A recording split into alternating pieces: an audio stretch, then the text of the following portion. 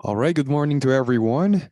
Welcome to the third International Conference on Advancing Knowledge from Multidisciplinary Perspectives in Engineering and Technology. But before we start, let us please rise for the singing of the national anthem of the Philippines.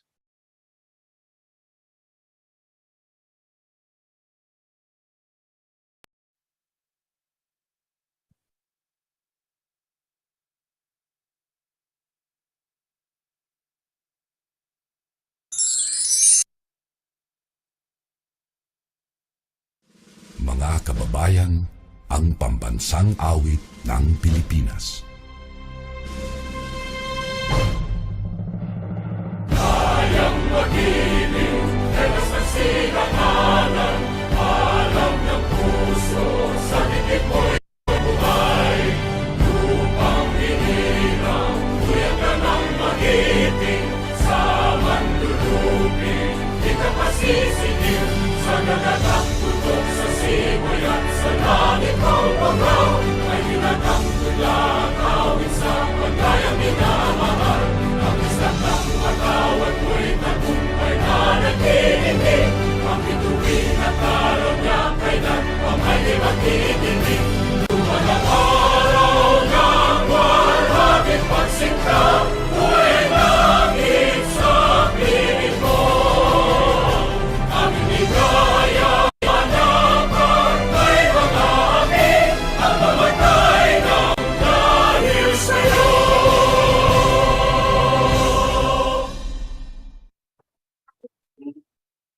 Remain standing for the national anthem of India.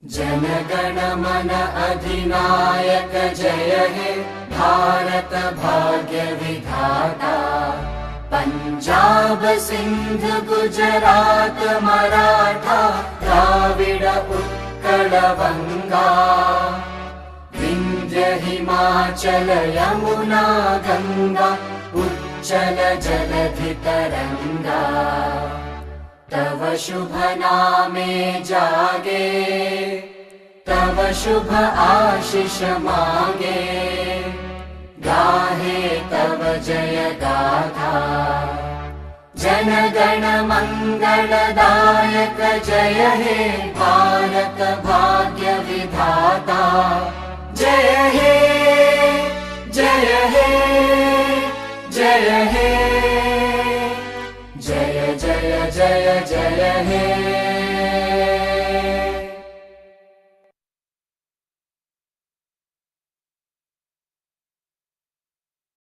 Please be seated.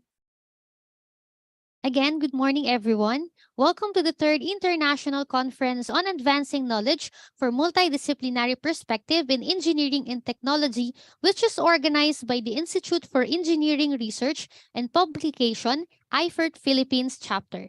This conference offers researchers, delegates, and scholars an incredible chance to interact with each other and share their experiences and knowledge of technology application.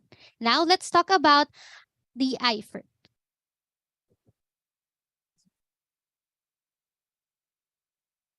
Institute of Engineering Research and Publication, or IPERF, is one of the world's largest non-profitable professional associations meant for research, development, and promotion in the field of engineering and technology. We are a platform to promote the advancement and dissemination of the knowledge of engineering and technology. Also, IFERD is a professional association and a forum where innovations and research interest can be supported and developed, prioritizing our mutual interest. Our forums and associates constitute professional leaders and organizations connecting each other with a mission to work as wizards of science for defending the Earth. Also, IFERP provides a world-class platform for scientists, researchers, academicians, business figures by organizing conferences and publishing research articles. It also brings together professional wizards and leaders who have explored all avenues to reinforce the field of multidisciplinary perspectives in engineering and technology. And now let us watch a short video about IPERF. Welcome to IFERP, a forum where innovations and research interest could be supported and developed, prioritizing our mutual interest. In this video, we want you to dive into our world, giving yourself a clear insight into IFERP. But first, who are we and what do we do? Institute for Engineering Research and Publication, IFERP for short, is one of the world's largest non-profitable professional associations operating under the Techno-Elite Research and Development Association, TRADA, meant for research and development in the field of engineering, science and technology. We are one of the largest professional bodies for engineering professionals in India and across the globe, established in 2014. We extend to every part of the globe, with more than 28,000 professional members and 34,000 student members. Our growing membership at IFERP has led to an increase in members from Europe, Asia, Australia, Africa and the USA, fostering networking opportunities that strengthen ties within and across countries and technical communities. The mission of IFERP is to connect professionals at an integrated platform for growth to divert knowledge and skills towards the sustainable application of professional education and more. And our vision of digitalizing us forward to our achievements today, with our mission to make our academic services reach the top and grassroots level of institutions. We are funding colleges to organize conferences and scientific events, enabling researchers incubated at different areas of our country to directly contribute towards the transformation of India. IFERP simply connects engineers, exchange global innovation, and acts as a bridge between researchers and academics by organizing international conferences, world conferences, faculty development programs, webinars, seminars, providing membership, and more. Some of our conferences include WCASET Malaysia, WCASET Jakarta, ICAS-ETAM APU Malaysia, and many more. We've also organized scientific events in association with renowned universities done in the past, with over 28,593 journal publication services, creating opportunities to get your research paper published in high impact factor journals such as Scopus Indexed, Web of Science, Google Scholar Index journals, ESCI, UGC approved, L Compandax, ISI, Chimago Index journals, and many more. To make our operations smoother and more perfect, we have been supported by our associated organization, Association of Cloud Technologists, Global Association of Nanotechnology, International Association for Big Data Analysts, International Association for IoT, International Wireless Network Association, and World Association for Structural Engineers. We have also worked alongside several clients and partners both nationally and internationally like University Malaysia Sabah, APU Malaysia, UNJ Jakarta, MC University Thailand, Ajman University Dubai, PUP Philippines, IIUM Malaysia, ISU Philippines, FCPC Philippines, WCC Philippines SRM University, Galgotia University, Amity University, and much more government and private organizations in different countries. At IFERP, we believe that there's always a better way to treat professionals, and that is what we do. If you would like to see more or go deeper on IFERP, you can visit our website at www.iferp.in.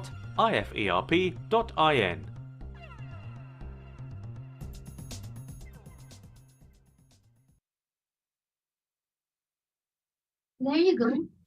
You see, the incredible IFERP application has been launched and is now available for curious specific researchers. It is presented as the delightful platform for academic and research breakthroughs, which you can get right now from a Google Play Store for upcoming conference updates.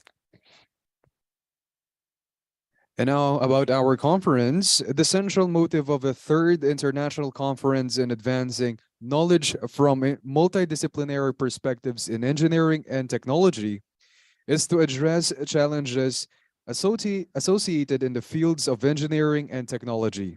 This ICAKMPET 2023 forum will bring all academics, researchers, students, inventors, scientists, and business professionals to discuss current research that is influencing a brand new global civilization. And now to start our program, let us welcome all our dignitaries. First, I would like to welcome our special guest, Mr. Sid Kumar Chajer, the Managing Director and Founder of TechnoArt Group. And Dr. Ermi Lux Lucima Matildo, Director of Income Generating Project, Northeastern Mindanao State University, Philippines. Next, we have Dr. Michael Bautista Bailon, a Senior Structural Health Engineer, Azure Technology, and Senior Technical Sales, Philippines. Lastly, Dr. Uluwatosin Ekundayo, Assistant Professor, Synergy University, UAE, Founder of Data Governance Bureau, UK. Next, we want to welcome our eminent keynote speakers. We have Engineer Marizen B. Contreras, Associate Professor from College of Engineering from University of Batangas, Philippines. And of course, we would like to welcome also our session speaker, Mr. Daval Mehta, Deputy General Manager of Business Ethics and Compliance, Lupin Limited, Mumbai, Maharashtra, India. And Dr. S.K. Gupta, Managing Director, RVO of Institute of Cost Accountants of India, Gurgaon, Haryana, India. Next, I would like to welcome our session chairs for the technical sessions later. We have Engineer Marizen B. Contreras, an Associate Professor from College of Engineering from University of Batangas, Philippines, and Engineer Eliza Nicole V. Maranan, a Department Head of Industrial Engineering Department of College of Engineering from University of Batangas Main Campus, Philippines. And now, let's start our program by welcoming one of our guest speakers for his speech.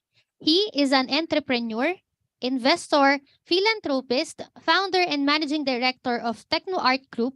He had 8 years of experience in organizing scientific conferences. He completed his education in engineering from SRM University, Chennai, and MBA from St. Peter's University, Chennai. He is interested in doing several socioeconomic activities for the welfare of the society. Under his guidance, IFERP became one of the fastest growing organizations in Asia. His organization received the Best Scientific Conference Production House of 2018 from ABP. With success knowing no limit, Mr. Sid attributes his fame to teamwork and the entrepreneur spirit, which together have enabled transformation to risk to opportunities to handle for ever-changing environment in education and technologies. Now, let us all welcome Mr. Sid Kumar Chanel. Thanks for your warm welcome. Very good morning to the distinguished guests, eminent scholars, delegates, committee members, participants, and students. On behalf of IFERP, it is great pleasure indeed for me to welcome all the delegates, speakers, session chairs, committee members, academicians, young researchers, participants, and students all around the globe from different walk of life who joined here to share their knowledge and vast experience in this impressive third international conference on advancing knowledge from multidisciplinary perspective in engineering and technology, organized by IFERP Philippines chapter.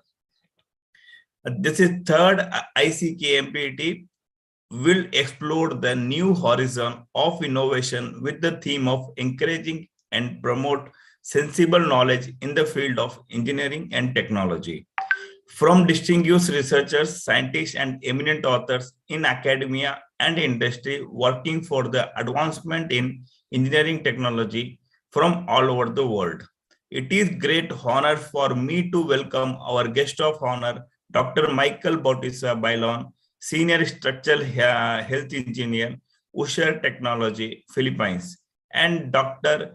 Ermi Lux Matildo, Director of income generating project, Northeastern Mindanao State University, Philippines. On this special occasion, I am very grateful to express my deep appreciation to our eminent speakers, session chairs, guest speakers, and session chairs who have joined here to share their knowledge and vast experience with the student community. I would like to thank you for giving me this opportunity to share with you my perspective about this conference. Today, the world is facing many challenges. We must address the sustainability agenda to deliver improvement in efficiency and resource productivity. Together with the public and private sector, non-governmental and intergovernmental organizations, scientists, engineers are responsible to build a better life and safety for society through the application of knowledge to convert resource into products and services without compromising the ability of future generation to cope with this need. We should be clearly aware of the importance of interdisciplinary cooperation. We need to promote cooperation with the profession and also with natural and social scientists and the public in the creation and application of knowledge for enhancing the nation productivity and competitiveness. Curriculum and application of knowledge for enhancing national productivity and competitiveness, the reforming in engineering education and continuous professional development to encompass wide social ethical concern are needed. International cooperation in engineering facilitated the exchange of knowledge and promoted technological application for safer and well-being future for support of human life sustainability. It is my hope that Third International Conference on Advancing Knowledge from Multidisciplinary Perspective in Engineering and Technology would be able to achieve its objective in provide an effective forum for academician researchers and practitioners to advance knowledge, research, and technology for humanity to discuss innovative ideas and diverse topics of advancement in science, engineering, and technology. In accordance with the vision and mission of IFERP, that is become a world-class research organization, and it is part of our concern of contribution of science and technology for enhancing productivity and competitiveness for the welfare and development of the society. Hopefully, we all can significantly give more contribution for the advancement of society by supporting and suggesting the upcoming researchers to contribute and develop products, methods, and process and more, which can in turn benefit to all society. I wish you the most productive day filled with through provoking the conversation. I sincerely hope that this conference will be the huge success, not only as a venue for exchanging knowledge and expertise in multidisciplinary research and innovation, but also as a start of a long and fruitful collaboration and friendship between fellow educators committed to the most important and worthwhile task of technology, teaching, and training our future leaders, the youth. I believe the majority of us would concur that every previous technological wave had ultimately created more jobs that has eliminated. Additionally, every previous technology wave brought other significant improvement in particularly every aspect of contemporary life, including higher living standard, longer lifespan, lower rate of disease, improved communications, increased productivity, and economic expansion. IFERP is on its way to bridge the gap between student, academician, institution, and industry. The mission of IFERP is to serve as an accelerant of knowledge sharing, community development, and global technology innovation. IFERP objective is to prepare the global technology innovation through the funding, fostering, and furthering of a culture of steadfast research and professional and academic collaboration. IFERP has initiated several initiatives: IFERP Academy, Youth Empowerment Program, Career and Skill Development Program, Entrepreneurship Development Program, Industrial Institute Interaction, Faculty Development Program, Research and Publication Assistance, and value-added courses related to their institute for the welfare of the youth and academician and society. IFERP Youth Empowerment Program are behaviorally structured and cultural process that provide young people the capacity, authority, and power to take charge of their own lives and the lives of others, both youth and adults, and to make decisions and bring other changes. We define empowerment generally as giving the poor more freedom of choice and control over their own life. This is our opinion involve having the authority over resource and choices. The foundation of IFERP Youth Empowerment Program is the belief that young people are the best resource for fostering growth and that they are change agents who can confront their own difficulties and find solutions to their own issues. IFERP holds that all youth, regardlessly of their cultural and socio-economic background, or capability of giving others needs and want the respect they deserve and addressing them. As an organization, we collaborate with a wide range of top expert academic researchers, comprehensive science and technology universities, research agency, and companies.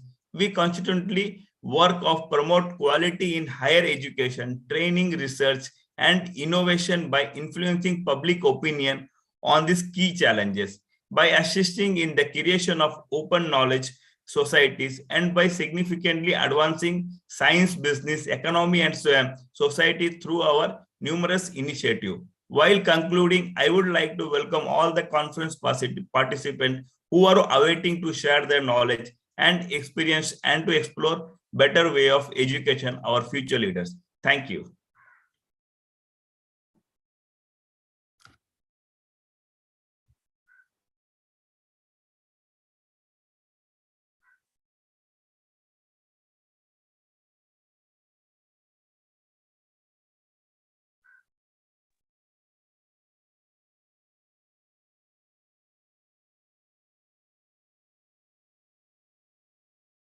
Before we start her speech, let us first have a brief introduction of her background. She started her career as an accountant or account officer at Cantilan Bank, a very inspiring journey of account officer to dean for the College of Business and Management. She is an experienced researcher and administrator. She has expertise in business, human resource management, and educational management. Again, let's give her a round of applause, everyone.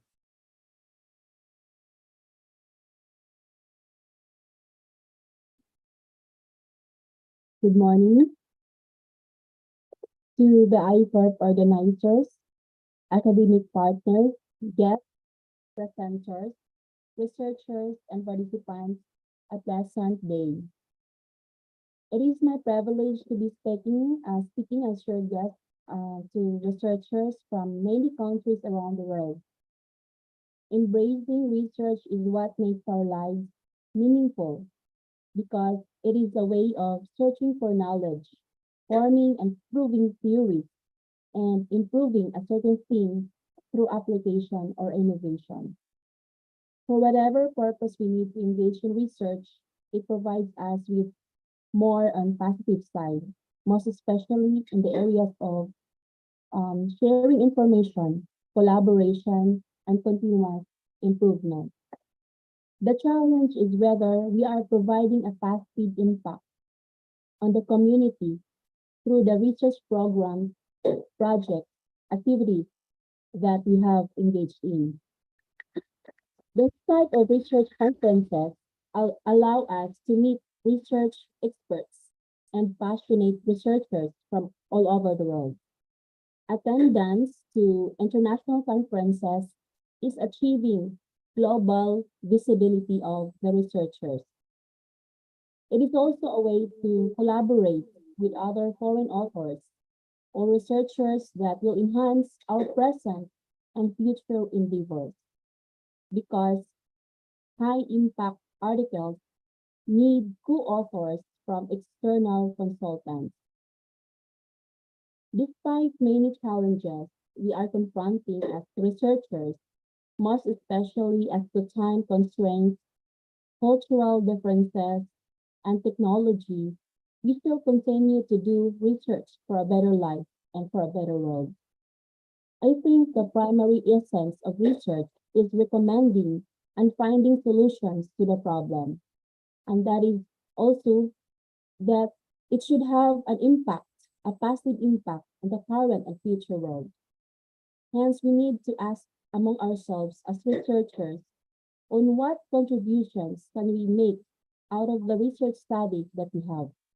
What impact would it have on our community? Is it a problem-based research? Because a research should also start with a research gap.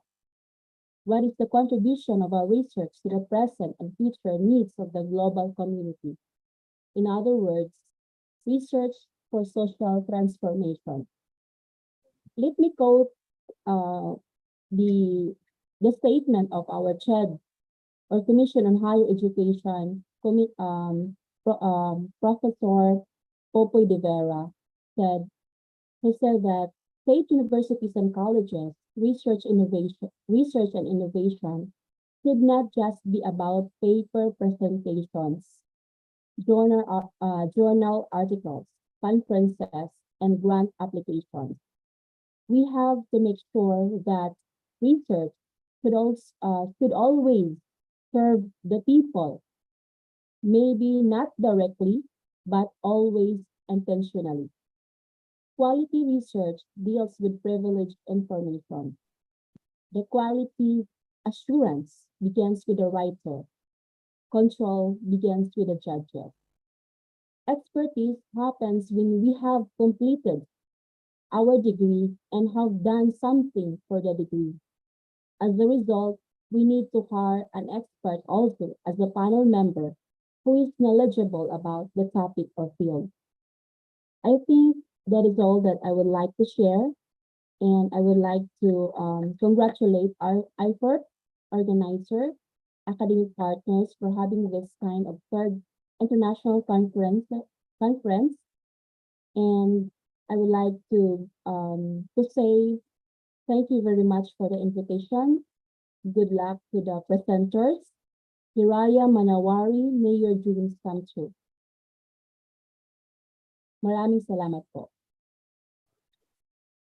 All right, thank you so much, Dr. Matildo, for that wonderful speech. Next, for our next speaker, she is a registered professional industrial engineer of Mechanical Engineering Department of the College of Engineering of University of Batangas, Batangas City, Philippines.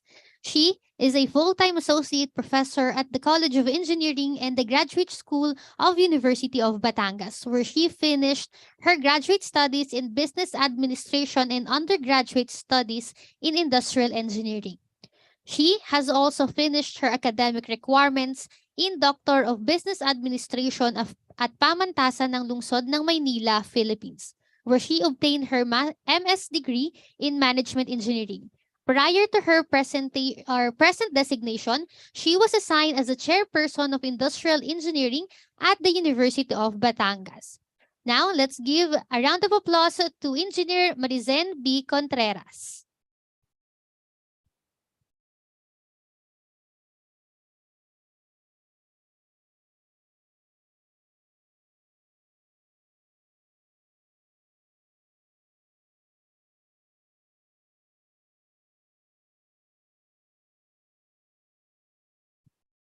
Okay, yeah. Okay, good morning everyone. Yan. So dun sa aking kababayan, magandang umaga po. Okay. So I'm here to impart a little bit about the Lean Six Sigma. Okay, how is it applied in academic institutions?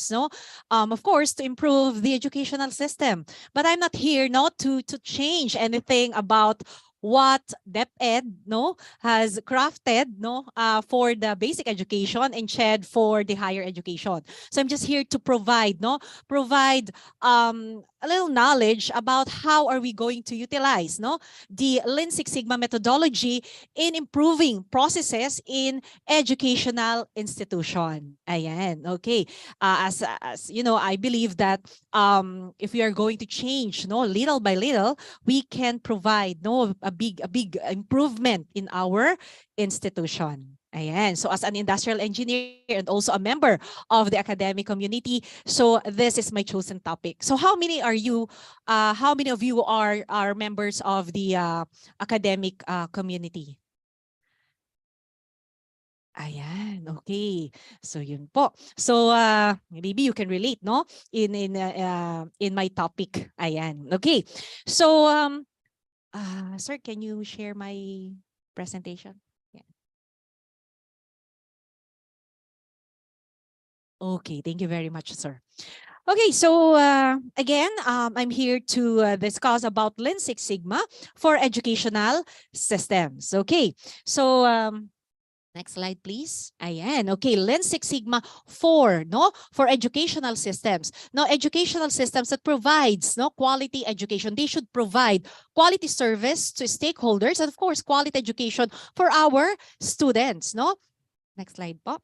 And then, of course, if we are provided with quality education, we are addressing one of the 17 SDGs, Sustainable Development Goals, which is SDG number 4, that is quality education. If we have addressed this, then, of course, it is the start of addressing all of the SDGs, the rest of the SDGs,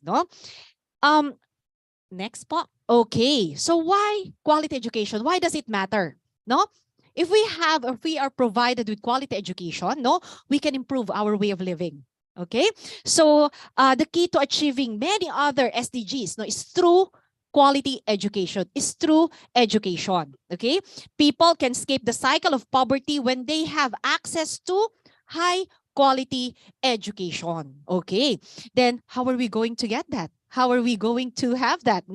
So it aids in reducing disparities and achieving gender equality. It encourages people to live longer, healthier lives that are more sustainable. And it, of course, it also helps, it is also essential for promoting interpersonal tolerance and creating more peaceful societies. Okay, but before we go deeper, so let us define what is education. Okay, because we have informal and formal education. So for education, it is a process of facilitating learning, learning and the acquisition of knowledge, skills, values, beliefs, and habits. So in our country, okay, we have the preschool, then we have the basic education from grade 1 to grade 12. Yeah, before in my time, we only have grade 6, then we have first year high school to fourth year high school, and then higher education college.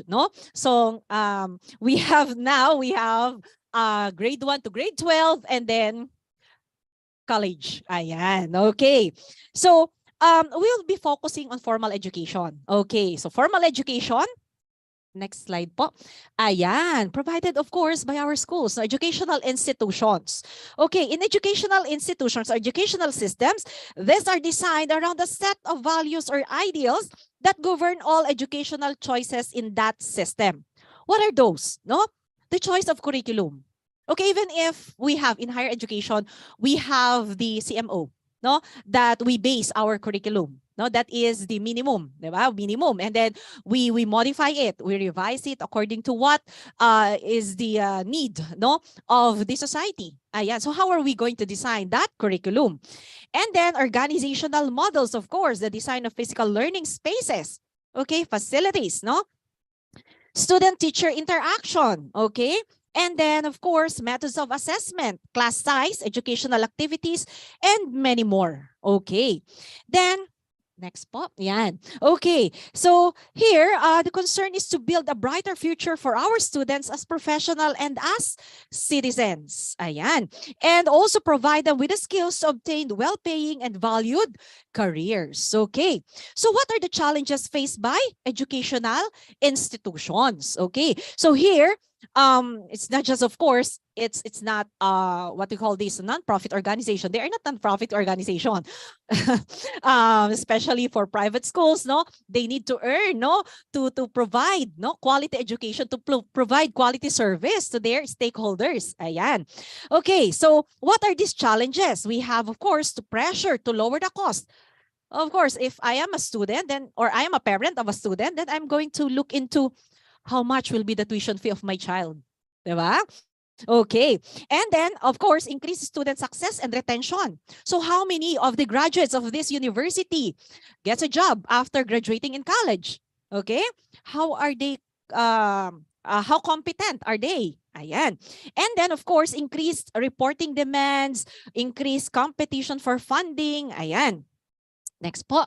Then, of course, since we have experienced this pandemic, the primary challenge is the imbalance between the efficiency, the phase of learning, quality, and overall learning experience in synchronous and asynchronous classes. Ayan. And of course, there is a huge demand for lifelong learning to cope with the social and technological changes. Okay. So how are we going to address this? No, to the improvement of the performance. Okay, the lowering of cost. Ayan, and improve customer satisfaction.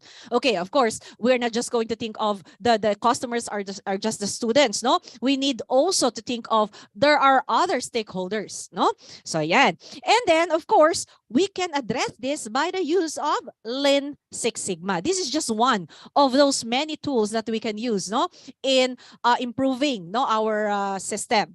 Ayan. So what is Lean Six Sigma? Okay, what is Lean Six Sigma? So let's start first with lean. Okay, what is lean?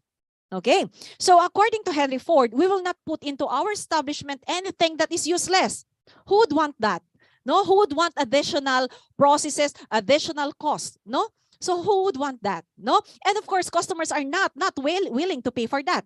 No, so the core idea here is to maximize customer value while minimizing waste. Simply, it means creating more value for customers with fewer resources. If you're going to enroll in an institution, in an educational institution, in a university, okay. So of course, first is the admission. You're going to look at the university itself. What are the facilities? The environment. Then the processes. Are there many steps, no, that I should take in order for me to enroll in the university? If I'm a parent, okay, is this the learning environment that my child will be joining? Ayan, the school that my child will be joining, the community that my child will be joining. Ayan, and also of course, how much? Okay, so if I think that the process is not important, no, it doesn't add any value. Okay, am I willing to pay for that? No. Ayan, okay. So here, lean thinking is not just, next po natin, lean thinking is not just assembly line thinking. Okay, since Lean Six Sigma is applied in manufacturing companies, no? So it's not just an assembly line thinking, okay? It is focused on the perfection of the process, and everything has a process. No, everything has a process. We are after the perfection of the process. Okay, schools or universities now produce measurable results in terms of student achievement that can be monitored and improved over time. That's just an example of that. Okay, next is, okay, so it is a system of techniques and activities that is focused on what? No, the elimination of all non-value adding activities and waste from business. Okay, so this value, okay, when we say value, it is related to customer perception of the product or service that he is or she is willing to pay for. Okay, so how much is this? Is it really important to include this and that and that? Ayan. So am I still going to buy it? Am I still going to acquire that service? Ayan, okay. Then next is of course almost sabi nga no it is all or almost all 80 or 85 80 to 85% of the activities are non-value adding activities. Okay, so that is the process. We have the value added activities and the non-value added activities. Ayan, and also the enabling value added activities. We're just going to focus now on the non-value added activities. These are the wastes. Ayan. So what is this waste? Waste is defined as any activity that does not add value from the customer's perspective. Ayan. Again, am I willing to pay for that? Okay. Then, so what are the ways in educational system? Okay, these are just some of the examples. Okay, we have there defects in redoing reports, making changes over and over to documents, etc. Like what is happening now? We are in the enrollment process. No, in our university, currently we have the enrollment process. No, so if the system is not, perfect. The process is not perfect, no? So there will be there will be assessments, there will be adding dropping of subjects, there will be confusion in the curriculum, everything. And then we are wasting time, we are wasting the manpower, we are wasting money. Ayan, okay. And of course, we are not willing to pay for those things. Ayan. Then next is overproduction, ordering forms, etc. that go out of date and must be thrown away. Okay. Papers, no, forms, transportation, no, the distance the paper has to travel to get approval signatures, no. This includes emails. Ayan. You've been waiting, of course, waiting for signatories. Ayan. Okay. Then motion, no? The required routings that items take to get to the final customer, the required forms and enter data repeatedly. Ayan, for example, you need to go through evaluation, and then after that you need to go through the assessment, and then after that you need to go through again to the accounting department, and then the cashier, and then the registrar, and if there's something wrong then you need to go to the reassessment again, and so on and so forth. Ayan, okay.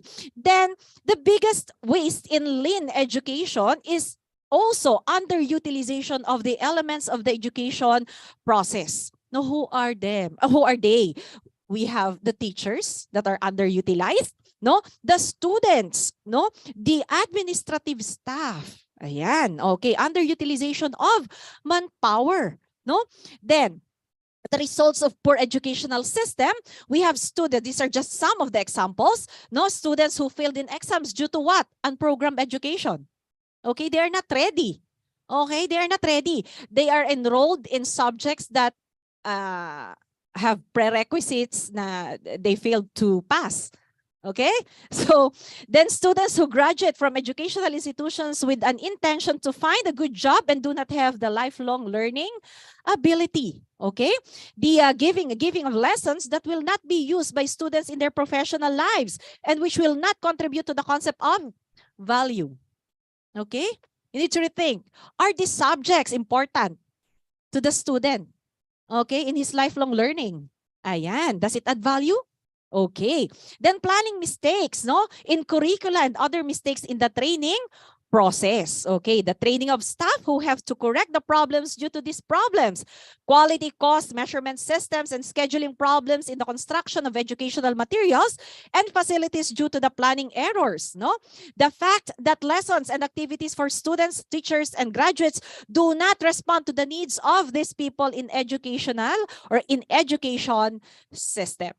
Okay, then the good news is, no, every company has a tremendous opportunity to what? Improve using lean techniques. Okay, so the techniques that will enable you to deliver higher quality inputs at significantly lower cost. So engineers, no, like me that is teaching, ayan. Okay, anyway, engineers also that, you know, works in the industry, ayan, manufacturing and service industries, no? also need to remember these basic principles of lean. Ayan. So we have there to identify who are your customers and what they value. What is important to your customer? Okay, that is the one that you need to address. Okay, then map the value of or the value stream. You need to create flow to the customer, establish pull based on customer demand, and then seek continuous improvement. If you have improved something, you do not stop there. You need to continuously improve. Ayan, okay. So here are some of the lean tools that I would want to share with you. No, that is or that can help no in our job. Ayan, okay. The first one is 6S. Okay, before it's 5S. We have 6S plus the environment now, no?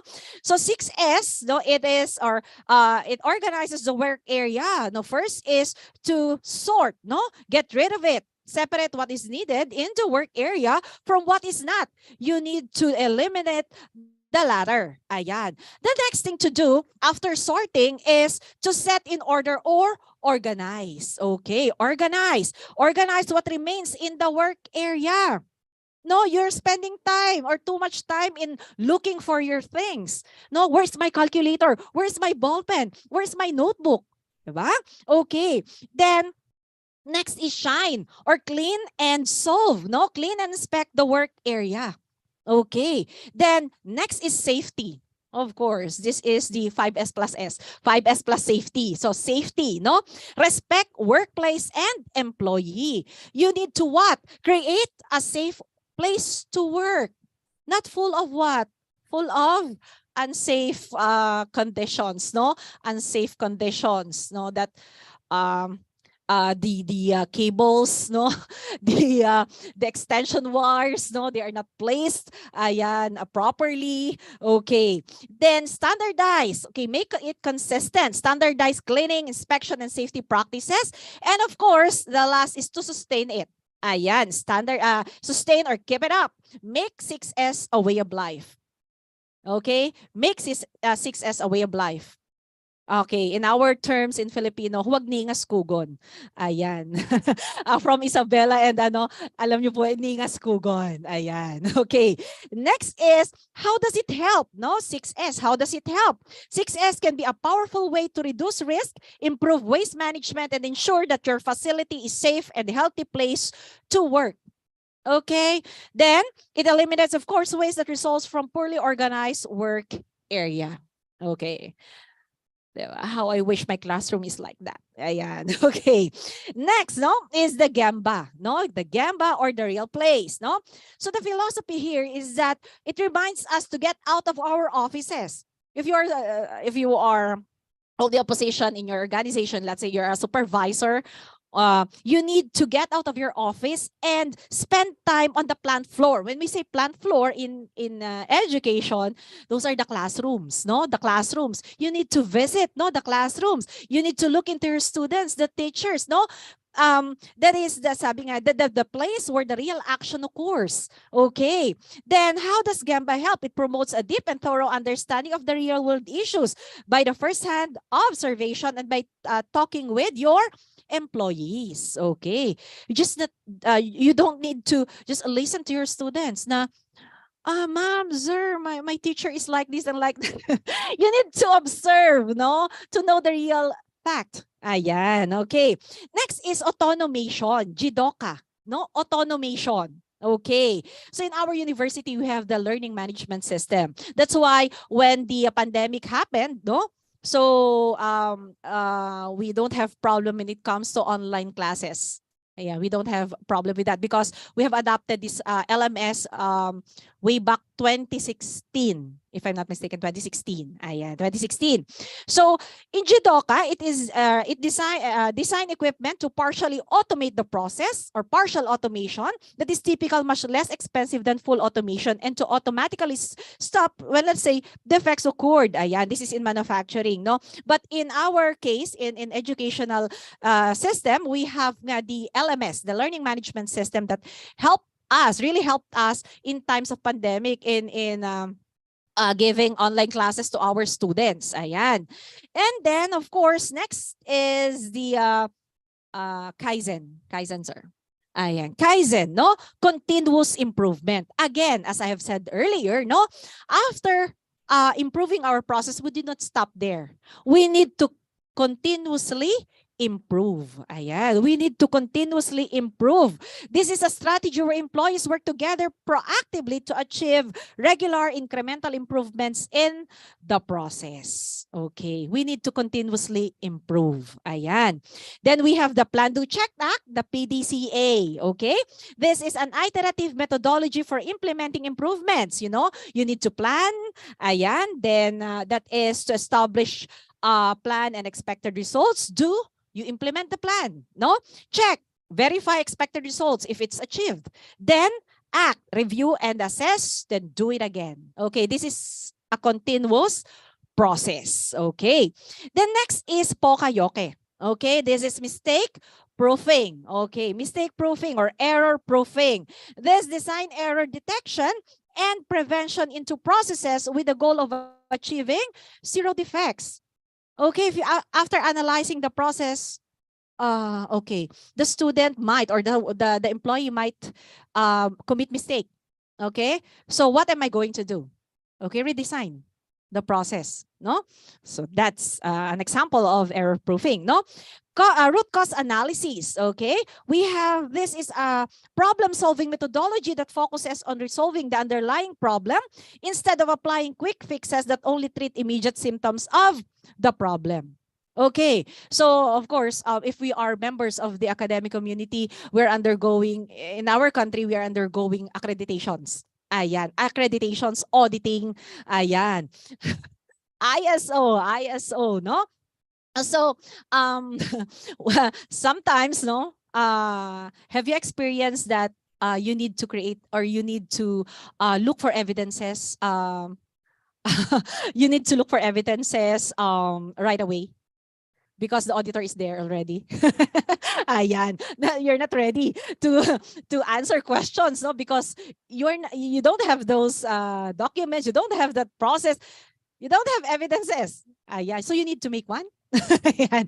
Okay, so yan. So we need to what? We need to look into the problem, no? To the problem deeper and then make solutions to the problem and just make quick fixes. Ayan. Okay.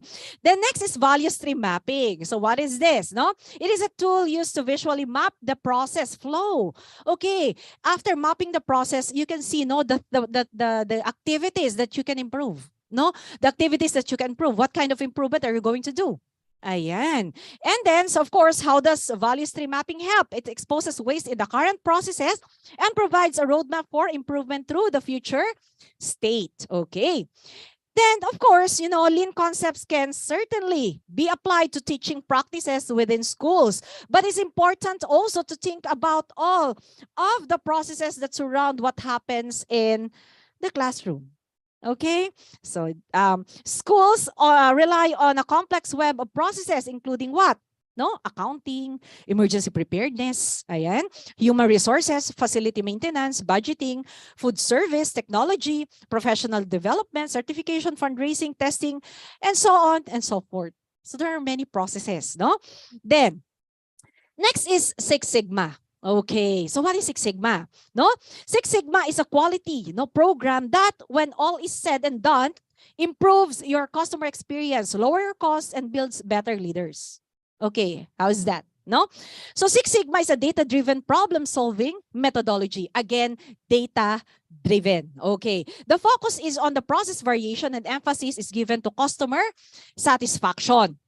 Continuous process improvement with low defects is the goal of this methodology. Okay, so this is the Six Sigma DMAIC roadmap. Okay, next po natin. Okay, so we have there the DMAIC, no? DMAIC. For the define here, define the problem and the objective. Okay, then after identifying the pain area, no, the problem, then the next thing to do is to measure. Okay, what do we need to improve? Can we measure this? Okay, then next is to analyze, no, the process, define factors of influence. Then after that, improve. Okay, improve, no, identify and implement improvements. And then of course, the last is assure that improvements will sustain. Okay, again, this is a continuous process. Ayan. Okay, then next is what is Lean Six Sigma? The integration of Lean and Six Sigma. Six Sigma focuses on reducing process variation and enhancing process control, whereas Lean drives out waste. Okay, those are the non-value added processes and procedures and promotes work standardization and flow. Okay. So it leverages the best problem solving methods to help organizations achieve their missions and satisfy customers. Okay. It is a fact-based data-driven philosophy of improvement that values defect prevention over defect detection. Okay, prevention is better than what? Okay, cure. Okay. Then it also drives customer satisfaction and bottom line results by reducing variation, waste, and cycle time while promoting the use of work standardization and flow, thereby what? Creating a competitive advantage. Ayan po.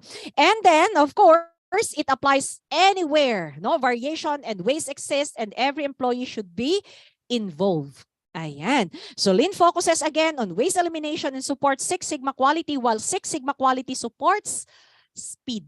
Okay. So next po natin, ayan. So in the integration of Lean Six Sigma, the goal of Lean is to improve process performance through waste elimination, cycle time reduction, while Six Sigma is to improve process performance in relation to what is critical to the customer. As per the focus, Lean is biased for action, while in Six Sigma, it is biased to what? Analysis. Okay. And then for the method, implement Lean tools, those that I have discussed earlier. Those are just some of the Lean tools that we can use. And then as for Six Sigma, we have the MAIC method and quality tools. And then as for the deployment, implicit infrastructure for Lean, and for the Six Sigma, explicit infrastructure. Again, Lean, speed, flow, and cost. And for Six Sigma, customer satisfaction. Okay. Next po natin. We have the Lean Six Sigma perspective. Of course, do not forget, who are your customer? We're going to start with that. Okay, who are your customers? Okay, the stakeholders, the students, the parents, everybody that is involved in our business. Okay, then the factors to be considered in Lean Six Sigma for educational system. We have the barriers, the barriers, just defect, the silo thinking, okay, expectation of quick fixes, okay, terminologies, leadership and culture. For the critical failure factors, we have the lack of visionary leadership. Okay, what is important is what is happening now. Ayan. Okay. We need to think of it, lack of process ownership, lack of training, poor project selection, cultural changes, academic freedom. Okay, the readiness factors, the leadership and vision, the management, commitment and vision, linkage to strategic plan, customer focus, and of course, choosing the right people. Okay, sometimes you have the right people, but they are what? Underutilized. Ayan, okay. Next, critical success factors, leadership, the project selection, training, accountability, technology, marketing, okay, the communication, culture, organizational readiness. Okay, key performance indicator, you need to look into the university ranking, the subject completion, the student completion rate, the student satisfaction. Okay, are your students satisfied? Student attendance, quality of research. Okay, the facilities satisfaction, application processing time, university housing, and etc. Okay, those that will satisfy our stakeholders. Then this Lean Six Sigma can be applied to what? Facilitate process improvements in curriculum delivery, business and auxiliary services, admissions and enrollment management, research, and so many processes in our schools, in our educational institutions. Ayan. So examples here are the establishment of student competency definitions for the curriculum, competency definitions for curriculum, utilization of technology, okay, in student learning, improve timing of the receipt of tuition and fees, determine and lower the variation rate in the amount of marketing funds expended per admitted student. Okay, cultural change mechanism to support faculty research. Ayan. And then, of course, these are just some of the examples of the implementation of Lean Six Sigma, no? In Racine County, Wisconsin, the Racine United School District has applied Lean Six Sigma techniques to redefine its enrollment processes in its middle school.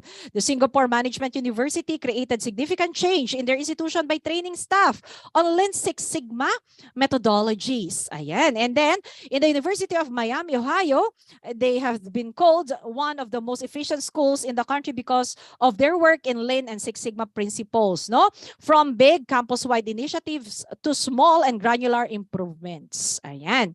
And then as per our conclusion, okay, the conclusion is Lean Six Sigma drives customer satisfaction and bottom line results by reducing variation, waste, and cycle time, by promoting the use of work standardization and flow, thereby creating a competitive advantage. Okay, it applies anywhere variation and waste exists, and every employee should be involved. It's not just the responsibility of the top management, no, but everyone in the organization. Okay, all industries are founded on processes, and all processes can improve even if that improvement is only slight. Okay, small steps to bigger steps, no? Then even so, any improvement, especially in education, is a step to the right direction. It improves the quality of existing processes and makes us better managers. Ayan. So, according to Henry Ford, no, coming together is a beginning, keeping together is a progress, and working together is success. Again, this is the responsibility of every member of the organization. Okay, so that's all, guys, and thank you so much for listening.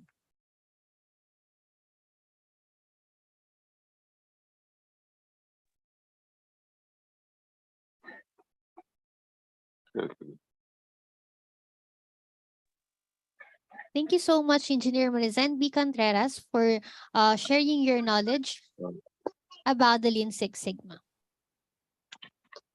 All right, let's give her a round of applause, everyone. And now to welcome our next speaker. He is a senior structural health engineer, Usher Technology Incorporated, senior technical sales Philippines to deliver. Let us welcome Dr. Michael Bautista Bailon to deliver his speech. Hello, good morning. Good morning, can I sir. share now my screen?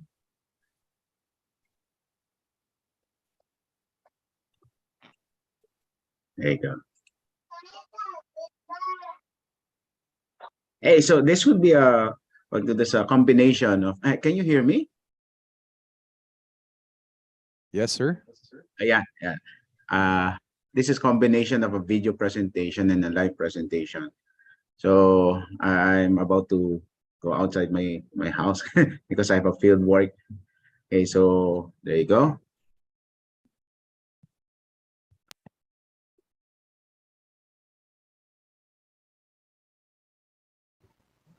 Good morning. This is Dr. Michael Bautista Bailon, okay, the Senior Structural Health Engineer of Usher Technologies Incorporated from the Philippines. Usher stands for Universal Structural Health Evaluation and Recording System, Usher. Okay. So I was tasked to give a speech about about research, okay, and we're interested to have this, okay, in this conference for us to have an experience, okay, both both the online and that of the face to face, okay, paving the way to what we call the new era, okay, of research and development. Here we go. So I have to start now. Okay. Conferences and research work are important tools for developing society in a number of ways. I have my thesis, okay, as a task to me by Mr. Manny, okay, how conference and research works are useful for developing the society. So with that basis, I will answer in 7 items and elaborating each one of them. First, sharing of knowledge and expertise. Conferences and research work provide a platform for experts and professionals to share their knowledge and expertise with others in their field. This allows for the dissemination of new ideas and the advancement of current practices, ultimately leading to the development of society. There you go. The second one will be facilitation of collaboration. Conferences and research work bring together individuals and organizations from different disciplines and backgrounds, promoting collaboration, the exchange of ideas. This can lead to the creation of new partnerships, projects, and initiatives that can benefit the society as a whole. Third one, identification of problems and solutions. Through research, experts and professionals such as us here can identify and analyze problems that affect the society. This can lead to the development of new solutions and strategies to address these issues, ultimately improving the lives of individuals and communities. The fourth one is that advancement of technology and innovation. Research and conferences provide an opportunity for scientists, engineers like me, and other experts to share new technologies and innovations that can benefit society. This can include advancements in medicine, energy, transportation, and the like, leading to improved quality of life for all. The fifth one is professional development and education. Conferences and research work provide opportunities for professionals to learn new skills, stay current in the field, in their respective field, and network, of course, with others. This can lead to better job performance and career advancement, ultimately contributing to the overall development of society. Not only going to one country, it's just simply meeting the best of the world. Okay, there you go. The sixth one, improving policy. There are actually existing policies, and we're going to challenge them as researchers. Research work can provide policymakers with the information they need to make informed decisions. This can lead to better policies that benefit society as a whole again. And I think this is the last one, raising awareness. Okay? It can raise these conferences and research work, such as this conference, can raise awareness about important issues and challenges facing the society. This can lead to increased public engagement and support for solutions to these problems. Okay. So I think we're now into the last part, the summary, the summary of my talk. Okay. But overall, as in my conclusion, conferences and research work are essential tools for driving progress and improving society. Okay, so in summary, before you forget what I have mentioned, first, there you go, sharing of knowledge and expertise, facilitation of collaboration, identification of problems and solutions, advancement of technology and innovation, professional development and education, improving policy, and raising awareness. I think that's it for my part. Thank you very much and have a nice day and the rest of the international conference for this year of 2023. Mabuhay!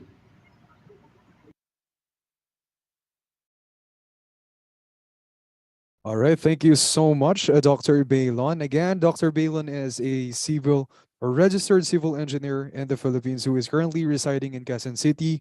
He has been a researcher since 2000 and started working with Mapua University in PhilSIMS, and Usher Fast Track projects. He is currently connected with PUP, LPU, MLQU, TUP as a special lecturer and a peer reviewer to international journals. Once again, let's give him a round of applause, Dr. Bailon. Thank you very much. I had to make it short. And of course, if our virtual participants and of course our participants who are present here with us, please feel free to raise questions, chat them on our chat box and our Zoom for our speakers to answer.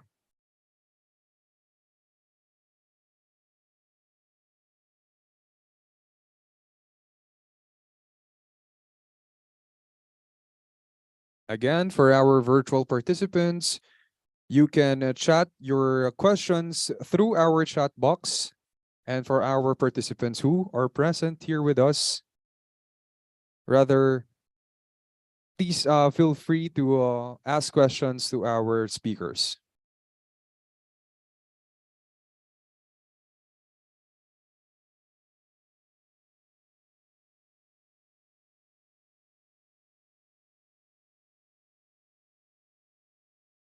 Okay, if there's no any questions from our participants, so let us now proceed to the next part of our program.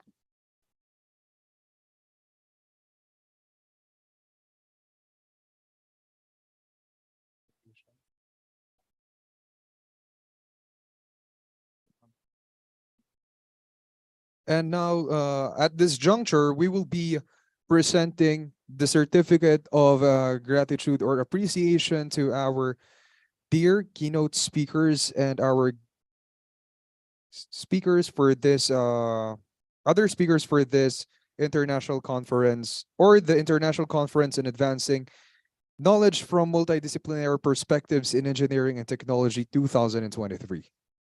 But first, let me read the content of our certificate.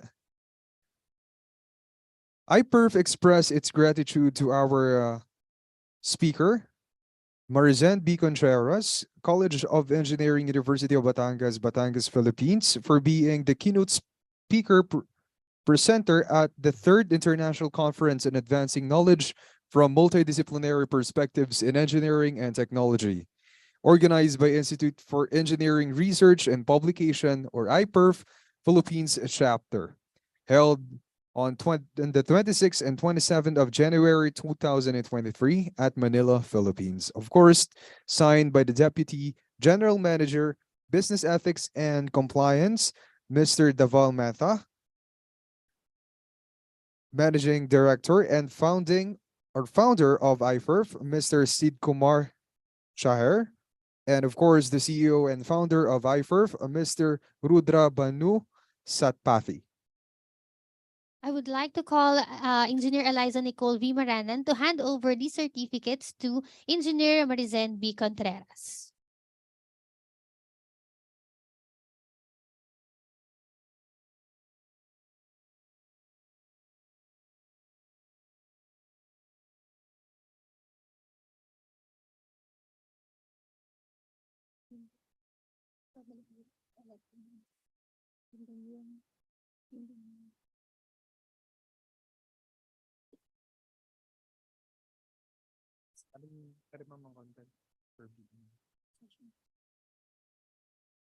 And now to present the certificate for our session chair.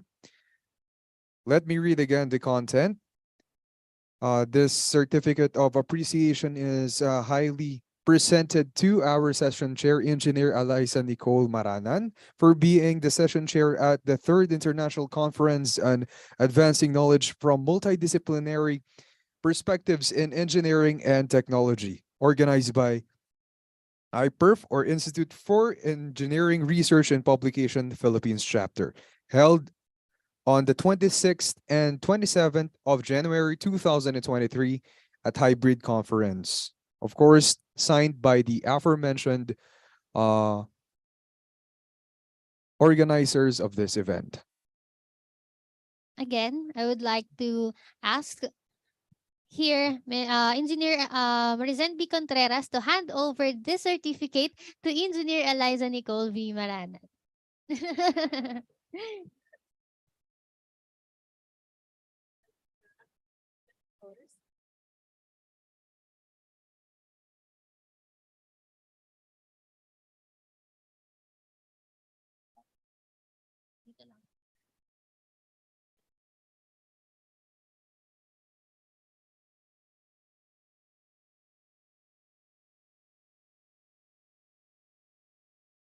Thank you so much to our keynote speaker and of course our session chairperson.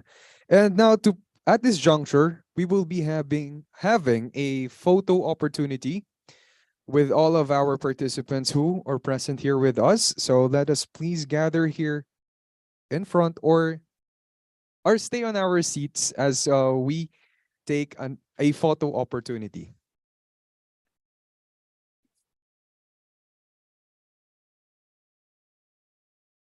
In front. All right. All right. All right. No problem. So we'll be having the photo opportunity later po, after our event.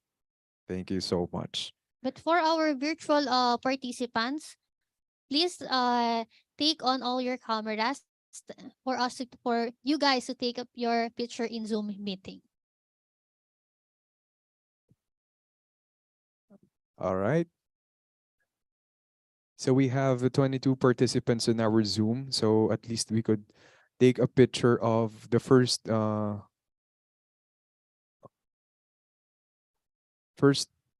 group, then second. So we'll be counting na lang. All right. All participants, we encourage everyone to open your camera so for us to have a photo opportunity with our guest speakers.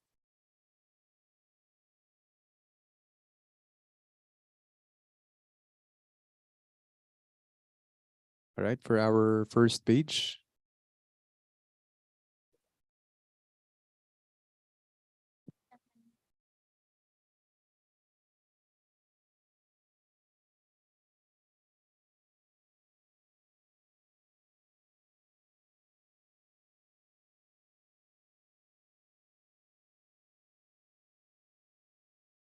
Okay. All right. Okay, thank you so much everyone for the participation. Now let us continue our program. Let's now move on for our next session speaker. So next, I would like to invite Mr. Deval Mehta, the Deputy General Manager on Business Ethics and Compliance, Lupin Limited, Mumbai, Maharashtra, India, to deliver his speech. But before that, just a quick introduction. He is an engineer at heart and also an MPA in marketing and finance. He is an experienced leader in the pharmaceutical compliance space. He is a father of one and enjoy his time with his son doing outdoor activities. He has experience in consulting, risk advisory, investigations, compliance, culture and management assurance across several sectors. He has worked with PwC, EY, Pfizer, Sanofi before taking up his current assignment as Deputy General Manager at Lupin India. He enjoys sharing and learning from others. His favorite expression is humility is the treasure or the true measure of success. Again, let us call on Mr. Deval Mehta. Thank you very much. I hope you guys can hear me clearly. Yes, Just give me sir. a sound check. All right. So, good morning, everyone. Thank you for inviting me for this short presentation. But unfittingly so, I'm not going to be having, uh, uh, yeah, if you can just mute your lights. All right. So unfittingly, I'm saying I'm not going to be having any kind of slideshow. So that's not going to be something that is going to grab your attention. What I'm here to do today is talk about business and management as the topic that is assigned to me. And I'm also going to talk about it from my domain expertise, which is ethics and compliance. So one of the things that I want all of you to reflect upon every time is whether you are a parent yourself or not, You can think about interactions of yourself with your parents and ask yourself that, when we talk about ethics, whether we are doing parenting right. Now, you might be confused as to why are we talking about parenting. The reason is that, when we talk about ethics or when we talk about integrity, but then we go back to our homes and when we talk to our kids and say that, okay, please do this and then I'm going to give you this, that's teaching them quid pro quo from the grassroots level. So this is where it needs to change. So one of the key takeaways that I would want you to focus upon is bringing up your children right and bringing up your peer groups. Talking to them about how do we inculcate the right set of values from the grassroots levels. Now, coming to business and management, there are certain values that are going to ensure that you are successful in whatever you do. One of the key things that I would advise everybody who's listening to me today is that you need to work not as a lone ranger. When you are working about business and management, you have to work together. So one of the key things that you need to do is define your objectives together. You may be a part of the commercial team, you may be a part of the marketing, you may be a part of enabling functions, you may be a part of compliance, legal, medical, you may be a part of a very diverse organization. If you remain siloed in your approach, there is no way you will be able to achieve your objectives. So one of the most important things that we need to do is you have to ensure that you and your peer group comes together, defines all your objectives together. And it should sink in with what you as an organization, your organization wishes to achieve.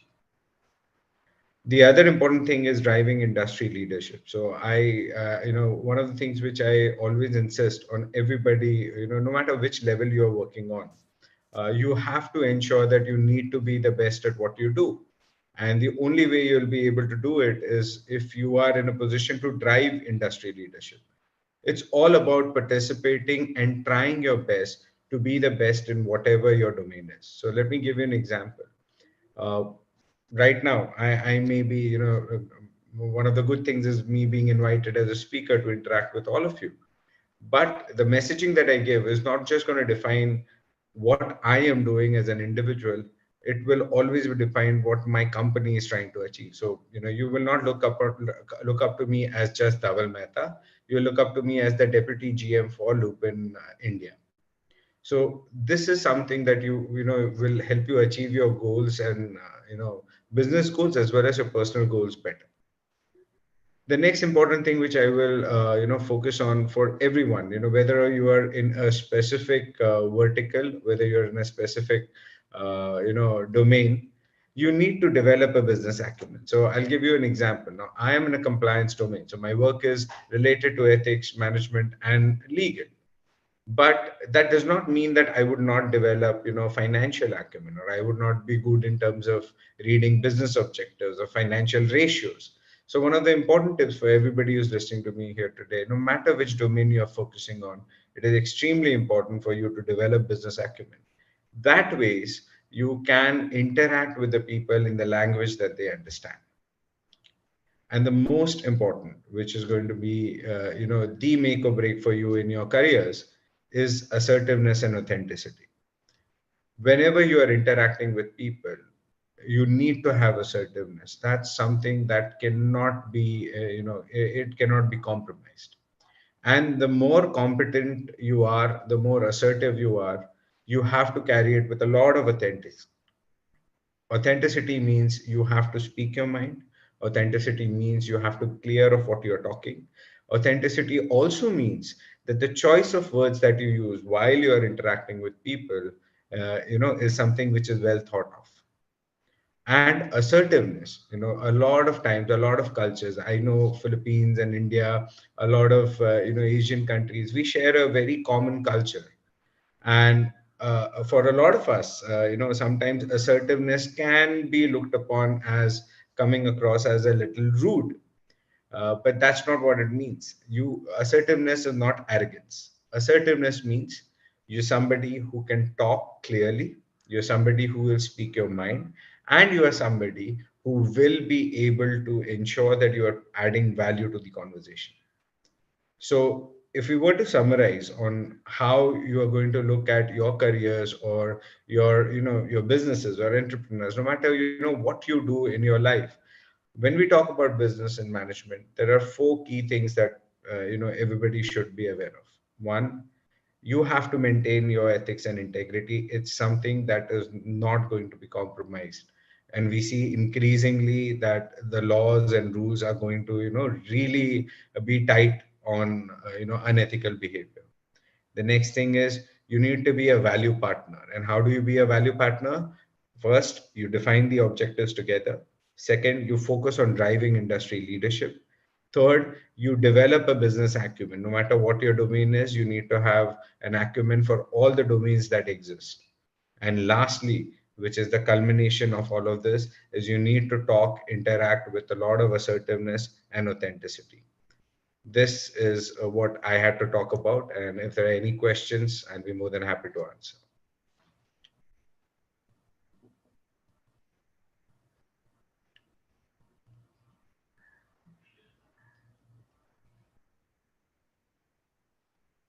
So for the participants, if you have any question, so feel free to chat in our Zoom meeting, and for our participants here in Manila, so you can raise your hand for you to raise your questions to our guest speaker.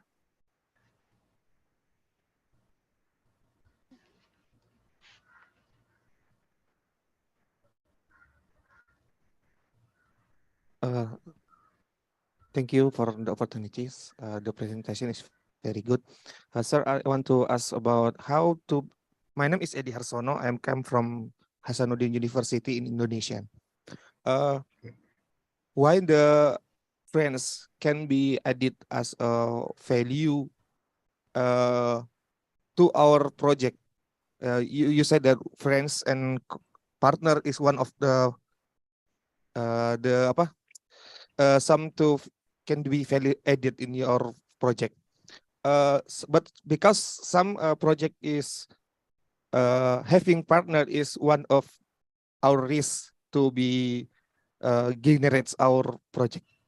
Thank you. Right. So I think it's a wonderful question. So what I've understood is, Sir, we you're can talking hear you. about, can you hear me now? Is this Yes, better? yes. Yeah.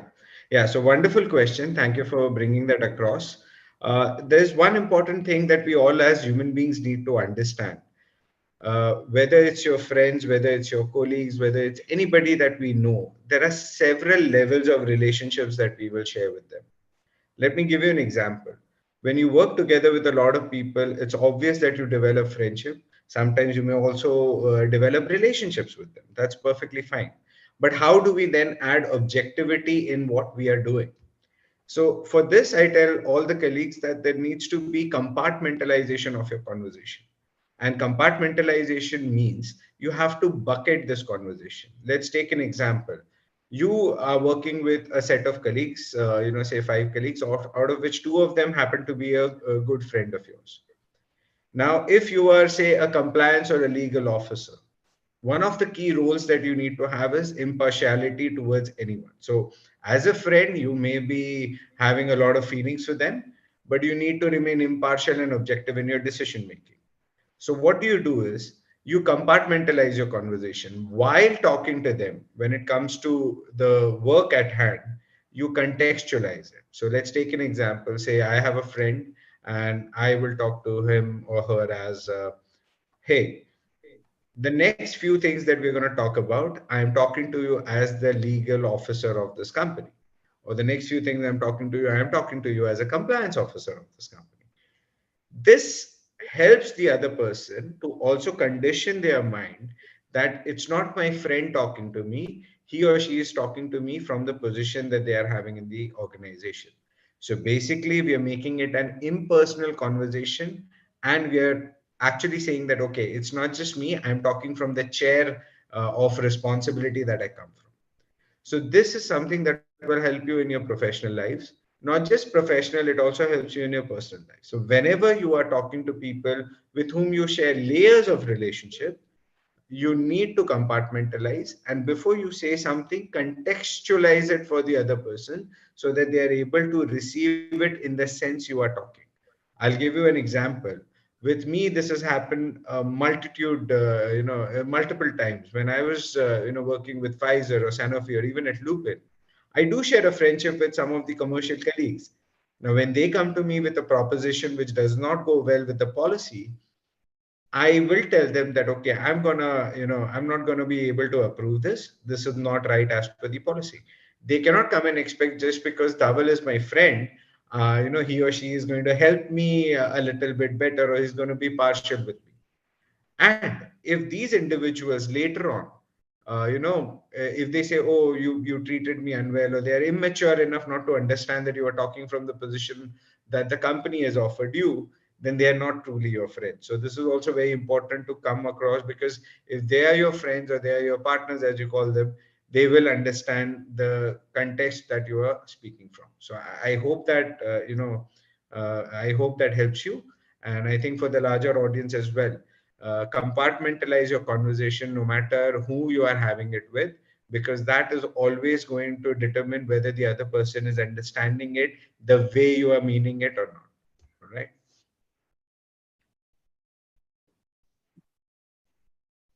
All clear?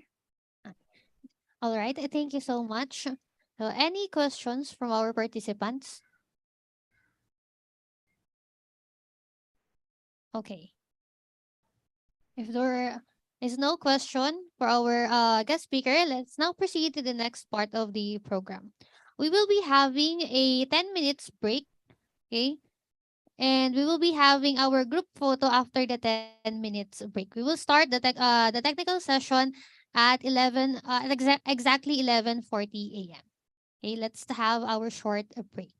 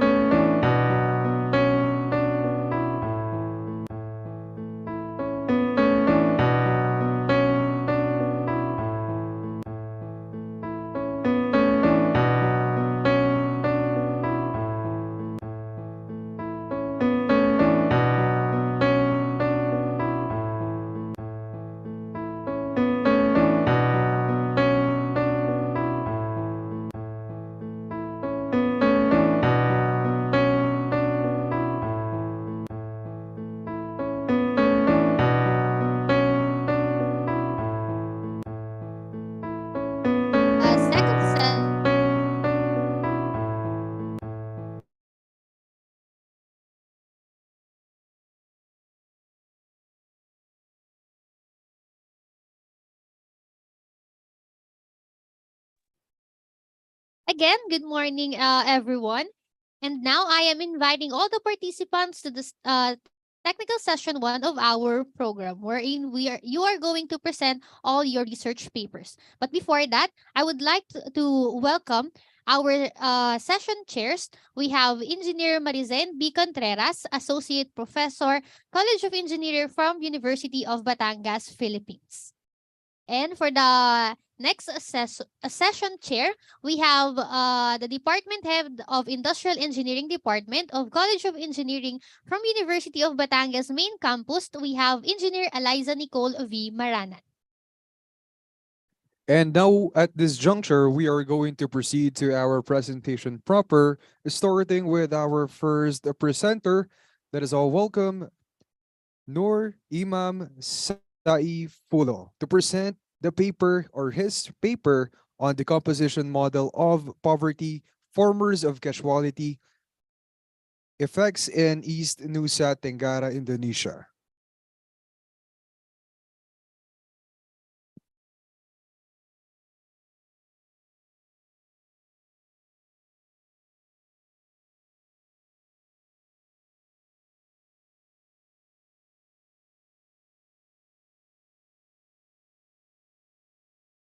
Again, before we start, each presenter will be given 8 to 10 minutes to present his or her paper. Thank you so much. All right, Mr. Noor, please. All right, you can, whichever you are, you're comfortable.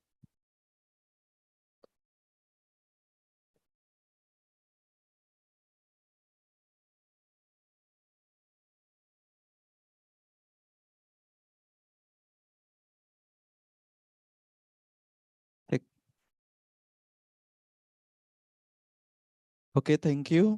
Uh,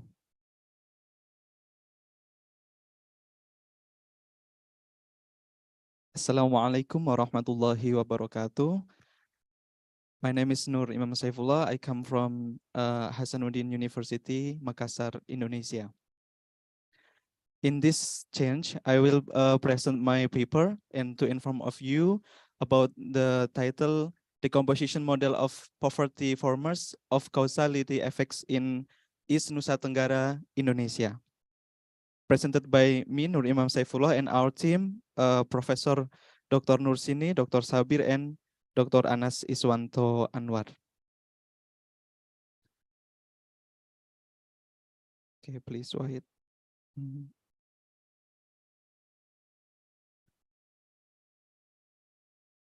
Okay, about the abstract, poverty in many developing countries occupies rural areas with principal activities in agricultural sector. However, agricultural land is decreasing because it is used for industrial and services activities. This research focus on East Nusa Tenggara province, which a high poverty rate. Using path analysis of the decomposition model, the variables of agricultural land conversion and village fund do not significantly affect on poverty, even though the directions follow the theory. Meanwhile, economic growth and dependency ratio significantly affect poverty, which is mediated by the income of informal worker. Description 1 and introduction. The problem in poverty in developing countries has a special form where many poor live in rural areas. Yeah, we know that in developing country like Indonesia, many poor people live in rural areas, and urban areas not higher poverty rate than rural areas. And in rural areas, the agricultural sector is the main segment, tends to the immobile toward technological development. Yeah, the characteristic of rural areas in Indonesia, one of the characteristic is immobile towards technological development. So I think in this research, we must push the technological development in rice field on the agricultural sector. On the other hand, village villagers migrate to urban areas because they feel poor, so they go to the city or the urban. They looking for the job and get the job in urban area. The city has experienced extraordinary development, so it demands an increasingly massive land use change. Because of so many people come to urban area and need more land for housing for the industrial and services sector. So the land use change is massive in Indonesia. Okay, and the second description is methodology. I choose a theory from Brady theory. That's he said that poverty rate is influenced by behavioral theory, structural theory, and political theory. The behavioral theory we proceed from informal worker wages, and the structural theory from conversion land of agriculture, economic growth, and dependency ratio. With the political theory proxy by village fund. Okay, we're going to discussion. Conversion of land for agriculture affects the poverty rate directly.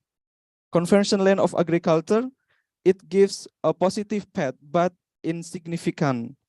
This effect is consistent with the theory where the reduction of agricultural land will increase poverty. If the land conversion continues, it is fair that it will further exacerbate the poverty in East Nusa Tenggara, Indonesia. Conversion land of agriculture that happened in East Nusa Tenggara shows that the land use is not optimal for industrial and services activities. And the second, economic growth can increase people income. In the other hand, economic growth can reduce the poverty. Economic growth affect poverty directly and indirectly through informal workers' wage with positive and significant. Economic growth can increase people income, and economic growth can reduction poverty in East Nusa Tenggara especially. And the third, the dependency ratio shows that the fewer people are covered, the less income is for consumption. While the income is fixed, people or families that are covered impact the increasing poverty rate. And the fourth, the village fund transferred by central government to village government is intended to develop the village economy. And the last, informal worker wage has a negative and significant effect on poverty, meaning that if the income of community receives increases, it will reduce poverty. So the conclusion, land convention and village fund have no significant effect on poverty, even though the directions follow the theory. Meanwhile, economic growth and dependency ratio positively and significantly impact poverty through the informal worker wages. Thus, efforts are needed to increase economic growth and reduce dependence. For example, by increasing agriculture investment and human resources through training and education. Yeah, the appendix 1, this is the data from Central Statistic Indonesia. We know that in this picture, urbanization is increased in every year, except in 2018 and 2021. In 2021, because I think it's pandemic era in COVID-19, so the urbanization is decreasing. And then poverty rate in East Nusa Tenggara especially, it is decreasing from 2015 until 2021. And this is the statistical research result from R Studio. I use R Studio for methodology, analysis methodology. Okay, this I learned from Hasanuddin University and Indonesia Endowment Fund for Education Republik Indonesia, or we know as LPDP Republik Indonesia. Okay, thank you for this chance. Thank you.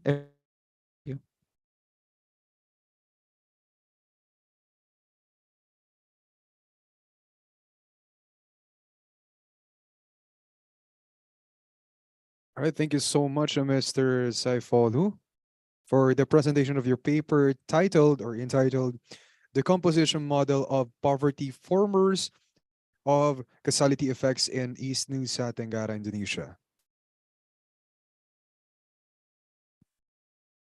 And now for the second presenter, may we call on Siti Alfiani Musiarova to present the paper on developing factors for composing industrial estate readiness model using system dynamic approach. All right, but before we start, sorry for the interruption. We are going to have a question and answer portion after each presentation. All right, so may I call on again Mr. Saifolu for the question and answer portion. All right, so our session chair will be asking questions to you, sir.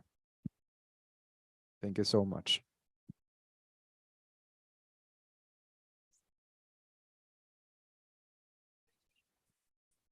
Thank you.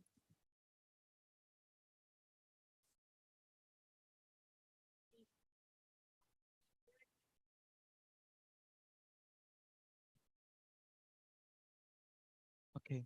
The recommendation, I think one, we must push the technological development in implementing in rural areas, especially in agricultural sector, because the agricultural sector need the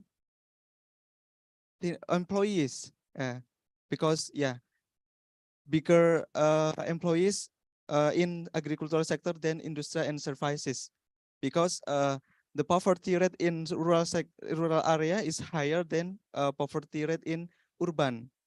Yeah, I think this is the recommendation. Thank you. Yeah, thank you.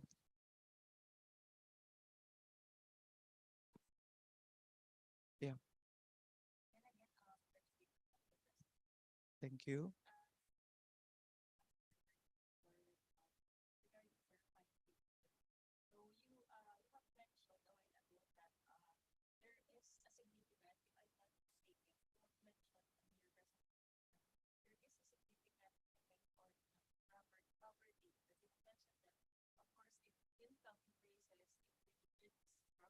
Yeah, yeah, income.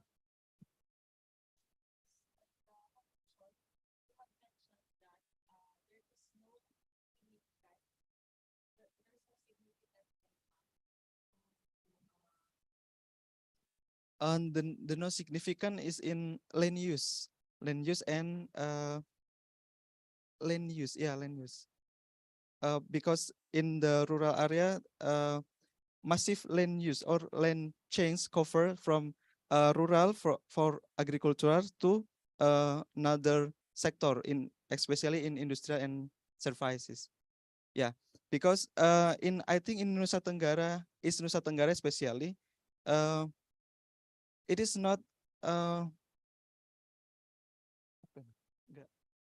not match for industrial and services sectors, because in East Nusa Tenggara characteristic in agricultural. I think that it is different with maybe in Jakarta or in Makassar. Like I live in Makassar. It is Makassar, Indonesia. I think there is industrial and services sector.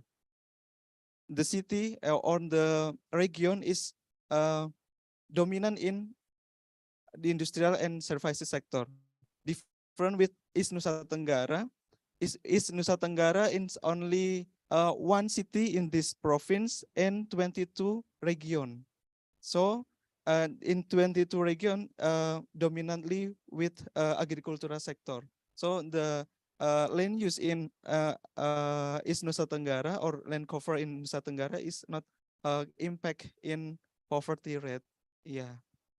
So I recommend to implementing technological development in agricultural sector like that. Thank you. Yeah.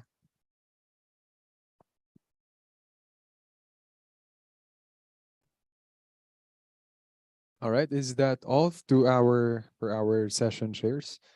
Thank you so much, Sir Faulu, once again. Okay, for our second presenter, I would like to call on CT Afiani Musyarofa to present the paper uh, entitled A Developing Factor for Composing Industrial Estate Readiness Model Using System Dynamics Approach. So you have 10 minutes to present your paper.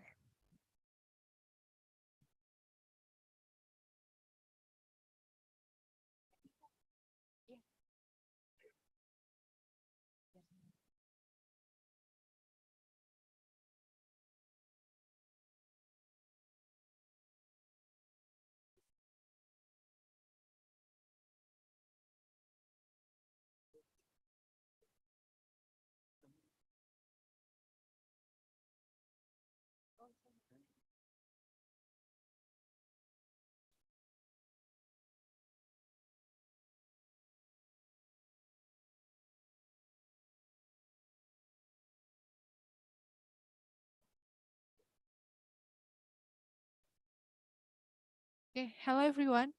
My name is Afiani from Universitas Gadjah Mada, Yogyakarta, Indonesia. I will present about our research developing factor for composing industrial estate readiness model using system dynamic approach. This outline, I will start with introduction and the last one is conclusion. Industrial estate or industrial park, industrial zone, or industrial cluster are clustering of industrial activities that supporting infrastructure developed and managed within one location. There have many more benefits like reduce infrastructure and utility costs, and it will improve industrial competitiveness and investment. In Indonesia, 3% of industrial estate developed in Indonesia low occupancy have low occupancy rates. This gap is need more to be measured, so it is Ma'am, sorry necessary to for the interrupt. evaluate industrial estate readiness to overall aspect comprehensively. Currently in Indonesia, the readiness of industrial estates is limited to infrastructure and land availability, and then administrative requirement and business feasibility.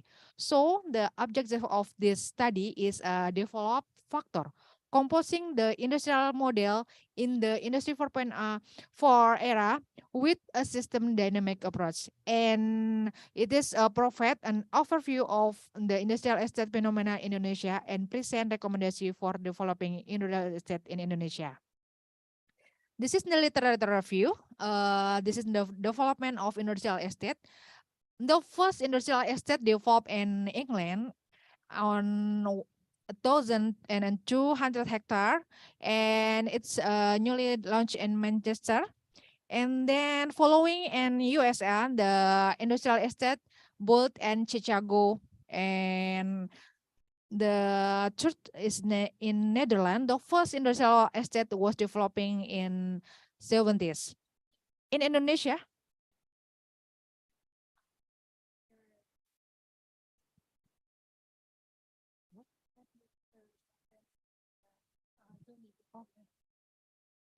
okay, already start share screen, and then this one. Okay, screen to. Okay, oh yeah. In Indonesia, the first industrial estate is early 70s was the Jakarta Industrial Estate Pulau Gadung, and following in Surabaya, and then Cilacap, Medan, Makassar. And until now, there are 139 industrial estate in Indonesia.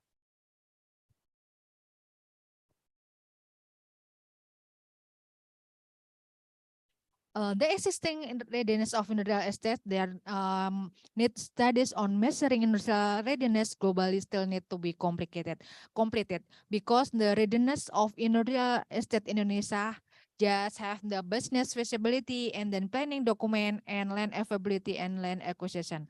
So it needs to improve the factors in this area. The method, this is the readiness of all aspect in development of industrial estate. Consider this is a complex system. So we apply the system dynamics to analyze all the factors that compose the readiness of industrial estate. This is the stage. We start with problem articulation and boundary selection, and then formulation of the dynamic hypothesis, and we build model boundary diagram, and we create the causal loop diagram. This is the result. We built a conceptual framework and factor composing of the readiness of industrial estate. We identify the phenomena that are 3% of the existing industrial estate in Indonesia currently has a low occupancy rate. So the industrial estate needs to be measured. And then we identify the factor composing the industrial estate readiness. There are 6 factors. The first one is location readiness. And then the second is supply chain readiness. And then market readiness, human resource or academic readiness, and then regulation readiness, and the last one is industrial estate performance, or it called institutional readiness. And then we create the model boundary diagram of industrial readiness. For the 6 of the factor is composing industrial estate, and then we identify the endogenous variable and then the exogenous variable. And then we create the causal loop diagram. The first loop is the location readiness. Choosing the right industrial estate location will affect the development of industrial estate in the future, because the transportation cost will affect from optimum distance from market and then optimum distance from material, and for city center, it will affect the transportation cost, and it will affect the company profit. If the company profit higher, it will cause industrial estate competitiveness. So it can affect the industrial estate readiness and will increase the development of industrial estate in the future.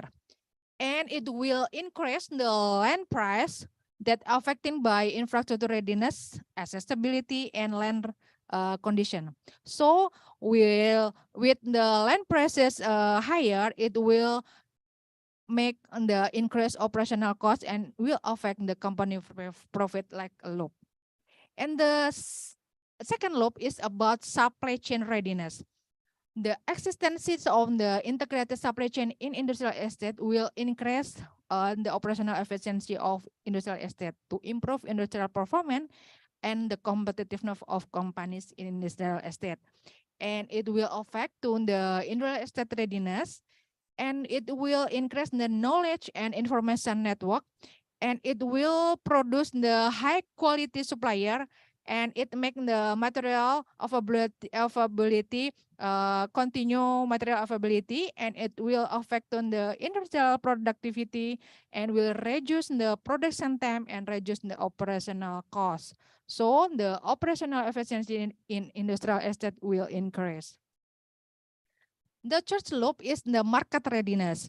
With the profit higher, with the affect by material cost, labor cost, energy cost, and else, will expanding the market access and will attract the investment by and then it will increase the industrial scale to composing the industrial estate readiness, and it will be increase the specialization ability of producer to make competitive product and attracting customer, and it will impact on the higher demand and higher sales. And then the next loop is academic readiness. High quality human resources are considered capable of increasing innovation capabilities to enhance industrial estate productivity, and will increase the industrial estate competitiveness, and it will be increase the human resource demand, and it will affect on the number of university or research institution that produce high quality human resource, or the human resource demand will enhance the collaboration and information sharing between industry and academia. And then the next is regulation readiness. The regulation readiness from the government will support the industrial estate, and then will increase the industrial estate competitiveness as readiness. So it will affect on the local economic growth. So the government regulation from the financial regulation or maybe environmental regulation will attracting the investment and will make impact on the competitiveness of industrial estate. And the last one is the industrial loop. Industrial readiness will increase company innovation capability to enhance the competitiveness of industrial estate and compose industrial estate readiness. And it will make increase the industrial scale, and it will impact on the production facility, transformation of industry 4.0, and technology readiness. So the industrial readiness will better, and it will increase to innovation ability. And this the whole picture of the system dynamic diagram of the industrial estate that include the 6 factor of the readiness. And this the conclusion. Factor composing industrial estate model in industrial 4.0 era with system dynamic exports. These are our 6 factor from selection of the right industrial estate location, and then supply chain readiness, market readiness, readiness of human resource supported by academia, regulatory readiness, and the last one is institutional readiness.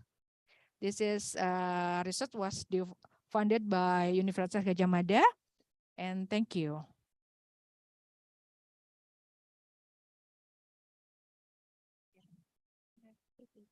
Okay, any question?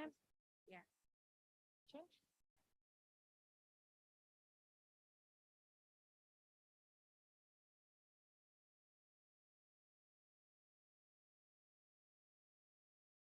Okay po.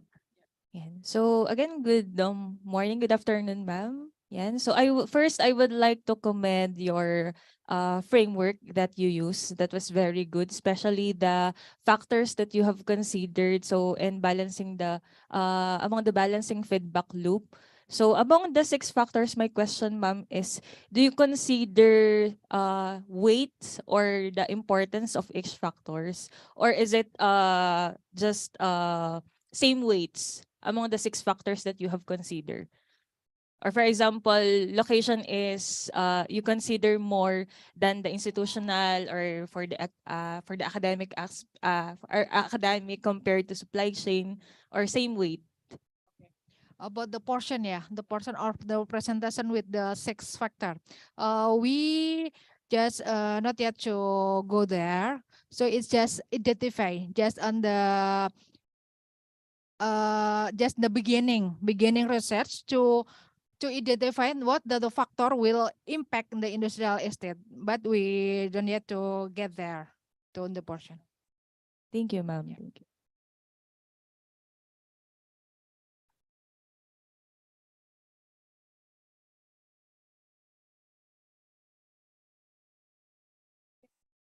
Thank you, everyone.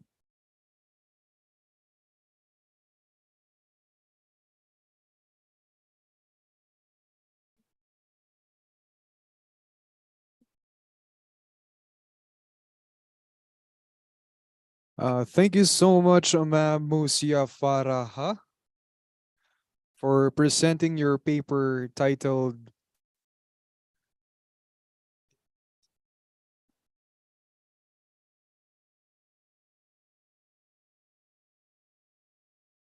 Again, thank you so much, ma'am, for presenting your paper entitled Developing Factors for Composing Industrial Estate Readiness Model Using System Dynamics Approach. And now moving forward, let us have our next presenter, Ms. Nurlia, to present her paper entitled Financial Literacy and Culture on Entrepreneurial Performance Through Financial Behavior and Investment Decisions, a case of micro and small enterprises in East Kalimantan.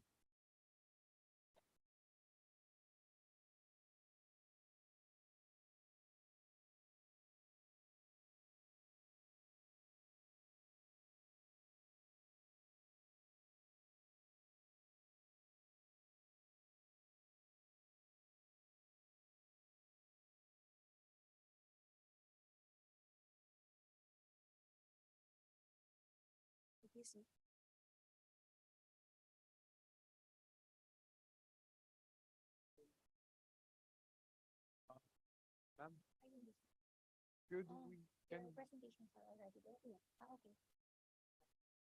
Okay, and we will be presenting. Okay. All right.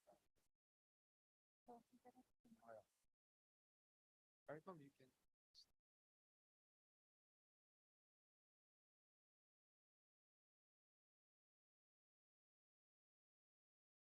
Assalamualaikum warahmatullahi wabarakatuh. Good morning, ladies and gentlemen. Thank you very much for this opportunity today. I would like to introduce myself. My name is Nurlia and I come from Hasanuddin University, Indonesia. And my team is Mr. Cebi Pahlupi, Muhammad Sabarsa, and Mrs. Erlina Paki.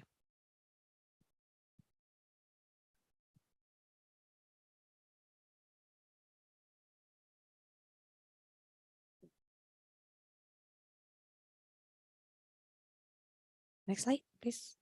Okay.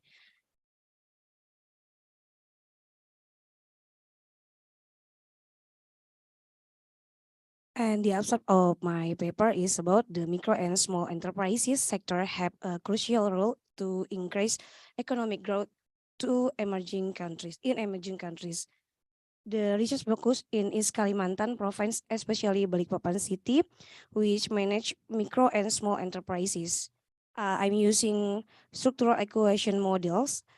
The variable of financial literacy and financial behavior significantly affect financial performance.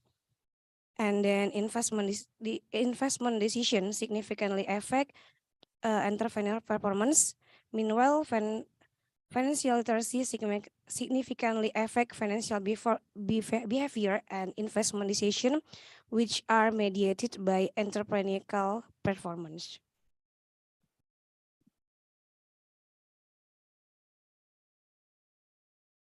My introduction to my paper,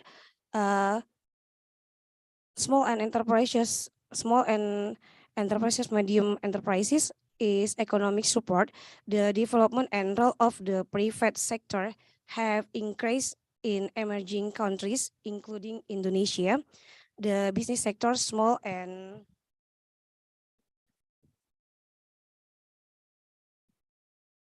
medium-sized enterprise, which have the potential to increase growth and create new jobs, are expected to make a significant contribution to the Indonesian economy. Financial literacy is an important thing that must be owned by small medium enterprises manager in achieving success and improving business performance. However, there are still many people, including small medium enterprises in Indonesia, who do not understand financial literacy well. In the International Financial Literacy Survey, SLIK, conducted by the Financial Services Authority (OJK) in 2017, the Financial Literacy Index reached 18.037,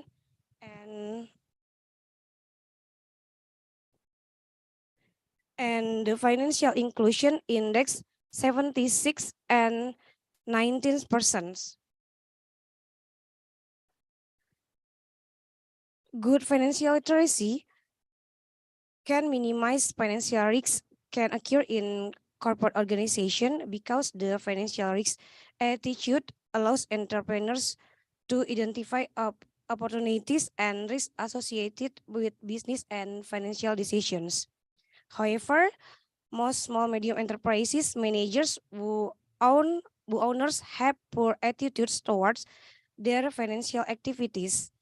Their low future orientation evidence this inability to take risks and lack of participation in training programs that can promote their financial skills despite the knowledge of the important things in short-term activities towards to the long-term goals of the company.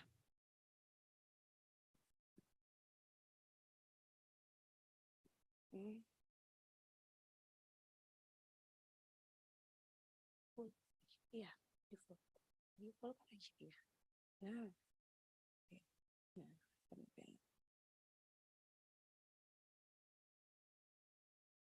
And the research model of my paper, the description of all variables in this study, I have 7 hypotheses. There is an effect of financial literacy on performance of small medium enterprises, and the second hypothesis is there is an effect of financial behavior of small medium enterprises performance, and the third hypothesis is there is an effect of financial literacy on financial behavior, and then the fourth hypothesis is there is an effect of financial literacy on the performance of small medium enterprises through financial behavior, and the fifth hypothesis is there is an effect of decision investment that affect the performance of small medium enterprises. And then the sixth hypothesis, there is an effect of financial literacy on decision investment, and the last, there is an effect of financial literacy on small medium enterprises performance through decision investment.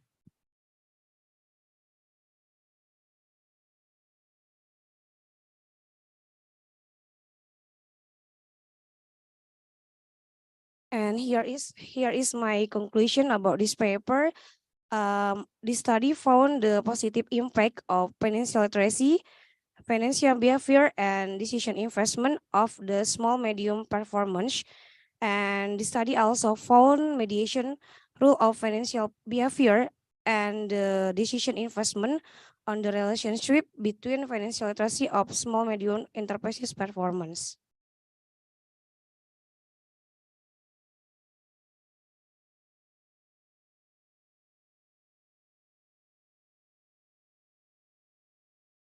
And for the appendix, based on the table, it can be explained the financial literacy has a positive effect on the performance of SMEs, and then financial literacy have a positive influence on financial behavior, and then financial literacy has a positive effect on decision investment. And the last, financial behavior has a positive effect on the performance of small medium enterprises. And decision investment have a positive influence on the performance of small medium enterprises. All of the hypotheses can be declared accepted.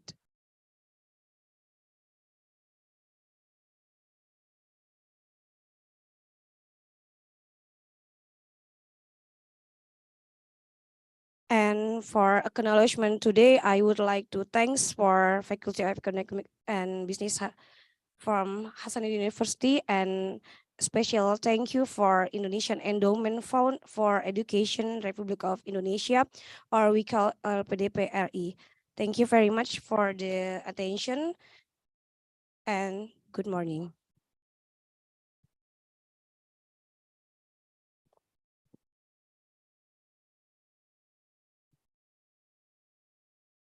Okay, good morning, ma'am.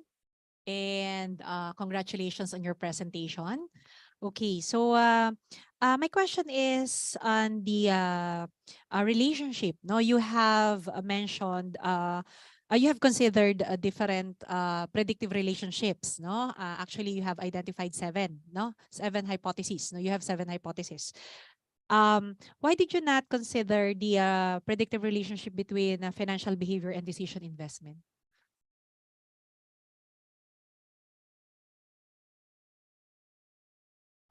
21 and 22. Yeah. Yeah. It's okay, but I just want to know what is the reason why did you not consider that?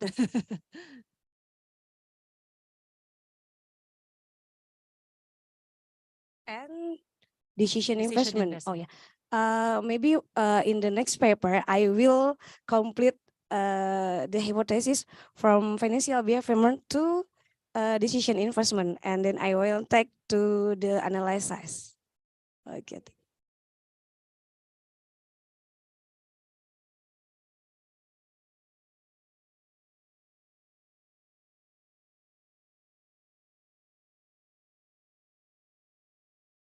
Thank you so much, Ms. Norlia, for presenting your paper entitled Financial Literacy and Culture on Entrepreneurial Performance Through Financial Behavior and Investment Decisions, a case of micro and small enterprises in East Kalimantan.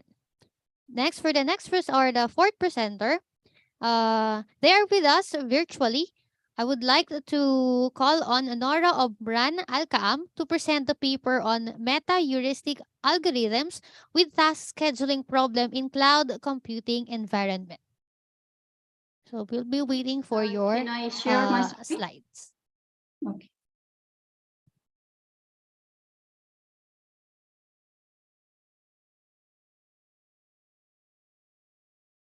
It's clear? It's okay? Hello? It's clear?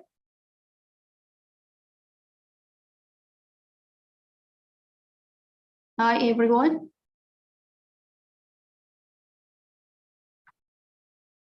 Is my voice clear? Yes. Okay, thank you. Hello, everyone. Let me first introduce myself. My name is Zura Amran from Iraq. I'm now a PhD student in the Batra University, Malaysia. My presentation today is about meta-heuristic algorithms with task scheduling problem in cloud computing. I will focus on the method that used to solve task scheduling problem in cloud computing. The co-author with my paper is Dr. Abu Bakr Mit Sultan and Associate Prof. Masnida Bint Hussein and Dr. Khaironi bin Sharif. The abstract of this presentation, cloud computing, which has become the most popular technologies in recent years because its services that allow the user to access data and computation over the internet from all the world.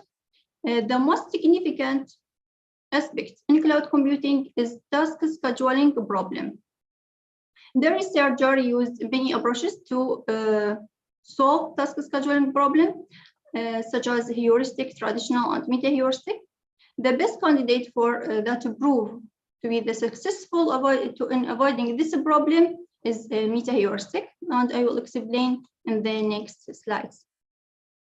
First, I will divide my presentation into 4 parts. The introduction included the overview of cloud computing and task scheduling, and the next point, which will be the task scheduling algorithms, and then meta-heuristic techniques, and end with the conclusion. We'll start with cloud computing.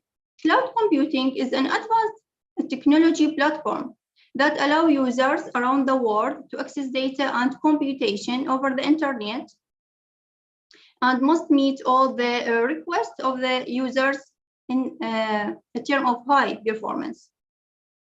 It has many services that we all use in our daily life, such as email, web conferencing, online file storage, e-commerce software, and many other applications. The most aspect in cloud computing is how to map the tasks from the from the tasks to the resources. This mapping called task scheduling, which is NP-hard problem. Cloud computing has three main surface model: software as a service, infrastructure, and the platform. The first one, infrastructure, it's our infrastructure such as storage and computation resources. The second one is a platform, which is a client can create their application on a provided platform, and the software that the client can use the software directly on the cloud without you need to installing it locally. This services can available in three different development models: public, private, hybrid. The public revert to the ability of the system and services to be easily accessible to the general public, such as Amazon Elastic Compute, Google Application Engine. On the private, it's similar in their design with the public, but the difference in the security. The organizational entrance to system and service is enabled by the private cloud, such as Dell, Cisco, and also Amazon and IBM. The hybrid cloud captures the best aspect of the cloud for the both models. For the critical activities, they use the private, and non-critical activities used or provide the public one. This is about the services and the development model for the cloud computing. The next point, which is task scheduling. Task scheduling in cloud is defined as how to schedule, distribute, and assign many tasks to many resources. The main goal of the task scheduling is to assign the tasks to appropriate resource to meet one or more optimization criteria, which is objective function. So this is the most major aspect in cloud computing. Now, the next point is task scheduling algorithms. The researcher for solving this problem used many algorithms and many techniques. The algorithm used for this problem is traditional, heuristic, and meta-heuristic. The first one, which is traditional, such as shortest job first come, first serve, and round robin. Traditional algorithms is easily implement and quick, but it deal with polynomial time, that the problem that need polynomial time, not exponential time. So it's didn't deal with NP-hard problem. So it's invisible for the cloud environment. So the researcher tend to use another algorithms for solving this problem, which is heuristic algorithms. This algorithm is quickly than traditional and also simple in implementation, but it gives many solutions. Didn't guarantee the best or near best solution. And heuristic is still get stuck in local optima. So the researcher tend to use another algorithm, which is meta-heuristic. Meta-heuristic is well-known algorithms that deal with NP-hard problem, and it's because it's arrived to the near optimal or optimal solution. There are two techniques for meta-heuristic algorithms. The researcher work on it, either the single or hybrid. The single, which means use just one meta-heuristic algorithm, and hybrid use two or more than two meta-heuristic, or use meta-heuristic with a heuristic. So this the technique that used for solving this problem, and from the literature that we find this meta-heuristic and for the both technique is the best method for solving this problem. Here for the two meta-heuristic, the other used such as antlion or elite differential and the Barty-Swarm algorithm with the genetic. They depend on the capabilities of each algorithm to get the best result. For the second hybrid, as we mentioned earlier, that they used heuristic with meta-heuristic, they enhance the meta-heuristic by using a heuristic or vice versa. For the single technique, they use just one and depend on the both capability, which is exploration or exploitation, or on just one of them to get their result. This led me directly to my conclusion. From the literature, because cloud computing is NP-hard problem, the researcher work with many algorithms, and we find that the heuristic and the traditional has a limitation. So the researcher tend to use the meta-heuristic techniques. So over conventional and heuristic, meta-heuristic are distinguished by specific accuracy and performance probabilities. This is lead the researcher to work on this technique. With this, I complete my presentation. Thank you for your attention. All right, thank you so much, Ms. Nora, here with us virtually. And now we will proceed to the question and answer portion with our session chairpersons. Yeah, sure. Hello, ma'am. Good morning. Hello. Congratulations on your presentation. Do you hear me? Can you hear me, ma'am? Yes, I can hear you. Am I clear po? Yes. Okay po. So, yan again. So first, congratulations. So my question is, were you able to consider to identify the potential causes and the root causes of the problems that you have identified on making decisions on what tool are you going to use regarding on choosing between the traditional, the heuristics, and the meta heuristics? If I choose the best one for my work, I will choose the two meta-heuristic hybridization.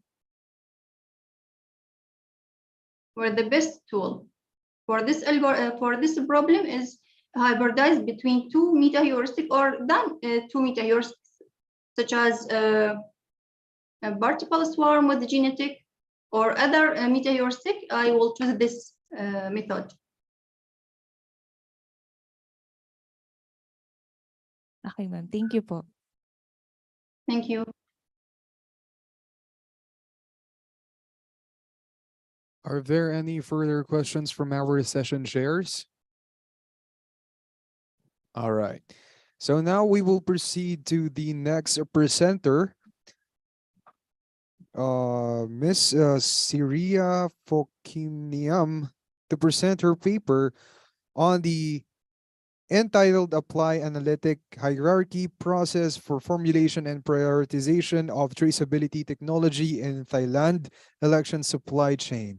So we are going to have her presentation virtually with us today.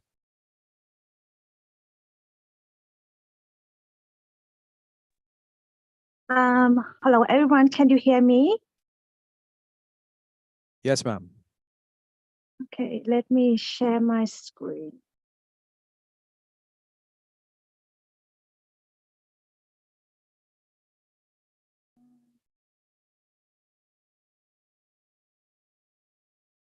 Can you see my screen now?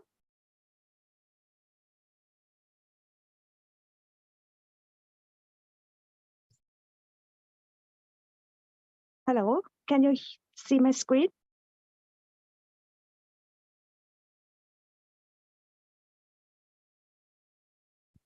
Ma'am, your screen is not visible on our meeting po. Okay, me let me try again because I use the mobile, not the computer right now. Okay. No worries po. No worries. Take your time.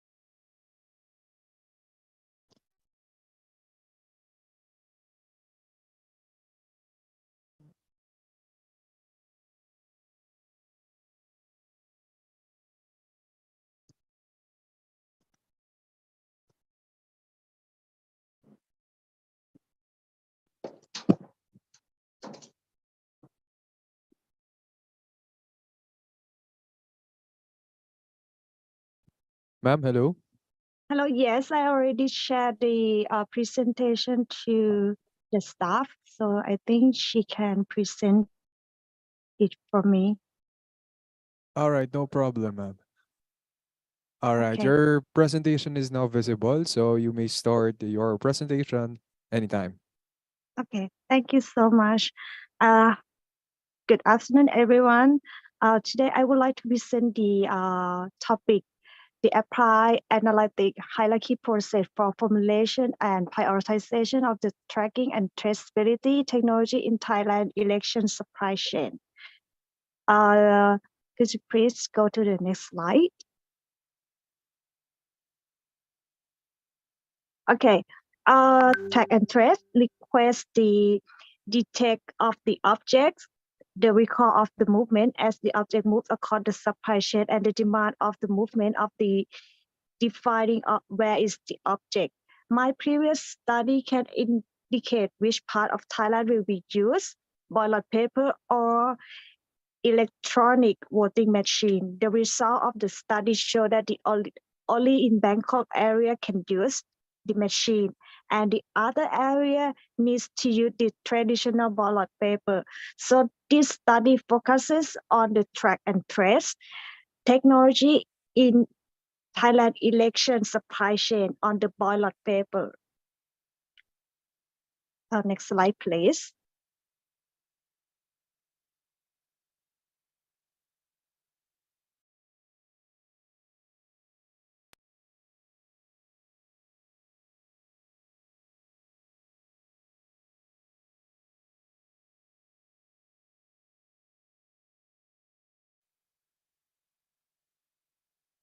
Okay, this is the Thailand election supply chain. They can split into two phases. The first one is the transportation from the ballot factory to each province, and the second one is the transportation from the province to the polling station. The first part is responsible by the Thailand Post, whose staff will pick up the ballot paper from the factory and transport with the six-wheel truck with the GPS tracking. So they can track that the truck will be on time and to prevent the running off the road and can be spec. Then it will bring to the operational center at the post office. At this place, nobody will be open to check the number of the ballot paper or any kind, and it will dispute right away to the election center for each province. And the second phase will be the election commission of Thailand officer will be keep all the ballot paper in the safe place, such as warehouse or the police station, where the solid will be monitored 24 hours before the election. All the ballot paper and equipment will be checked and tally with the document. And then there will be signed that this all the equipment and the paper already checked. And on the day of the election, at least 5 members of each polling station will be transport this all document to the polling station, but they will use the truck without GPS, without tracking. So this is the point that I would like to improve. For the next slide, this is the literature review that I can find these 6 factors that why we use this technology solution, which is transparency and accuracy, reliability, cost of technology, real-time data, standardization, and security. For the technology itself, the well-known tracking technology will be RFID, GPS, IoT, and blockchain. And the result, yes.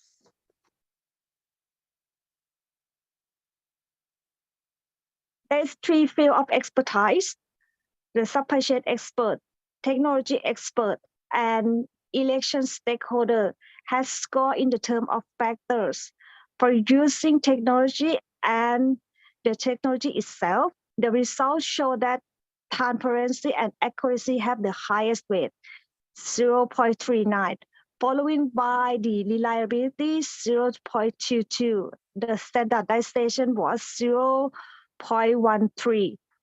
While the cost of technology and real-time data had the same weight, which is 0.09.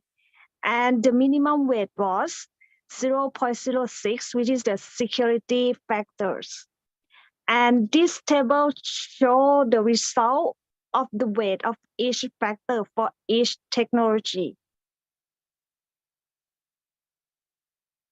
The total priority of alternatives was calculated by weighting each factor for each alternative, and the weight value of the importance of the evaluation criteria of each factor was found. The most suitable choice for receiving on track and trace technology in Thailand election is, can you go to the next page, please? Is the RFID.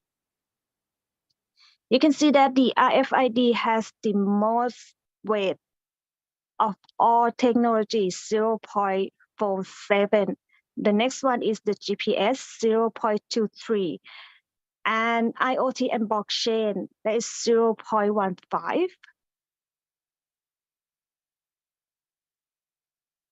Can you go to the next slide?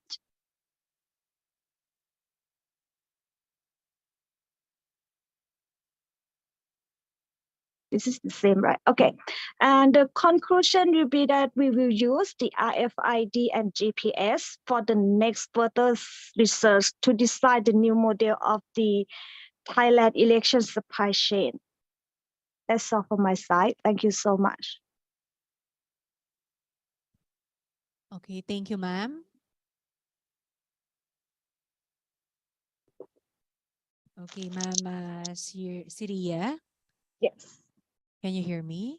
Yes, I can hear you clearly. Thank you very much for your presentation. Congratulations. Okay, so my question is, how did you collect your data? And as for the analysis, what statistical treatment did you use?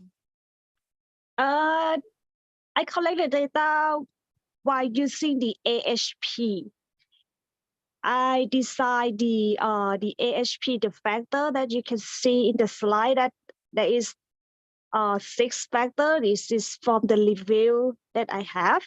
And then I use the AHP by the expertise of each field will give me the level of the importance, and then I'll calculate.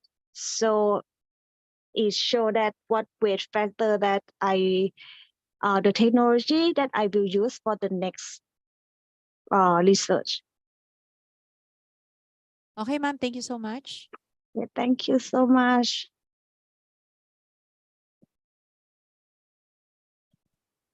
Again, thank you, Ma'am Siria, for presenting your paper entitled Apply Analytical Hierarchy Process for Formulation and Prioritization of Traceability Technology in Thailand Election Supply Chain. Okay, for the next presenter, for the last presenter for our first technical session, so the presenter will be presenting the paper entitled Philosophy and Practice of Moses Educational Thought in Globalization. He is with us virtually. May we call on Patamawadi Sangkaw.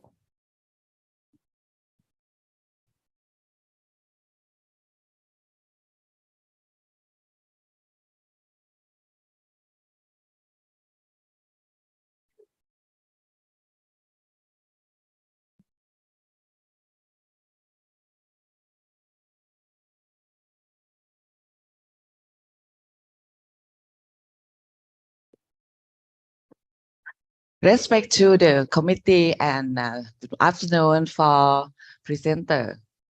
I think you can hear me. Yes, Bob. Okay.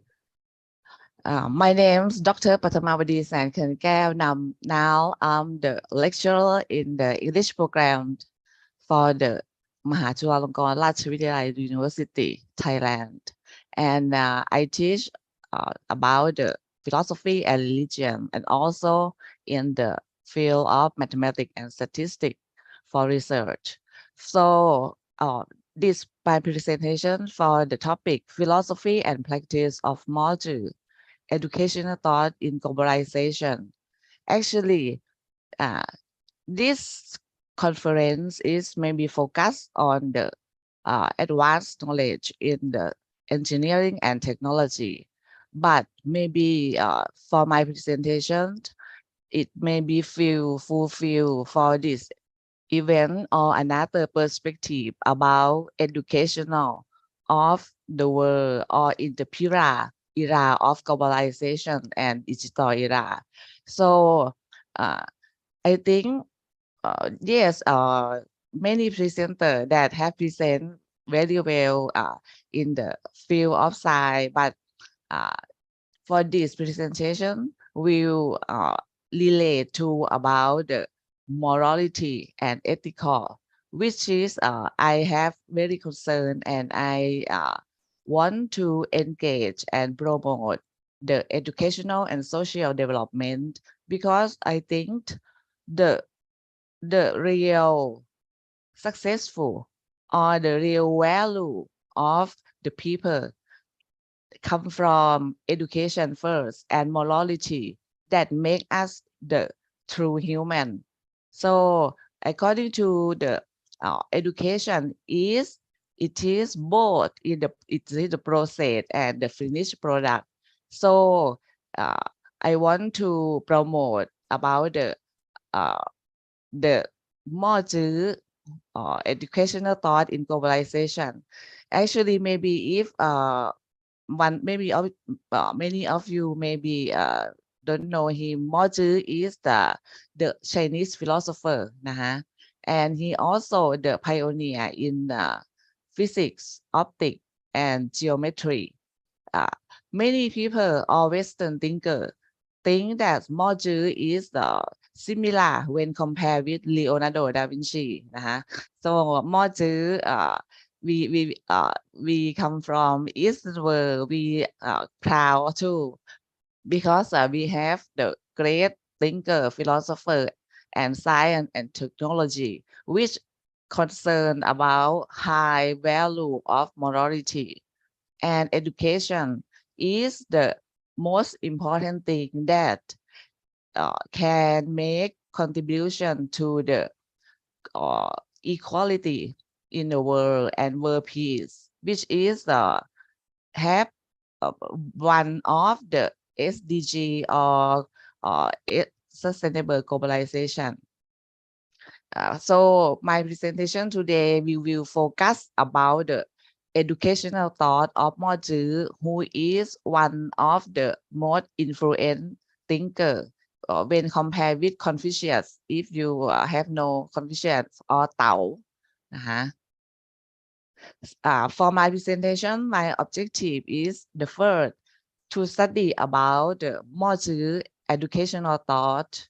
It is very important to study about the thought, the idea of the people, because from thought we generate our action. From our action we generate our behavior, and behavior can make us the character. And so the thought is very important, especially in education. The second, this paper to study the meaning of equality in education. The third is to promote philosophy and practice of Mozi for equality in education in the age of globalization. First, according to, I think for my opinion, the real education or true education is not just only have the knowledge or the learning the facts, but we must train our mind to think. So the thinker in our periods or part of the world in history, Mozi, he is Chinese philosophy, and the most his thought and teaching is about the morality in the major. And for morality, it is related to many aspects. For example, about justice, about the love, about universal love. So I will be divide more to educational thought in three parts. The first is according to the moral educational goal of Mozi, the people or student or everyone that have relevant to the educational system or educational development. Firstly, Mozi have to clarify that people firstly should have virtue and righteous. Mean the first is the moral or the value, the righteous, doing what is right, and virtuous is the such as courage, such as respect. This is the background or the something that should have and should teach the young people since their young age. The second about moral education content. About this, for content, Mozi advocate productive labor, and he advocate diligence and use, and the most important is universal love. And I think maybe one of you have listened or know about the meaning of universal love can bring peace. It is so we can categorize that Mozi is the idealist, or his philosophy is in the categories of idealism. The third, according to Mozi thought, he have clearly and give very important aspect to the morality or in the side of ethics. But similar to we have our heart and our mind. For Mozi, he said we must to cultivate our morality first since we were young. And if the morality or the virtue not have the base in the background of student education, whatever you have studied higher level with master degree, PhD, it doesn't guarantee that you will be success, because success in the term of Mozi is the bring all the society or bring our world into the equality, justice, and also care about the universal love, can bring peace. So maybe the last one is his thought is can be influenced about the social development in China, because for Moju, he have write in his book. Actually, this come from the book name Moju book have 53 chapter, and I will talk or the present only about his educational thought, because educational thought is I think it is the core or the center that can make student or the youth, our youth in the future, have the goodness to to invest themselves or devote themselves to help or support the world to be the better world นะฮะ for according to for this era I think all of you have hear or have interest about the SDG or sustainable development of UN นะฮะ so this is education similar to the center of those that we can achieve all of 12 goal. Education is the center, or it is the key to make equality happen and can support the human right also. But by the way, education is the finished product and the process to gain also together. นะฮะ it can be divided in the three parts. The first is equality in education outcome. The second is equality in the distribution of educational resource. And the third is equality in learning regard to student background. There is no doubt that moral conventions are cultural relative. As we have different nationality and we live in different country, so the way of life and the way of life mostly relate to culture and relate to every daily life that people action or work or study in this in the world นะฮะ By the way, the most important for him, he is believe that the culture of peace and make he try to generate the thought and the philosophy, his philosophy into the theme of universal. And as you know that universal, it is very important to make our world for better world, for social justice, for equality in education. Actually have many equality, right to culture also นะฮะ and so his thought is wide but at deep also นะฮะ according to he is the physicist also physicist logician, and also he is the educator, which he is educate people in that time with the morality in the first place นะฮะ and also he is the pioneer about in our Eastern world that he invent many things such as optic and also many mechanical device.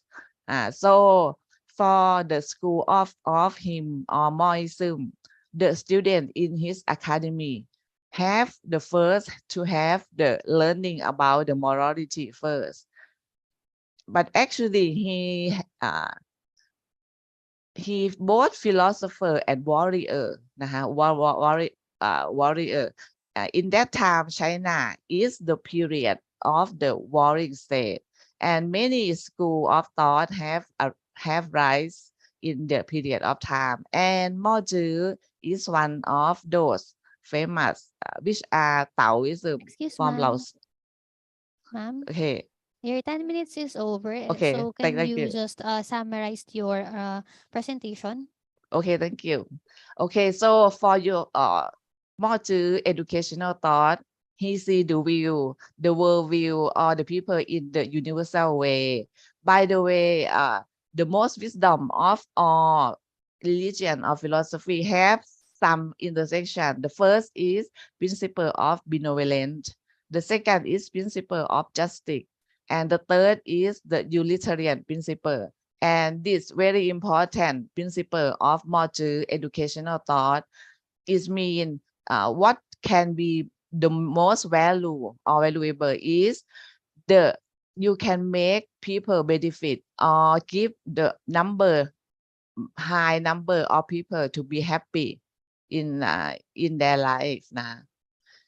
From the globalization in education, in the previous we use the strategy about teacher center, but nowadays learner center or student center is more rise than the previous before, because we student until we have technology such as internet, IoT, or learning, e-learning. So we students can learn by themselves and educate themselves also. The conclusion is for all of his thought, he want to call humanity to resolve the regional issue from global viewpoint. The second is he emphasized universal love and love yourself as the love other people, similar to love yourself. The third is he have promote the type of technological integration and global teaching system. The fourth, education is the elementary finish for realizing universal financial and civic liberty. So from this, so education is very important. It is the center that have can contribute to social justice and equality education for build a better world for present and future generation. So all of this is the inside the human right. So according to it is in the UNESCO aim also about education. So I think this presentation maybe should and can engage more about the educational system in the world today. Okay, thank you so much. Okay, ma'am. Let's proceed with the to the question and answer from our session chairs.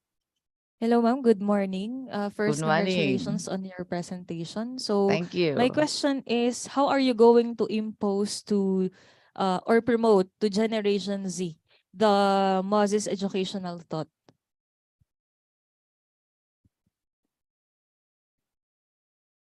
Hello, ma'am. Okay. According to firstly, we know as we human, we was born, everybody have the right, human right, in their self, have freedom.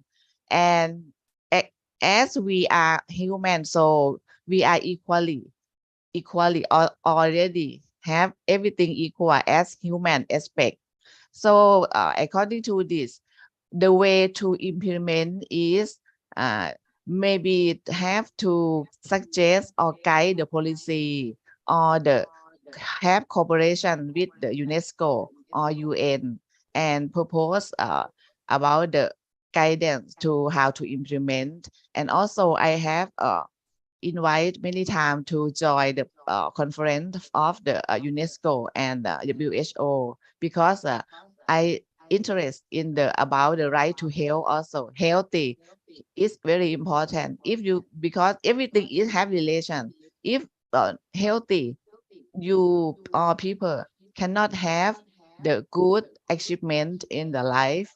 So it is must to go implement or join in the real world situation and have to participate and coordinate with the organization that have responsibility directly, such as UNESCO, and for the WHO is for health. And I also now do the research about how to solve I interested about the problem of education and health.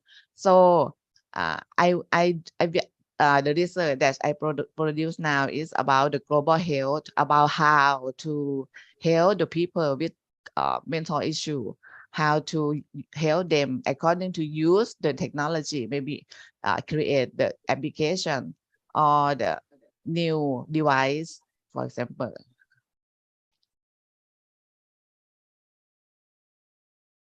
Okay. Okay, ma'am. Thank you po. Thank you so So much. thank you so much and congratulations to the first technical session one for your hybrid presentation of your research papers. So now let's move on to the next part of our program.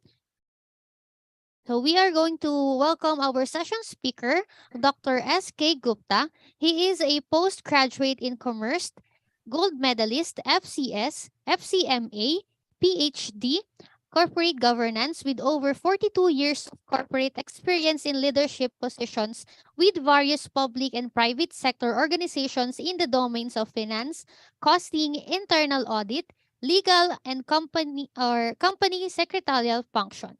He has dealt with mergers and acquisitions, corporate restructuring, anti-dumping duty, and corporate governance mechanism. Currently, Dr. Gupta is the Managing Director of Registered Valuers Organization in Institute of Cost Accountants of India. Again, let us call on Dr. S.K. Gupta. Let's give him a round of applause.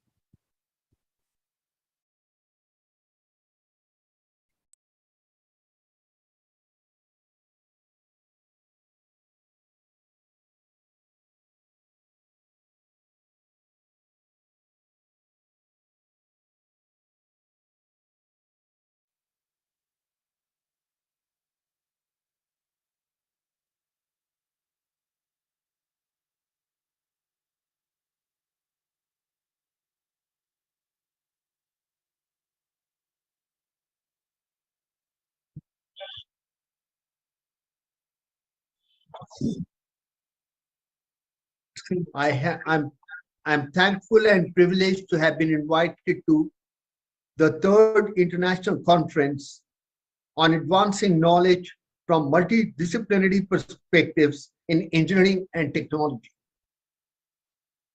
I'm going to share my views and perspectives on the changing and emerging current business and economic scenario. You would all tend to agree with me that the world is changing, and the world is changing very, very significantly and rapidly. I'm not only talking about the last 2.5 years, when the world as a whole has been impacted by COVID-19 pandemic situation, but even otherwise, if you look back 2.5 decades, there have been some very, very significant and rapid changes which have taken place in this world, which have changed the way we live our life and also changed the way the businesses and the companies operate in the marketplace. It's a very, very different world that we have today from what it used to be about 2 or 3 decades back. And that's all across the world, not particularly in one country, but it's all across the world, the same story. The business world that we have today is kind of a VUCA world, which is highly vulnerable, very, very uncertain, hugely complex, and very, very ambiguous. And that makes it highly, highly dynamic with a lot of fluidity, a lot of vulnerability, a lot of uncertainty, and a lot of ambiguity. And the world is changing so very fast, and we are living in a VUCA world. Here we are seeing today some very, very disruptive business models in the marketplace. Very, very disruptive business models. To give you a few examples, the world's largest travel car company does not own a single car of its own. That's Uber. World's largest travel lodging company does not own a single hotel room. That's Airbnb. And the world's largest retailer, Amazon, does not own a single brick and mortar store. Now, these are amazingly disruptive business models. The kind of business models which were unthinkable, not relevant, not existing a few decades back, but these are the realities of today's marketplace and the business world. But when you look at the performance of some of these new age companies, and also why not some of the old age companies, you find that many of the businesses across the world have profitless turnover. They have a good enough top line, but end of the day, there's no profit. Many companies have cashless profit. They have a good enough bottom line, but there's no cash, there is no liquidity. Profitless turnover, cashless profit, but in spite of such bad financials, when you look at the valuation of these companies, wow, skyrocketing, soaring very, very high. These companies have very, very high valuations in the marketplace. And that is the crux of business in 21st century. Today, when we measure corporate performance, we are not only looking at profit or profitability or financial ratios. Of course, these are important, but these are not the only parameters to look at the performance of a company. We are actually looking at triple bottom line: profit, people, planet. And to that now, another P has been added, and that's pandemic. Today, it's not only important for the companies to only be good enough in terms of financials, but they must also be good for the society as a whole, and they must also be doing something good for the planet as a whole. Because the planet that we live on, it's just one planet that we have. There is no planet B, and this has been handed over to us by our forefathers, and we have a moral responsibility of leaving it in the same shape for the future generations to come. Similarly, because the business draws all its resources from the society, the business has the responsibility of taking care of the society, taking care of the people of society, and that's where the people dimension of corporate performance analysis becomes important. And then because of the pandemic, many businesses have been impacted, and those businesses have been able to recover faster, which had resilient business models. They were able to readapt, they were able to reorient themselves, they were able to reimagine their businesses very, very fast because the business models that they had were very, very resilient and adaptable. Today in the marketplace, what the stakeholders are expecting is the ability of the company to create value, ability of the company to preserve value, and ability of the company to enhance that value going forward on a sustainable basis is the key success mantra for all companies in the 21st century. The kind of changes that we are witnessing in a marketplace today, the changing paradigms of business. We talked about disruptive business models that have changed the rules of the game. Of course, technology has transformed the way we live our life and also the way the companies work and the businesses work. With the advent of internet, with a whole lot of social media dimensions, with machine learning, artificial intelligence, chat GPT, a lot of other technologies, we are really, really looking at huge transformation in our personal lives as well as the way the businesses function in the marketplace. There are demographic shifts taking place all across the world. Globalization has changed the rules across all markets. If butterfly flutters anywhere in the world, it today causes flutters everywhere in the world because all the countries of the world are intimately connected, interconnected because of globalization. Customer expectations are dramatically changing.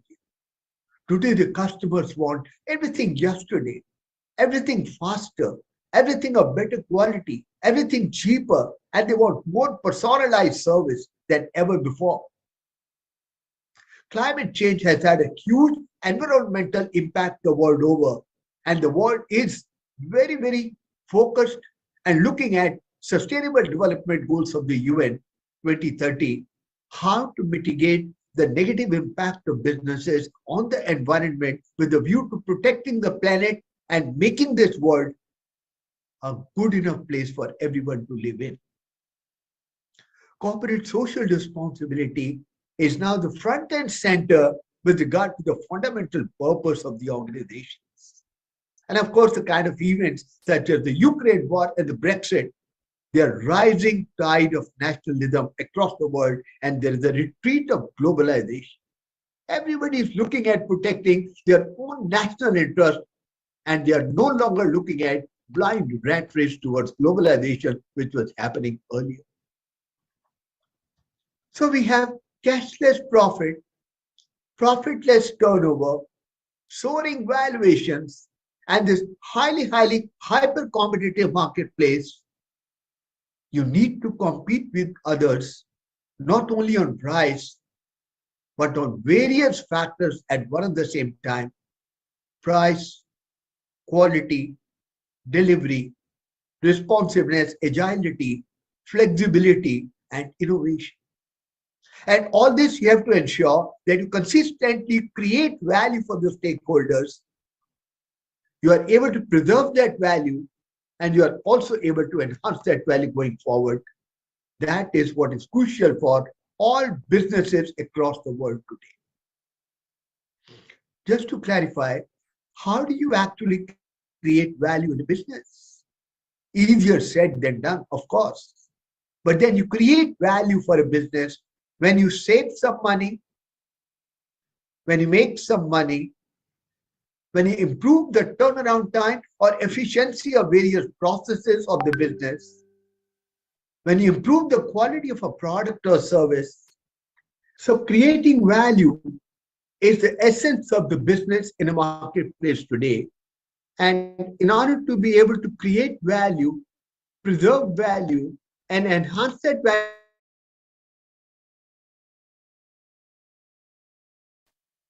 and what is that all about?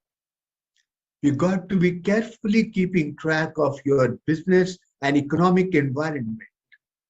And that requires you to continuously keep scanning and tracking various parameters and various variables in the environment so that you are able to take care of your business in terms of direction, in terms of vision, and in terms of your operational plans.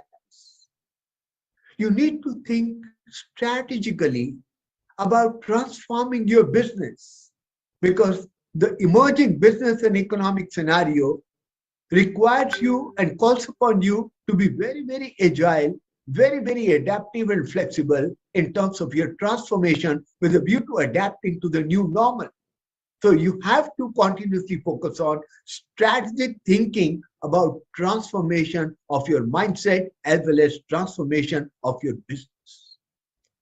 Nobody can be really sure as to what is there in store for us in future, and therefore it is very essential for all businesses to create alternate scenarios, scenario building. You got to look at most optimistic, most pessimistic, and the most likely kind of scenario which is likely to emerge, impacting your business in near as well as medium term and the long term future. And that will require you to carry out strategic review of your plans from time to time so as to be navigating through the rough waters and navigating through different scenarios that might unfold, impacting your business going forward in future. With a view to improving your performance consistently, you need to benchmark yourself with other competing companies operating not only within your country, but also the world over. Because of globalization, you need to benchmark with the best of the best in the world, and that's the key to your making progress and you're growing on a sustainable basis in the marketplace in future. Whatever you do in your business, you got to ensure purposeful transparency. The stakeholders must be kept informed. What is that you're doing with a view to navigating your business through the current economic scenario? And therefore, you need to be appropriately and relevantly transparent. Of course, the board of directors of the company play a very, very crucial and key role in the success of an organization and its transformation. And that's where it is important to have a succession plan in position for the board level positions in the company. Because if the chairman is going to retire or some other senior director is going to retire, you must have somebody who's ready to step into his shoes and take the mantle forward for growth of the company going forward. And the same thing also applies to organizational leadership succession.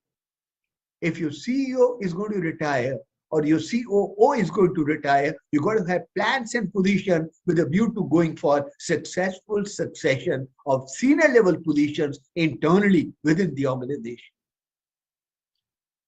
The key point is to keep focusing on the customer, because customer is, end of the day, the start and the end point of your business. And you got to track your customer value, how much value you're deriving from one single customer and different segments of the customer, not only in terms of customer satisfaction, but going beyond that, you got to look at, are you able to delight your customers? Customer satisfaction is when you're able to provide goods and services for the customer up to their expectation, but customer delight is when you exceed those expectations for the customers. And that's how you are able to create brand loyalty, you are able to create commitment on the part of the customers to stay with the company, whatever might happen to the company, at least for a short term or a medium term basis. And all this finally requires that you need to carry out annual self-assessment on a regular basis with a keeping track of what's happening to your business vis-a-vis the changes taking place in the environment, so that you are able to focus on sustainable growth of the business going forward on a continuous basis. This is where the concept of governance leadership is critical for all businesses the world over. The message today in this highly dynamic competitive business place is very loud and clear. Shape up or ship out. You got to shape up. You got to stay alive. You got to stay agile. You got to do whatever it takes to be done with a view to maintaining your leadership position in the marketplace. Otherwise, the competition will simply roll over you and you will simply get out of the business. Real life, a lot of stories we are hearing all around when good enough companies who were market leaders at one point of time have lost favor from the customers and they have gone bankrupt. And that's where every company needs to guard against. You've got to have adequate strategic policies in place, adequate strategic leadership in place, adequate governance architecture in place, so that you are able to swim the tide even when the water is rough and even when the going is tough, even when there are very, very agile, fluid, and highly competitive business and economic scenarios. So thank you very much for giving me an opportunity for sharing my thoughts and perspectives on the emerging business and economic scenario. I wish the conference a great and a huge success. Thank you so much.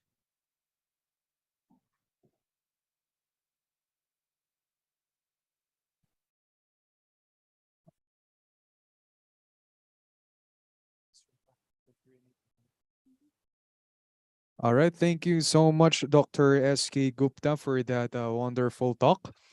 And now for our participants, we are going to take our lunch break. We can start now, exactly 1:30. So we will be back at exactly 2:15. 2:15. And after that, we are going to have our technical session 2, the hybrid presentation, a mix of our physical and virtual presentation.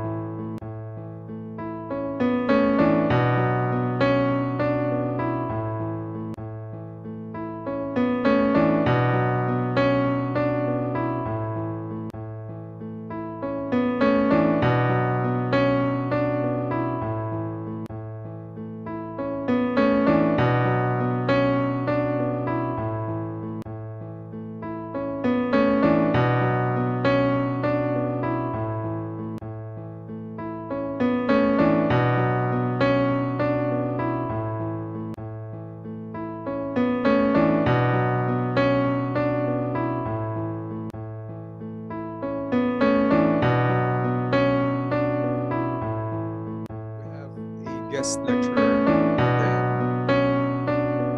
another session.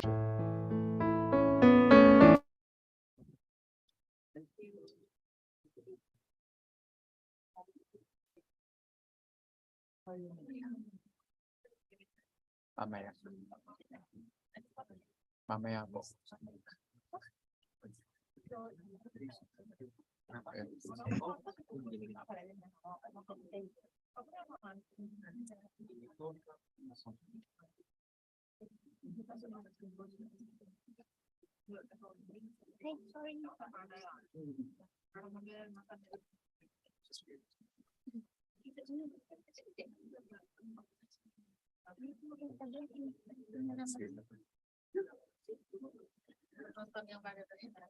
All right.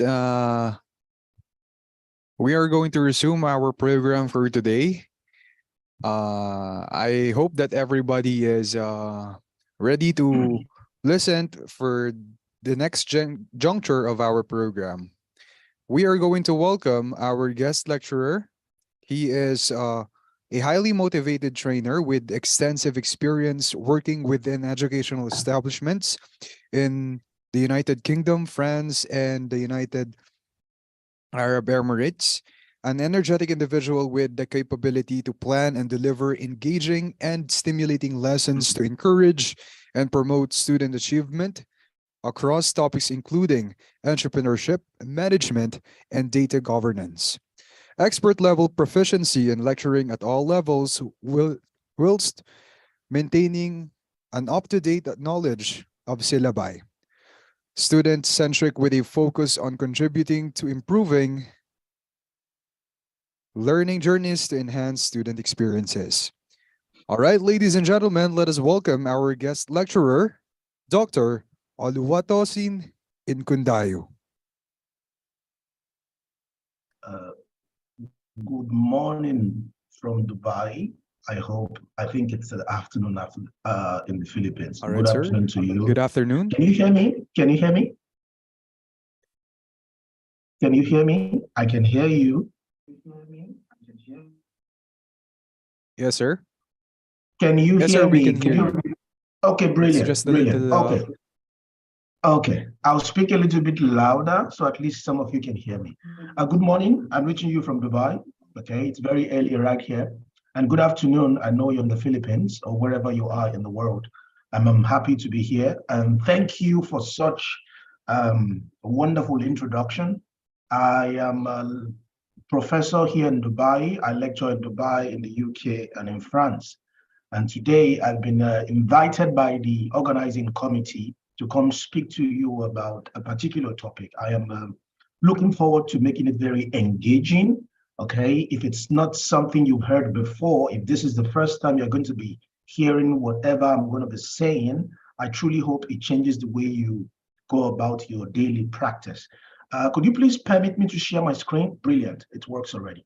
Okay, my screen is coming up. Now, I assume you can actually see my screen. Yes.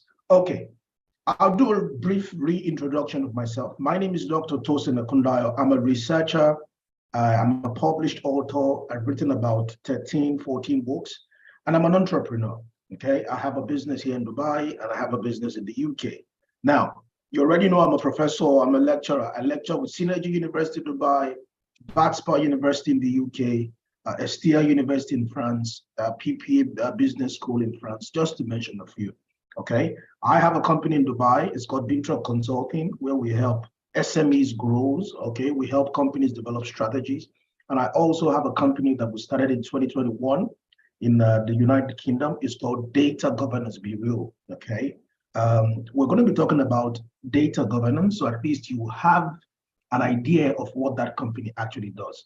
Okay, without wasting too much of your time, I'm just going to drop or move a little bit faster. Now, I'm very passionate when I speak. Sometimes I tend to move very fast, but it's my goal that you get the point or the message that I'm trying to push across to you. So if I get too excited and I move ahead of myself, just put a reaction or send a chat and just tell me to slow down. Okay, but let's jump right into it. Now, today I want to talk to you about leveraging data governance to boost the growth of engineering and technology. I would not tell you the meaning of engineering or technology. By being in this conference alone, I assume you know what that means. But I'm going to talk to you about something called data governance. Data is not a big deal. We've heard about data before, okay? And we have our own definition of what data means. However, when you bring the concept of governance to data, wow, then it becomes such a big deal. What is governance? Imagine if you have a country without governance. Well, some of us are from countries where we don't actually like the government of our countries. It doesn't matter whether you like them or not. The truth is, no matter how terrible they are there to put an infrastructure in place, an infrastructure that keeps 200 million, 100 million, 50 million, depending on the population of your country, okay? This infrastructure puts a form of organization that makes the country functions. Imagine if you have no president, that means you would have no laws. Imagine if you have no laws, that means you have no judicial system. Imagine if you have no judicial system, it means you would have no police officers. If you don't have police officers, there will be no traffic laws, for instance.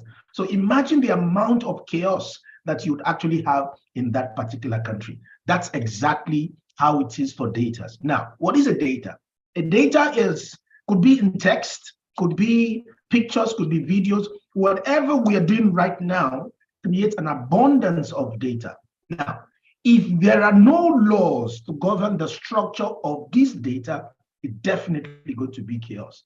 However, if you try to govern this data, okay, and make it the way it's supposed to be or make it better, then you would have a product or at least an outcome that you can utilize effectively. Just the same way you have a government system that gives you an infrastructure, then out of that infrastructure called a country or a city, then you would arise. In fact, it is because there's a government infrastructure, that's why you're able to have a conference right now, okay? So this is what data governance means, okay, at least in a nutshell or at least informally before we jump into the material itself. Now, when you say you leverage something, it means you are taking advantage of it. Okay, it means you are taking advantage of it. If I say I leverage you to be happy, it means you mean something to me and I'm taking advantage of you so at least I can actually become happy. So in this case, how do we take advantage of data governance, okay, or data as it exists today, so at least we can boost the era of engineering and technology? I don't know how many of you get amazed when you hear about technology or engineering. I'll give you a brief picture, okay? Some people say I look young, but this year I'll be 41. Now, I can tell you for sure, in my days in my bachelor's degree, I didn't use a laptop, not once. Well, maybe because I'm probably from one of the poorest parts in the world. I am from Africa, I'm from Nigeria. And when I was in school, there was no laptop. We actually go to school, go to the libraries to pick books and make photocopies and read them the traditional way of reading things. Now, imagine how I feel when I'm actually in a world where all my students now have laptops. When there is something called Google, you just ask a simple question and you get your answers. It even gets more interesting. Over the last couple of weeks, we'll be hearing something called ChatGPT. Have you tried it? If you haven't, you should. It gives you a hint about where the world is going and how fast we are developing in the name of engineering and technology. Now, for the sake of time, I'll move a little bit fast. What is data governance? It is the process of establishing policies, processes, and technology to manage and protect data within an organization. It could be within your house. It could be within your own personal life. It could be within your own job responsibility. It could actually be within a particular country. It is when you have laws that governs the disposition of data. I'll give you an example. If you want to know something about me right now, what would you do? Quickly, you go to Google and just type in my name. Whatever comes up, then, okay, I think this is who it is. Well, the truth is, somebody did create those data and put them there. That's why you are able to access them. If the person did put a wrong form of data somewhere, then you would get the right kind of information. Guess what? Let's assume you want to give me $1 million, okay? And you were looking for my phone number and you want to chat with me on WhatsApp, okay? Now you would go on Google, then you chat, then you find my number somehow or my email, and you send me a message. Prof, I have $1 million for you. That's because the technology of the internet gave you the right information. So as a result, you would make a right decision to contact me.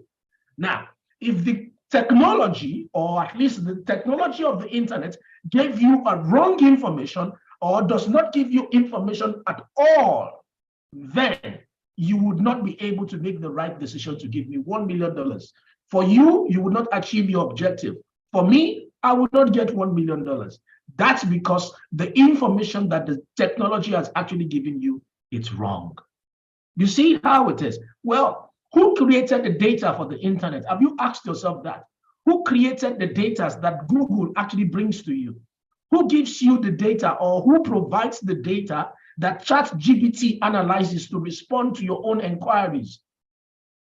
You see the logic now. The data are not coming from heaven. The data are not divine. The data are what you and I create as humans. I tell you something. I usually tell my students, I said, how much of you do you post on the internet?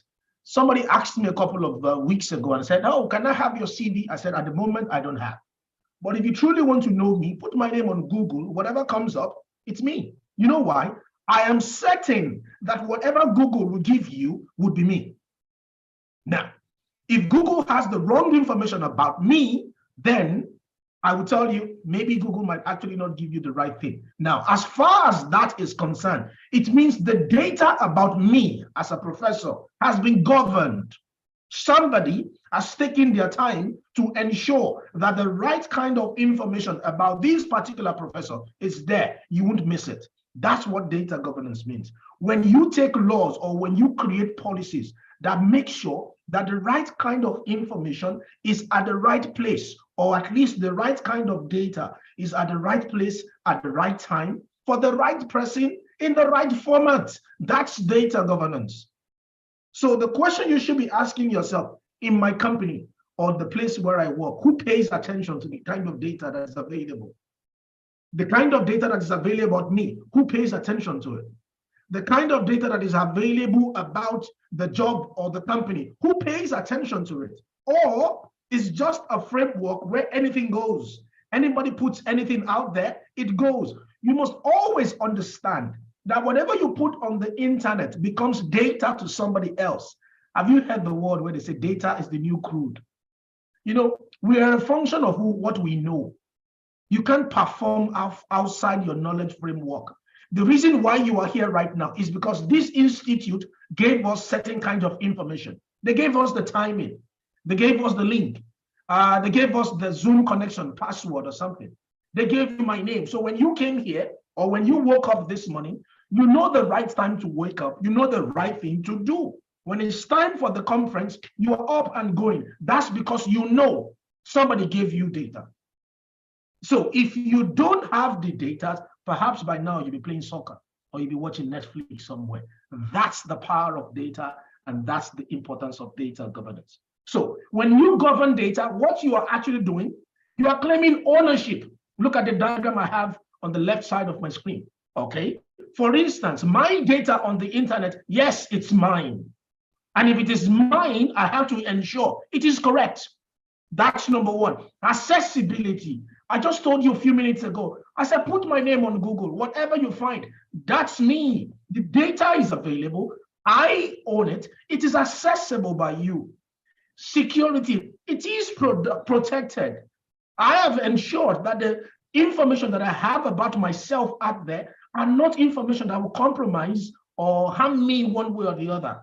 They are information just for information's sake, in case you want to know who this product is, okay? There's also quality. What is quality? Quality is the ability to meet and exceed somebody's expectations. It's not all about being beautiful. Now, I know if you go online, there are certain expectations you have. You want to go online to truly see, is he actually a professor? I need to check. Well, if you go there, you would find out that he's a professor. You would also find out that he's a published author. You would also, that means I am meeting your expectations and I'm exceeding it. You only want to know one thing, but when you go there, you know 4 or 5. That's what quality means. The ability to meet and exceed expectations. Then the last one about data governance, it's knowledge. When people see the data out there, it should make people know. Imagine if you have a product and nobody knows about it. The product has no value. It is only when people know, that's when your product has value. Imagine if this conference was holding and we didn't know about it. Guess what? We would not be here. It's actually raining in Dubai. I'll probably be having my cup of coffee and watching Netflix, or I'll say no class today, I'm just going to chill.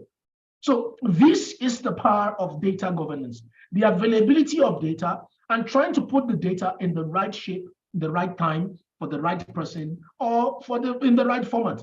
In fact, let me tell you this. The United Nations defined data governance as data in the right place, at the right time, for the right person, for the right format. That's how simple it is. Because if data fulfills all this, then it becomes very valuable. If it doesn't fulfill any of this, it's just useless. It's just ABC and TikTok post and Facebook post. It has no meaning. I'll tell you something. Some people would say, oh, the Google knows too much about me. People knows too much about me. Well, I ask myself, the internet is just a technology. Who gave it data about you? You did. So what kind of data have you given the internet about you? So if the internet is going to process you as an individual, well, what have you given the internet? On your Facebook, what have you given? On your Instagram, what have you given? Okay, there is no way you go online and find, oh, Professor Tosin is a football player. You know why? The internet has never heard, I have never given the internet that about me, which means I am very careful. This is the logic behind data governance. So there are 5 areas of data governance. One is ownership. Who owns it? Somebody's responsible for it. Accessibility. How accessible is it? Security. Make sure it doesn't harm you or your company. Quality. It meets and exceeds expectations. Knowledge. It's knowledge for some people. For you, it's just a simple Facebook post or Instagram post. For someone, it's a resource to make the next strategic decision. The example I gave you earlier on, you want to know about me, you want to give me $1 million. A decision has to be made. Without the right data, the decisions cannot be made. So what happens? There is a technology, there's an engine that says, hey, I can help you with the decision. This is what you know about me. You need to know about the guy. If you want to reach him, this is how you reach him. And boom, you are able to make a decision, okay, that moves your objective forward. I hope that explains what data governance is. Now, I'll move on from there, okay? What are the benefits of, simply put, data governance will give you data quality. Data governance will give you data quality. You know, there used to be a couple of years ago, when we hear engineering, when we hear technology, we usually think about the civil engineer, the mechanical engineering guys who have huge kind of equipment and they are trying to construct a bridge. Well, these days, engineering is somebody sitting in front of a PC. There's computer engineering. And in fact, these guys who sit in front of a PC, they probably made so much impact than the guys who actually drive the huge truck. Why? Because the world has changed. Technology has changed. Development has changed. And we all sit in front of a PC now. What do? The computers can actually give us more. I usually say one thing. The internet is empty. The only reason why the internet has become so smart or better, it's because over the years, you and I has been given information about you, data about me, data about my company, data about India, data about Philippines. So the internet has been busy consuming. So now this is why the internet gets better. This is why technology gets better. Trust me, over the next couple of years, you'll be amazed at what is coming. Okay, so data governance can guarantee you data quality. It can guarantee you data architecture. It can give you data storage. It can give you documentation. It can give you access. These are benefits of data governance. I'll try to move a little bit faster. I said it earlier on. Data governance is not limited to the guy who is the admin or who is the manager. Everybody plays a role. Why? Because you know the kind of world that we are in now. I think the issue of the pandemic actually accelerated this whole idea of computerization or technology-based economy. Imagine if somebody had told you about 5-7 years ago that the entire world is going to shut down and everybody's going to sit at home, you and I would argue, no way, that's not possible. Well, it happened. 2020, COVID came and we all stayed put at home. And as a result, the world has never been the same. The world will never be the same. What you think it's 10 years into the future, guess what? It's right here next week. Okay? So data governance is not just something that the managers would actually do. It involves you who are into technology. It doesn't matter what kind of technology you are into. IT, construction, tell me one industry that actually does not use a computer as we speak. Well, that's the new form of technology that you have. And data governance is here. The earlier we start taking advantage of the data that you and I have, the better. I told you earlier on, for you, it's just a Facebook post. It's just a TikTok post. It's just an Instagram post. Well, for somebody else, it is raw materials to be processed for a better decision, for a business strategy, for the next technology. That's what it is, okay? So data governance can support the growth of engineering and technology by facilitating data sharing, collaborations, innovations, okay? Look at all the apps that you have right now. Those apps are just framework without the data. In Dubai, there are so much apps that we have. In your place, I'm sure you have so much apps as well, okay? If there is no data, those apps can actually not function. Where did the data come from? You and I has always been given the data to the internet. But the truth is, who governs it? In your country, who governs the data? In your place of work, who governs the data? In your family, who governs the data? In your life, who governs the data? Because the truth is, you might not care what you give. There's somebody who cares about collecting from you. Not like they want to steal it. They are just paying attention to the data that you make available. And guess what? They are always ready. You might not be paying attention to it.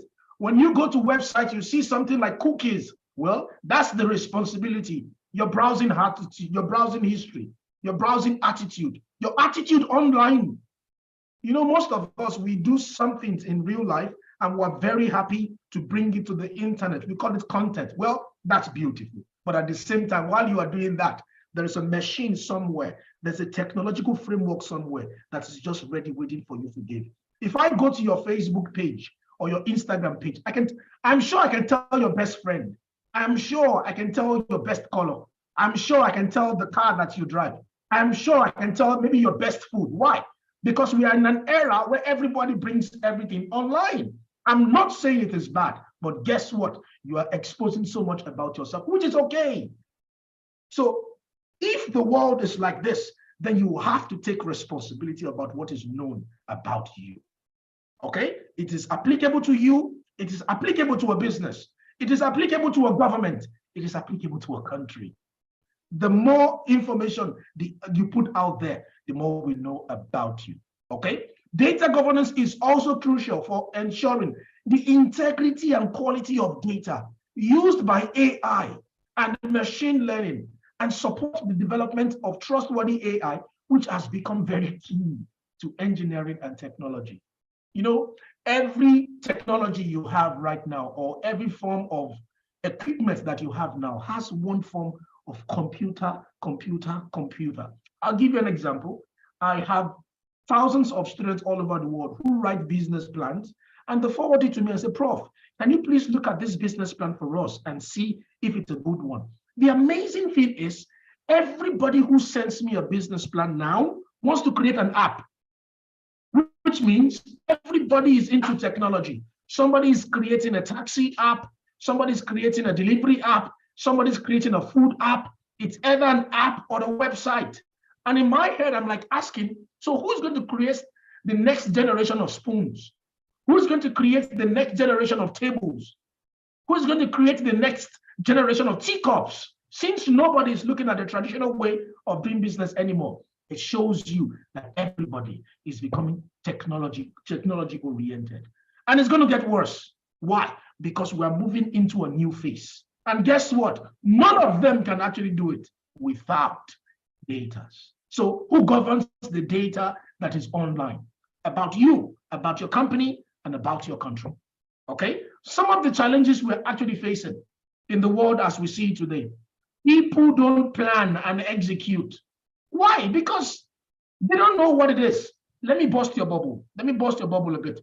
I have a company in the UK called Data Governance Bureau, and we've done research. I can tell you for sure that 95% of the companies in the world do not have data governance. Why? Because they don't know what it is.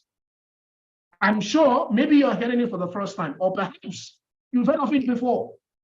But have you been doing anything about it? Absolutely not. It's either people don't actually know, or they know, they're just not paying attention to it. If I ask you to tell me about your assets, you will tell me about the house that you have. You will tell me about your investment that you have. Brilliant. But nobody considers the data about them as an asset. Well, I'm happy to inform you that the data about you are an asset. We have to move to an era where we start treating the data that we have as assets to us. Why? Because it adds to our value. How valuable is your data to you? How valuable is your data to the world? How valuable is your data to your company? How valuable is the company's data to the state?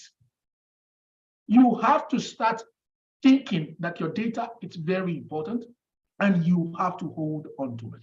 Okay? So there is need for proper planning and there is need for proper execution. Let me draw your attention a little bit. Some people will tell you, oh, we already have a data policy. A data policy is not a data governance policy. A data policy only tells the people how you treat their data. A data policy tells the people, hey, we have your data, we're not going to break the law. In fact, the entire world as we see it, the biggest data law is the one from Europe, the GDPR. Okay, the GDPR protects the data. It governs you and Facebook, for instance, you and Gmail, to make sure those guys do not abuse the use of your data. But that's not data governance. Data governance is how the company themselves use the data assets to improve their bottom line. Do you know data can actually increase your profitability? That's exactly what my company does in the UK. What we do is we come to you and tell you, hey, you don't have a data governance policy. According to research, we can improve your bottom line by 12%. Data governance can improve the GDP of a country by as much as 12%. Do you know what 12% increase in GDP actually means? And yet, these countries are telling you that they are broke. How come you have all the data to increase your GDP by 12%, make the lives of people actually better, and you're not doing it? Everybody focuses on oil. Everybody focuses on other forms of country resources. I'm not saying they're bad, but there is more we can actually do. Okay, according to research, data governance improves the GDP by 12%. If you're a business person, if you have the right data governance framework, you can increase your bottom line by 35%. Now that's huge. Imagine if your profit for this month is 1 million. If I increase it by 35%, that's 1.3, 1.4 million. So what's stopping you from having the extra 3 to 4 million? The only reason is because you don't know, but now you do. It's time for you to start thinking on how to use your company data as a resource. Don't think the only resource your company has is just the laptop and the office and the parking space. You know, I usually say this, the world that we live in, we have two perspectives of life. I am in the physical realm, but I'm also in the virtual realm. Okay, so if you're a company, as an individual, you have assets in the physical realm, you must also understand you have assets in the virtual realm. Now, in that virtual realm, one of the assets that you have is your data. How useful are they? Okay, so there is need, or one of the challenges this particular industry is facing is because there's no planning and there's no execution. Why? Because nobody talks about it, or maybe nobody knows about it. In Africa, we realize that the reason why they don't talk about data governance is because they think data governance is data management. That is wrong. Data management is how you manage the data to be used by those engineers and programmers and those other people. But data governance is the policy and the laws that make sure that data management actually goes or becomes very successful. Let me give you an example. At the state level, what does your government do? You know, the funny thing is, we always like to ask our president, where is the money for last week? Where is the money from last month? We think that's the only corruption that we have. No. When was the last time your country, the people of your country, ask your government, where is the data for last budget? Where is the data from last week? The government should be responsible for the data. And this has been on. The government must let you know what is happening within your state. Your company, your business, it is your right to have access to the data. Well, there might be some data that are confidential. That's fine, but there are also data that are just basic. The more data you have, the more you can actually use it to actually plan and make decisions. I said it earlier on. Decisions don't make themselves. We need information to make very good decisions in our lives. However, what do we need? We need the raw materials. The information you need are embedded in data. Why do you think all these data analysts, data scientists, data architects, data engineers, why do you think they are so much in demand? Why? Because businesses don't want to make decisions. I feel, well, we are not in the era where you feel you can't make business decisions like that. You have to make business decisions based on the analysis of data. And if data governance does not make those data available, you have nothing. And if you are making decisions, I feel I should go this way. Well, I'm sorry for your, I'm sorry. Okay, so this is the issue that we have. You have to understand there is something called data governance, and you have to plan and execute as well. Okay, now, as a data governance team member, you might not actually be the one in charge of data in your company, but you also have a role to play. Ask your company, or if you're the boss, do you have a clear data governance policy? Do you have a policy that makes data available at the right time, at the right place, in the right format, for the right person? If I work for your team, I'm not asking you to give me only the chairs and the parking space and the computer. There is a need for me to have the actual information that will make me function as I should. Okay, so make sure you ask for a clear data governance policy. If they don't have, it's time for you to start creating one. Make sure there is awareness and training. I have come to you right now to talk about data governance. This is the kind of awareness that needs to be done. There's the need for you to have training. Tell your people data governance is not the same as data management. If you want people to give you their best, then you have to give them what they need.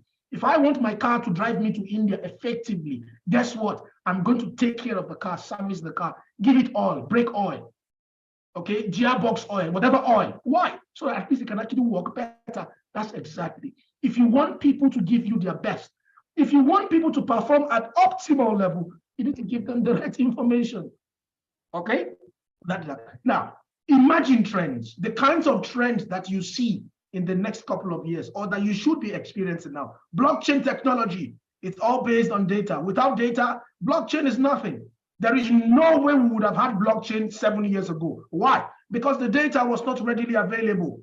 ChatGPT, that's the next wonder. And guess what? That's just a tiny part of it. There's something huge coming. I can tell you this for sure. Some people would say there are some professions that cannot be replaced by robots. Well, let me bust your bubble. It's bad news for everyone. Everyone is replaceable, even myself. Why? Because we've been busy giving the internet data after data. Okay? Now, if you do that, the machines are going to learn. If I know a lot about you, then on your birthday, I can buy you the things that you like. If I'm going to give you a gift on your birthday, if I know you very well, then I know the kind of gift that you like. Now, if you ask me to buy you a gift I don't know, why? because I don't know you very well. But if you and I spend a week together, I would understand that maybe the best gift or something that you like is chocolate and a Ferrari. And guess what? On your birthday, I'll be at the door with a gift, with a chocolate and a Ferrari. Now, guess what? The technology of the internet knows you and I very well now. It knows us very well, which means it knows what you want, when you want it, how you want it, where you want it. Okay? So this is why you have technologies like the blockchain, ChatGPT, different kinds of AI. Are you aware that if I didn't want to be here today, there is an AI that could come here and still say exactly the same thing that I'm saying to you right now, behave exactly the same way I'm actually behaving, and I will not be here. Are you aware there's an AI for that? And this is not like rocket technology. It's online. You can use it. I don't want to be here today. Perhaps I'm busy. There's an AI that I can actually type these things out. I will send the AI. It will log in when it's supposed to log in, behave like me. Look at my hand. You see, that's me. That's how I express myself. It will behave exactly like me and will present exactly the same thing, slide by slide, point by point. That's how advanced we are. Why? Because we are getting to the point where we know how to organize our data. If you organize your data, when you present it to technology, boom, the future is yours. So you have trends like blockchain, ChatGPT, and other AI. I was reading an article yesterday. There is a song in the China or Japan or somewhere in Asia that is topping the chart as we speak. It is the #1 song in the country. And guess what? It was written, created, and produced by an AI technology. Let me bust your bubble. You see the slides that I'm using right now? The slides that I'm using to speak to you right now, I didn't create it, and AI did. I'm just here to speak. You see the logic. I didn't create the slides. I only told the slide what I'm supposed to do, my name, this is what I want to speak about, and AI gave me this. It took less than 30 seconds. This is the world that we live in. So if you truly want to boost or grow technology, you must understand that the raw materials that the modern technology actually needs is data. And the earlier you start organizing your data, the better your field would actually grow. If you have not been paying attention to data, well, this is the time. I said it earlier, and I said 95% of companies globally, even in the UK, where my company is, they don't have it. So it's a new field or new industry or new concept that everyone needs to grow into. This is why they always tell you data is the new crude. Okay? Everyone is replaceable. So in conclusion, data governance is essential for the growth of engineering and technology. I encourage you to consider implementing data governance in your own organization. You should try and implement data governance in your own organization. Start with practicing it in your own life. Claim ownership of your own data. Start with your family. Start with your job. Okay? The right data will give you the right information. The right information would help you make decisions quickly. This is how data can actually contribute to technology as we see it today. Okay, I hope I've been able to draw your interest. If this is the first time you're hearing about it, I'm happy to be the one who has introduced it to you. If this is not the first time you're hearing about it, maybe it is time for you to start carrying out certain actions. Okay, well, thank you very much for giving me the opportunity to speak to you. Okay, it's a privilege to meet you, and I truly hope we'll meet in person sometime in the future. Thank you very much, guys. Good luck. Thank you so much, Dr. Ekundayo, for that very enlightening and wonderful discussion. And I hope our audience and our participants are still with us, because we are going to proceed at the next juncture of our program, which is the question and answer portion from our previous discussion. So if you have any question, please drop your question in our chat box for our participants in the Zoom, and for our participants here with us present in our conference room, please raise your questions. I think All there are right. some questions in there's The a question in question the chat is, box. can we see the Yeah, check the question? chat. All right. Dr. Ekundayu, Mhm. sir. No worries. All right. There's a question here coming from one of our participants. So let me read the question for you. Mhm. All right. The question is from Mr. or Sir Harsono. Okay. All right. Then. The question is, what do you think about the accessibility and security? And he thinks that I one's think one factor factor. reduce others. See, the reason why we always talk about security issues is because while you might actually be a very good person, a decent person, there are people who are actually bad. So while you are actually trying to do a good thing, there are people who are actually trying to hurt you. However, that does not mean we would stop doing what we need to do. Now, this is why data governance is important. Now, if you take control of your own data, you would be able to identify the kinds of data that will not harm you. We're not asking you to put your life in the open. We're not asking you to put, if you go online, I don't think you'll find my address. Maybe if you want to kill me, there's no way you'll find me. Okay. However, if you take ownership of your own data, you will determine what's important, what you should put out, and when. You see the logic now. If you go online, you will find me maybe on Facebook. There's no way you will kill me on Facebook. Maybe on Instagram, there's no way you're going to shoot me on Instagram. Maybe you'll find email. There's no way you're going to shoot me on through email.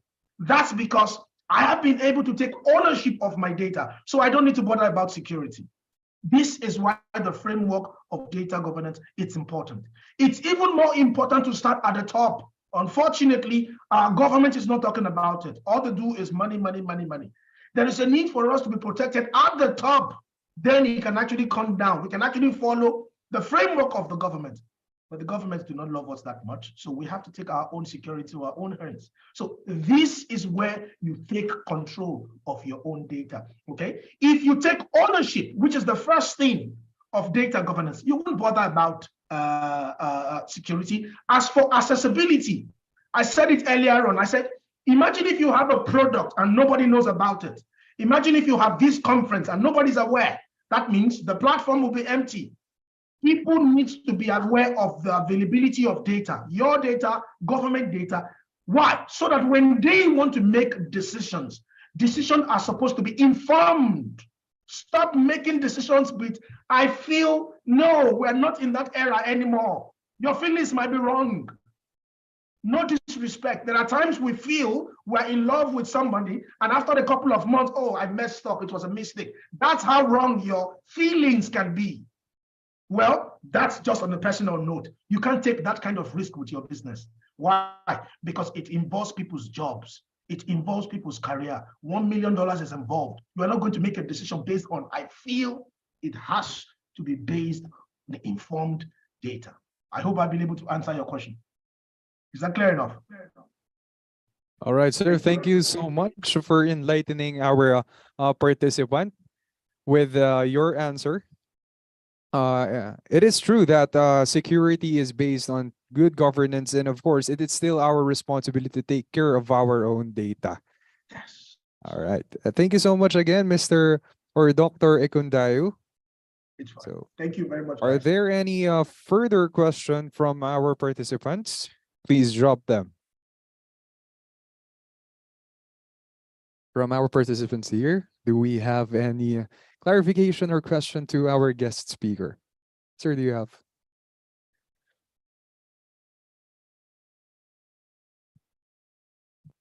I would say thank you for Mr. Prof. Tosin. Your presentation is outstanding for me. It's excellent.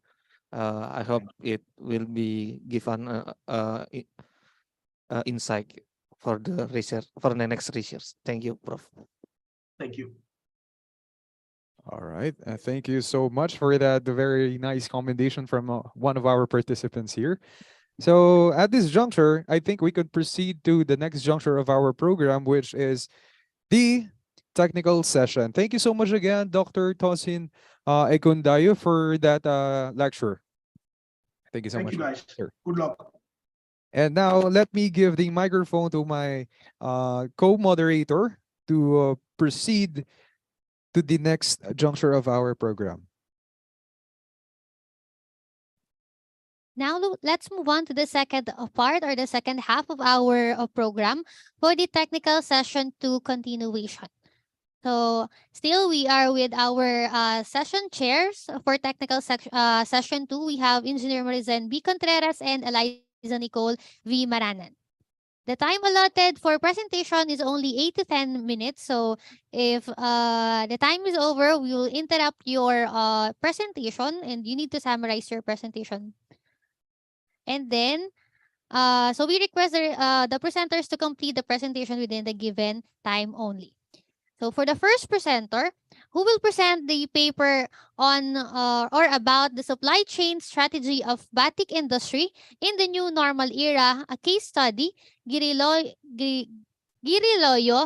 Batik Industry Career Indonesia, we have Estefany Prima Diaz Cristiana. Let's give her a round of applause.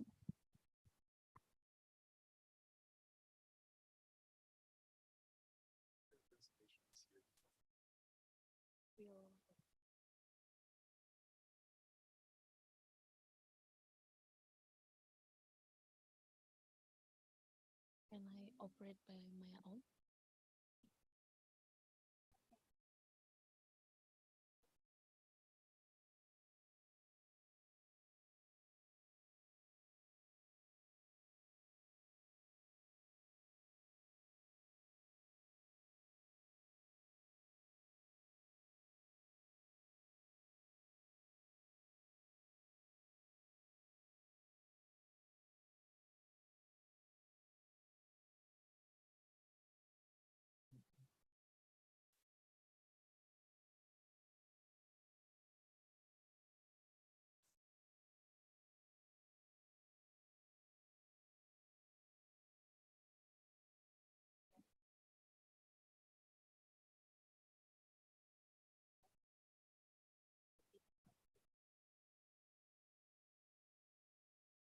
Hi, good afternoon, everyone. Good afternoon, Nicole, as a session chair, and also everyone in this room and all of participants in Zoom. My name is Stefany Primadias Christiana, and today I will share our research with the title Supply Chain Strategy of Batik Industry in the New Normal Era, Case Study Giriloyo Batik Industry Indonesia. Okay, first I would like to say thank you to LPDP, Lembaga Pengelola Dana Pendidikan Indonesia, that give funding support for this research.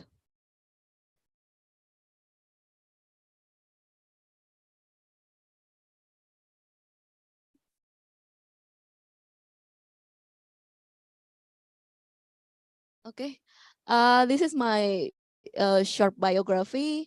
My name is Stefany Primadias Christiana, and now I am a doctoral student at Universitas Gadjah Mada, Indonesia. And my dissertation topic about supply chain collaboration. And actually, this research is part of my dissertation. This is very first analysis of the problem. Okay, and this is my outline of the presentation today, overview about pandemic, overview of batik industry, supply chain identification, and the challenges, and also the strategies recommendation. Okay, as we know that World Health Organization announced that COVID-19 pandemic as a global pandemic on maybe in March 2020. And then Indonesia is one of countries that affected by this virus. So the government takes the policy, and one of the policy is social or physical distancing. So what is the impact? We should do all our activity at home, like work, study, worship, and then public area facilities closed, shopping mall closed, and then restrictions on public transportation and others. Okay. Not only a public health crisis, the COVID-19 pandemic has also seriously disrupted the community's economy.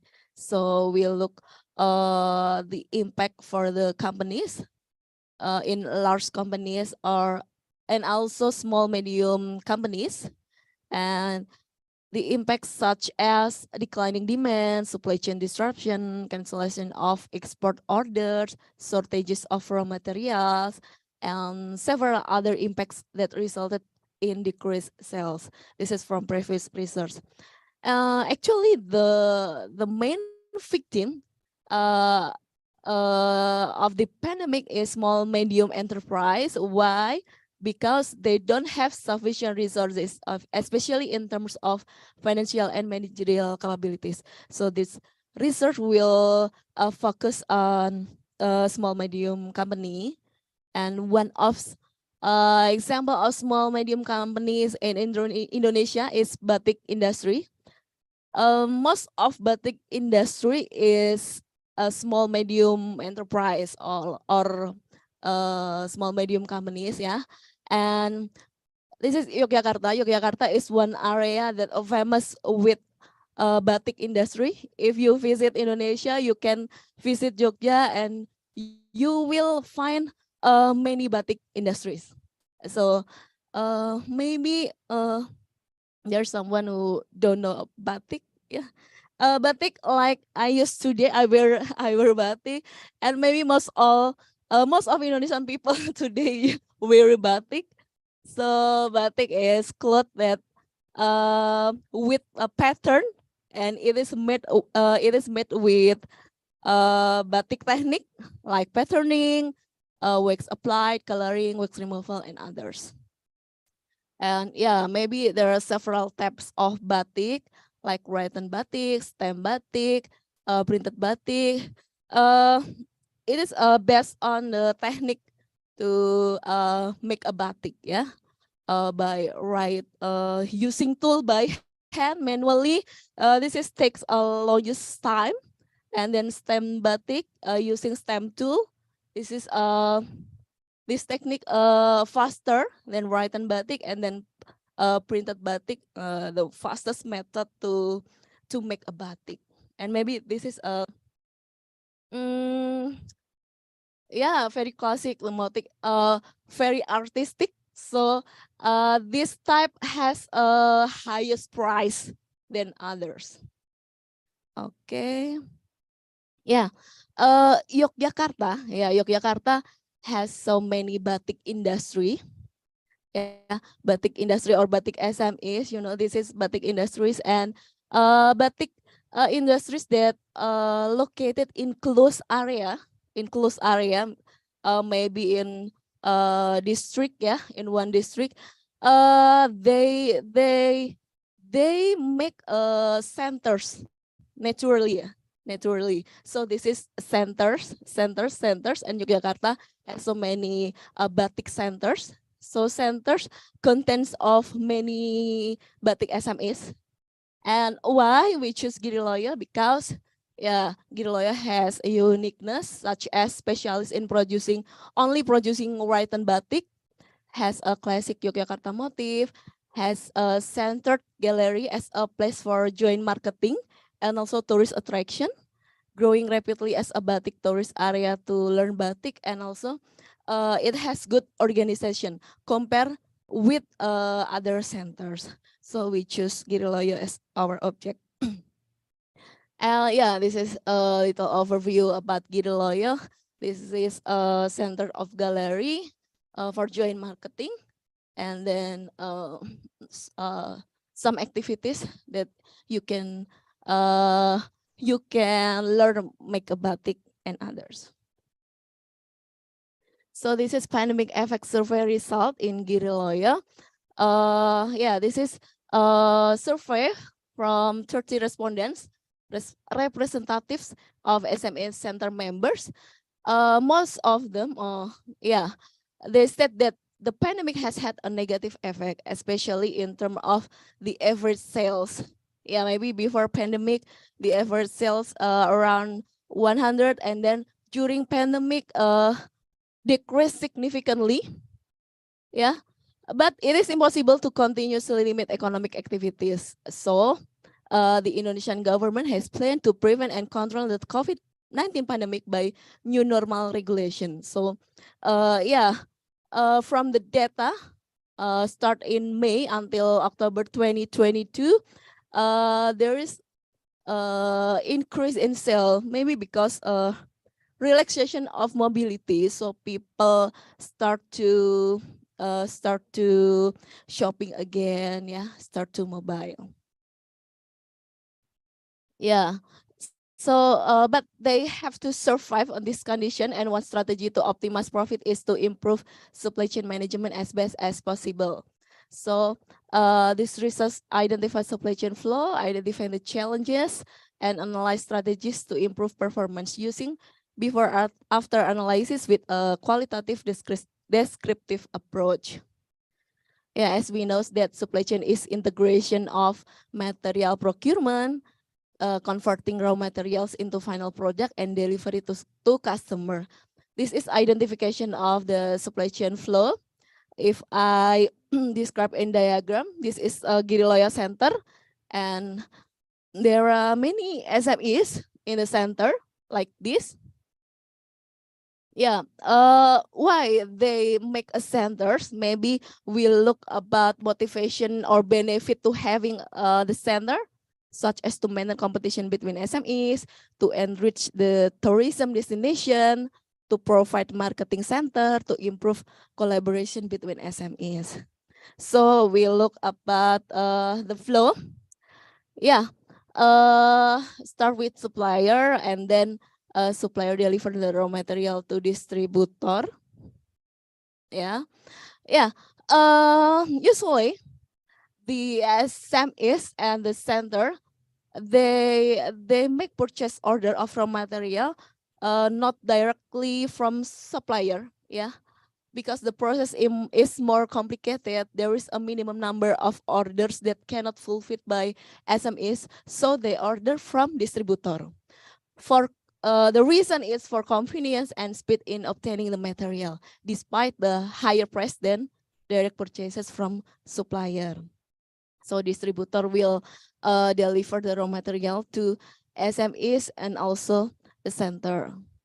Each SMEs make their own purchase order depending on their needs, and ordering raw materials from center is only carried out if there are tourism activities such as learning to make a batik.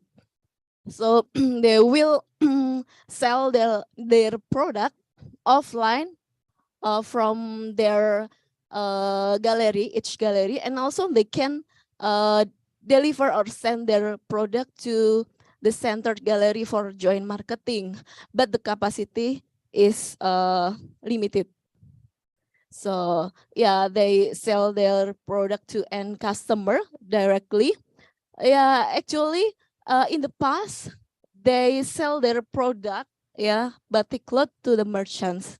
But today, based on my interview, they not sell to the merchants because the payments were made after the product were sold. So because many products that have not been sold for a long time, the quality of the product decreases. So they feel loses. So now they sell their product directly to end customer.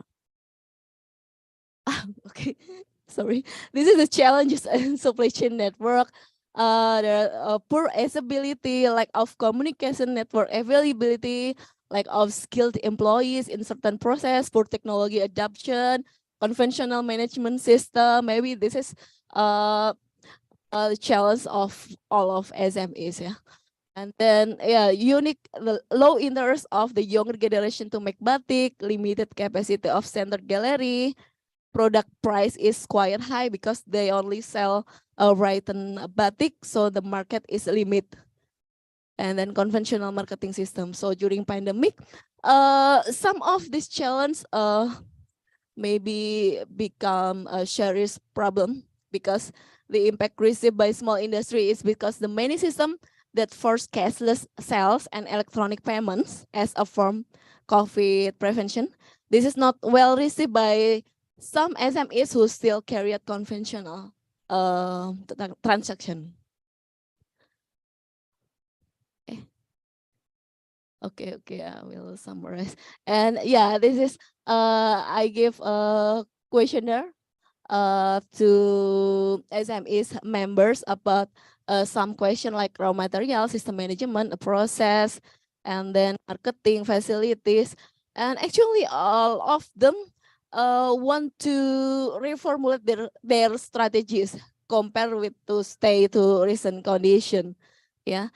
Like this, if I describe in diagram, so this is before after analysis. For example, raw material before pandemic, easy to get anytime, fast response from distributors, and then during pandemic, constrained by regulation, fast response, but the price is higher. So this is the recommendation is they make a collaboration, yeah. They make collaboration of each other's SMEs. So for example, purchasing consortium, and then production collaboration, and then if they sell to center gallery, so optimize the space allocation. And this is the future research. Maybe we will make a collaboration in this field. Yeah. Okay, and thank you again for LPDP Indonesia who give me funding support, and also Gerilya and Universitas Gajah Mada. Thank you for your attention.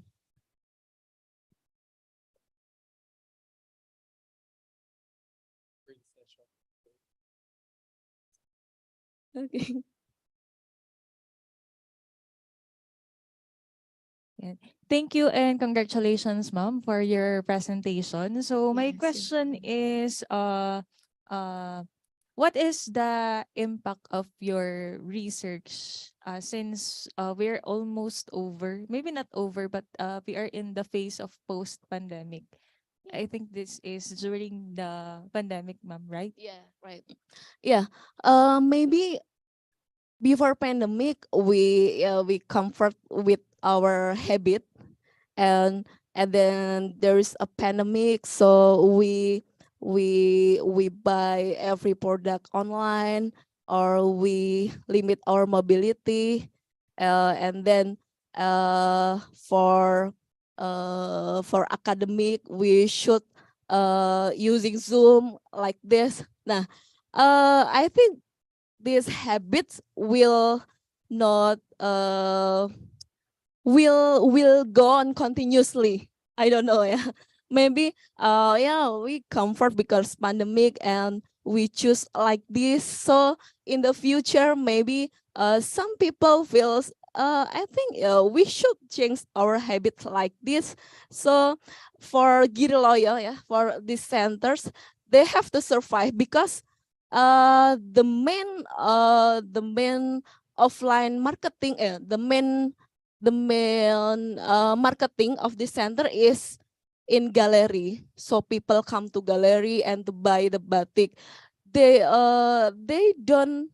don't have like online sales, maybe on media social, on others, yeah. So yeah, they have to survive. They have to start to make a website, or maybe in media social. So yes, marketplace, yeah, every marketplace, yeah. Maybe because their age almost old, yeah. But I think they have to change, not only in pandemic, but yeah, in the future. I think that's all. Yes, ma'am. Thank you po. Yeah. Thank you. Thank you so much, ma'am Christiana, for that presentation of your paper entitled Supply Chain Strategy of Batik Industry in the New Normal Era, a study or a case study of Giriloyo Batik Industry Center, Indonesia. And now we are going to proceed for the next presentation about How Indonesia's Stock Market Responds to COVID-19, authored by Eddie Harsono. Let's give a round of applause for Sir Eddie Harsono.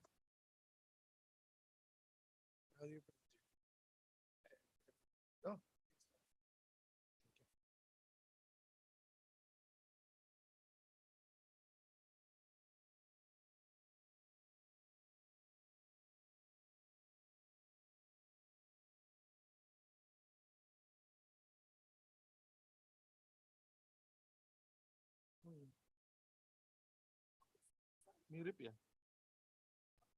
Iya.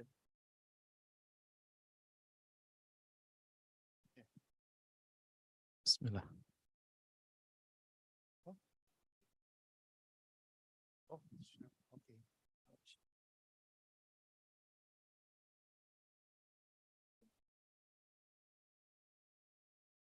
Bismillah. Assalamualaikum warahmatullahi wabarakatuh, and good evening for the audience.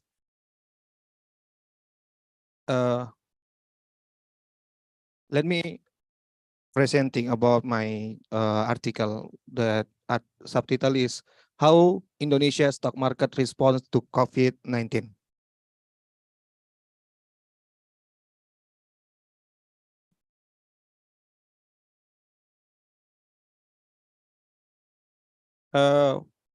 For introducing myself, that I'm a civil servant at the Directorate General of Taxes, and I am magister program student in Hasanuddin University. That's for all. And my article is have abstract that we know the COVID-19 pandemic has economically impact on almost all countries, including Indonesia. This condition was caused by weakening demand due to the reduced purchasing ability and decreased supply to social restriction. Our studies is analyzed 27 firms of the index LK45 on the Indonesia Stock Exchange. Why we chose that 27? Because the 27 firms is only defend their position in the LK45 index. That we know that this index was the best index stock market in Indonesia. The selection firms that description was the best. Why they stand for the 3 years between our research in the 2019 until 2020, 20 and 22. Our research that has 4 events in the 5 windows. We analyzed to find comparison between the situation. Our research is descriptive.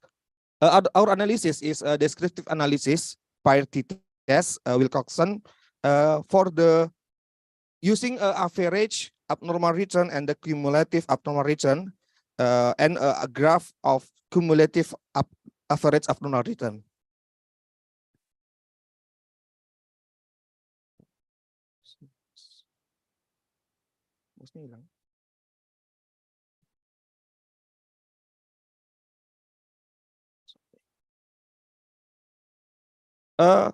As we know that stock market is an equilibrium of the demand of supply in the stock market.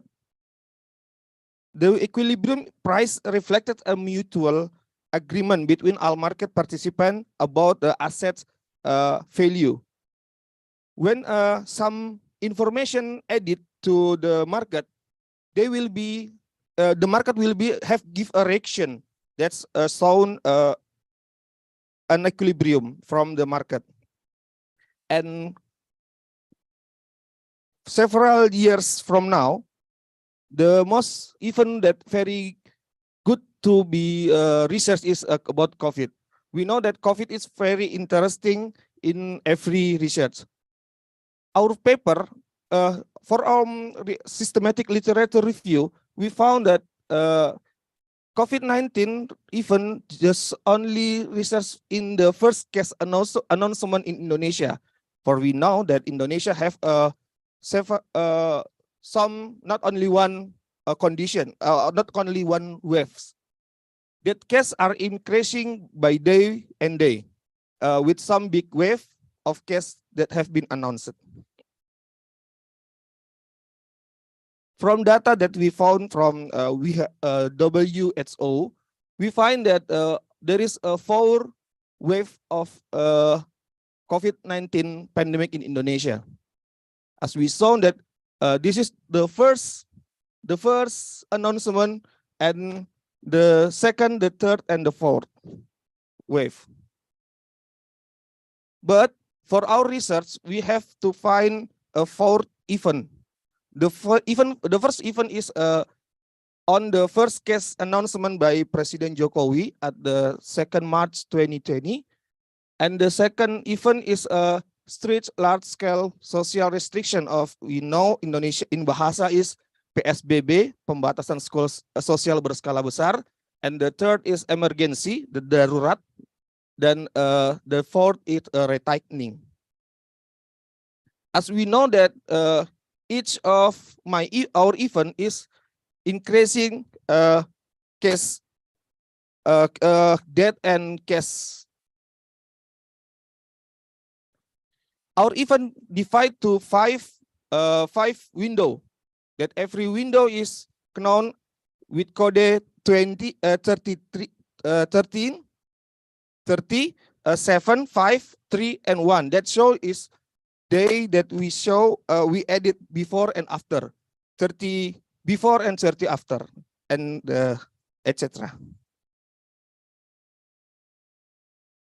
And the next, our method is to divide 5 dates, the estimated period start, the estimated period end, Windows event started, event date, and the Windows event.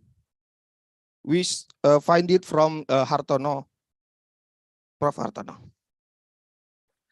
What we found from our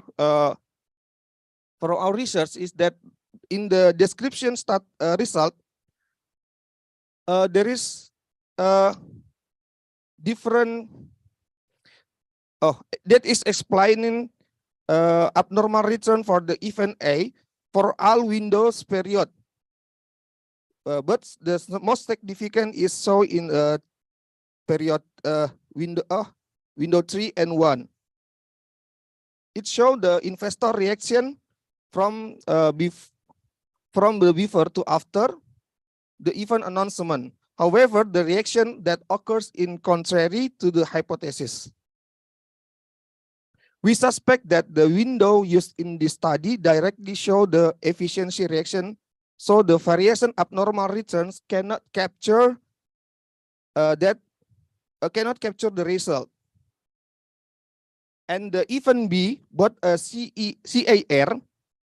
and the average IAR, experienced an increase in the return value when the strict LSSR event was implemented. And the third, the event C and event D, there is the graphic, the data show that has no reaction. This show our pair test result using Wilcoxon and the Perti test. It show the same with the description, but the most unique that we find from the graphic in the right side of my presentation, the graphic show 4 condition. The blue one is our first event. It show that pandemic COVID have a significantly negative, and it show an equilibrium at the position period 1, date 1. And we find that there is an information. That information has been known by market before the president announcement. And the most unique is there is virus at the day 15. The next most interesting is at the second event. It showed just positively significant. But at the same time, the case is increased, and the day people increases day by day. But at the market, it show a good condition. From our literature review, we find condition that name pandemic darling. And pandemic darling is not so familiar in research, but it's very good to be looking forward. And the third and the fourth, the third and the fourth, it show no reaction. Even that dead people increase highest. Yes, and conclusion. Our conclusion first is that we find that no significant difference between using AAR and CAR.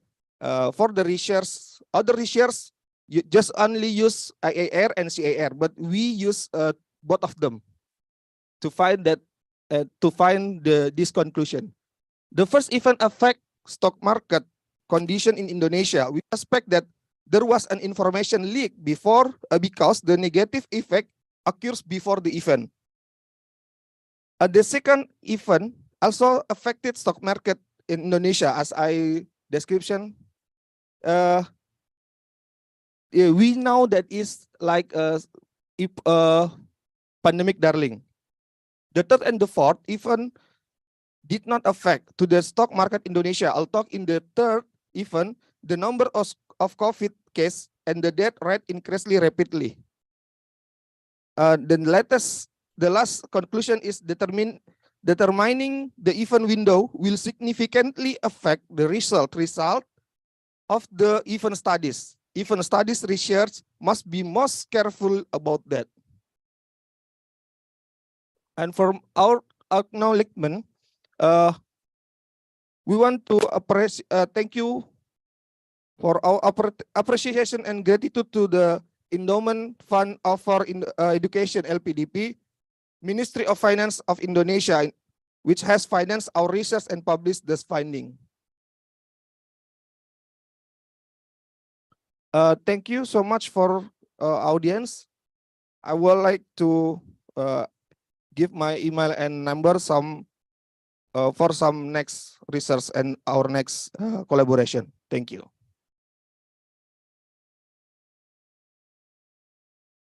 Okay, sir, thank you so much for your presentation and congratulations.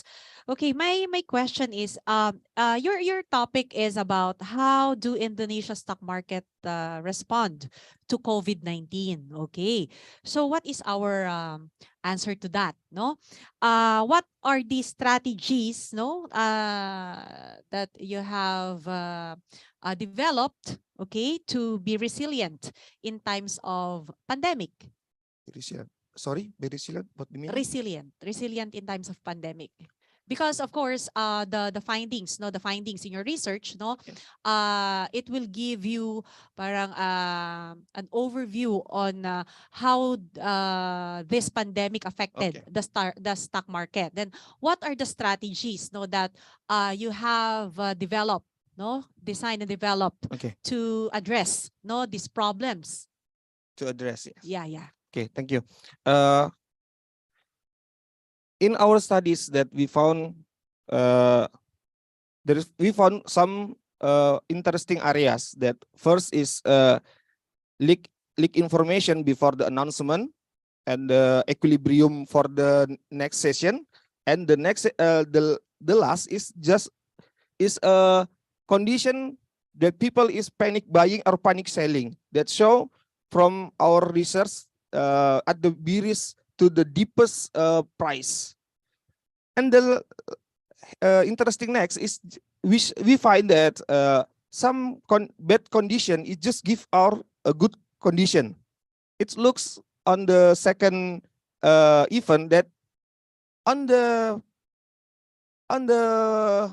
pandemic, people still can have a good return. And so the most funny is the third and fourth. Not everybody care about dice again, because the people is very disgusting or don't care anymore about that. It's very funny for us that know in the market. Thank you so much. Thank you so much for honor.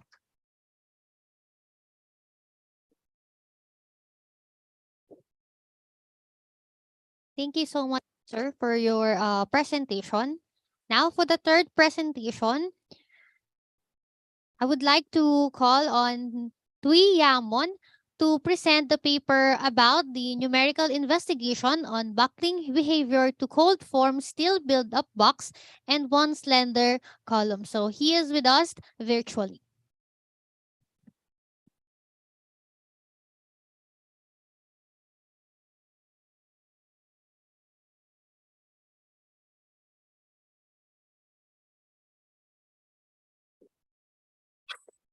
Good afternoon, sir, honorable speakers, guests and professors, and the research scholars. I'm Turaman from Lincoln University, Malaysia. And today in this conference, I'd like to present about the topics of numerical investigation on the buckling behaviors of co-form steel build-up box cylinder columns. So in my presentations, it comprises 8 sections, starting from introductions, methodologies, findings, results and discussion, conclusions, limitation, suggestions, references, and the question and answers. So as the introduction said, so I'd like to start from the background of the research. So my research topic is focused on the behaviors of co-form steel. So co-form steel is a kind of steels manufactured at room temperatures with a thin sheet of steel coins. So now today in construction industries, the builders and engineers began to focus to use the co-form steels in place of the conventional materials like the woods, timbers, and hot rolled steels because of their high strength to weight ratios, because of the eco-friendly nature and easy for installations. So here in this figure, so we can see the applications of co-form steel in building constructions, not only as the non-structural components, but also the structural members.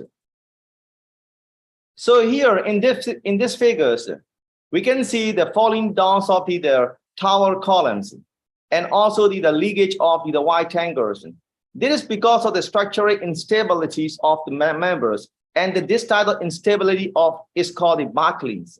So here, this type of buckling is called the global buckling, and this is called the local bucklings. So for applications of the co-form steel member at the structural components, the major challenge is the bucklings. So this may be the local, distortional, global, or sometimes there may be the 2 or the more types of the modes or the combinations of the bucklings. So here in this figure, so we can see the nature of the buckling of the compressive member columns. So in the first figure, we can see the column member is stable. So because the pi division load is equal to the critical buckling load, so the member is stable. But the pi division load becomes greater, the member became unstable and buckle to the right side. Here we can see the lateral displacement delta use. So here in the last figure, we can see, so from until the dead points, the column is stable because the equivalent of the pi division load and the critical buckling loads. But from that point, the columns have become unstable and it can buckle to the right side or the left side. And this point is called the bifurcation point. Whenever we consider about the instability of the compressive member, the bucklings, we have to concentrate the focus on these influential factors like the end conditions of the member, eccentricity of the loads, geometric imperfection, and the slenderness ratio. So here's in this figure, so we can see the cross section of the co-form steel members. So in the first 2 rows, they are called the single detached members. Single detached member, and in the last row, we can see the combination of this single detached member, and this section are called the build-up members. So whenever we use the structural members, the literature endorses that build-up co-form steel section have the higher strength than the single detached sections. So through the recent investigations, So we have found that most of the researchers were focused on studying the bendings and the flexural behaviors of BELAB beam members, and the very few researchers focused on the compressive member columns. So in 2011, research investigated the friend-to-friend BELAB box with the CM wall condition and suggested the applications of modified slenderness ratio. And in 2013, the Liam studied the failure modes of different types of co-foncy, singles and BELAB member at C box, double box, and I section with the numerical software Abacus. In 2016, the NNT applied Abacus software to assess the nonlinear analysis of co-foncy BELAB box double angle columns with pin-ended conditions and a compression load. And in 2018, Marcel applies the Abacus software to examine the nonlinear analysis of co-foncy channel section, column and the compressive loads, and calculated the load-bearing capacity and influence of imperfection on load-bearing members. And in 2019, Krishnanu investigated. There has been no previous work described any BELAB box co-foncy section or friend-to-friend connection through the bowl or screw and a uniaxial compression load. And in 2021, Mon and Salvans recommended to compare the modes of buckling among the BELAB box sigmas and I section through the uniaxial compression load for global buckling as the vertical structural members. Based on these reasons significant of the research, here's I have found the 4 research gaps for this study. Gap 1 is that most of the previous researchers were focused on co-foncy BELAB beams member for their bendings and flexural behaviors. As the gap 2, there has been no previous work described by any BELAB columns by means of failure wall connections. And as the gap 3, for numerical analysis software or finite element analysis, most of the researchers use the Abacus software to investigate these behaviors. As the gap 4, numerical results for the BELAB box and I columns by means of ANSYS need to associate with experimental method. Based on these 4 research gaps, here's I have found the 5 problem statements to analyze this study. The first one is that to BELAB the section members, so by means of the failure connections, wall spacing became the significant details. This means that we have to know which wall spacing will be the most applicable spacing to create the BELAB member. That is the research question 1. The statement 2 is that for the end conditions, which type of end condition for the compressive member is favorable to use for this analysis? That is the statement 2. And the statement 3 is that which form of BELAB column is more preferable to apply? It means the BELAB box column or I column is more preferable to use as the structural members. And for the section 4, based on the difference of the height of the columns, and maybe the short column and long columns, the question is, are the modes of buckling the same or varies? And the last one is the external reliability of the finite element software ANSYS for the design optimization for this type of buckling columns. Based on these problem statements, so I have made this investigation. For the problem statement 1 and 2, it is already solved and already presented in the last year of International Conference of Sustainable Developments of Material Science, Technology, and Engineering 2022 in Malaysia. And I have found the 2 findings. One is the best wall spacing for the failure wall connection. There is a 509.6 millimeter. It's the best wall spacing. And for the end condition is the use of end plate at the end of the column is better than for the column without using all the end plate. So these 2, the statement is already identified. For the statement 3, it is also identified that the BELAB box are more preferable to I column, and this article will be published in the Scopus Index Journal, International Journals of Sustainable Construction Engineering and Technologies. For the problem statement 4, so for the short column stat, the local buckling govern, it is already identified and already published. And now in this conference, and I will present the how global buckling the govern for the cylinder columns. And also for the problem statement 5, so the use of the numerical software ANSYS and compare the results with the recent experiment output in this conference. So the objective of this research begins to investigate the buckling behaviors of BELAB box cylinder columns by means of the numerical software ANSYS 2020 R1 and compare the results with experimental output for design optimization. So the methodology here I use the numerical method of the finite element software ANSYS 2020 R1. And this is the reference finite element model. So this model is a reference for the recent research of the experimental method done by the Krishanu et al. 2019. So from this experimental model, here I use as the reference model for this numerical investigation. This is the geometric section of this reference model in this investigation. Here, B75L 70,000 when represent the name of the specimen in this investigation. 75 represent for nominal web dimension. L represent for height of specimen. 70,000 represents for nominal height, and the 1 is the number of the tested specimen. And these are the material properties for this numerical investigation. For this pre-strike the linear and nonlinear analysis. This is the finite element mesh model of the Bayes-Ball cylinder columns. These are the statistical data that I use in this analysis. These are the results of this model. And for the 10 mode of buckling for the linear and nonlinear buckling load. Here, the first buckling mode governs for this investigation. So its value is 70.24 kilonewton for the linear buckling and 70.22 for the nonlinear buckling. And the global buckling govern for this cylinder columns.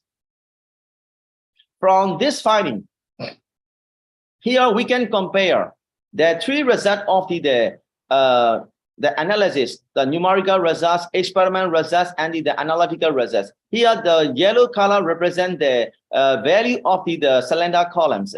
The value of the cylinder columns. For the numerical result, it is 70.24 kilonewtons. Experimental result is 90.55, and the analytical method is 70.1 kilonewtons. This is the results of this investigation. Here, the global buckling governs for this investigation. This is a research question, and this is a solution that I find in this investigation. Here is the two limitations for this studies. One is the limitation on the type of conditions, and one is the limitation on the geometries. Based on these two limitations, here I gave the two suggestions, the recommendation for the further future studies. These are the two suggestions.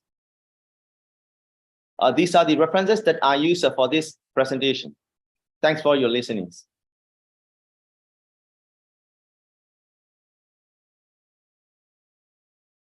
Thank you, sir. Thank you and congratulations for your presentation. So my question is, may I know your logical basis on conducting your numerical investigation? So, I mean, have you experienced serious problem on why did you come up on conducting this research or the numerical investigation on both beams and columns? Yes. Thank you for your question, sir. This is because of based on our research question, research gap. You can unmute your microphone because we can't hear you over here. Pardon?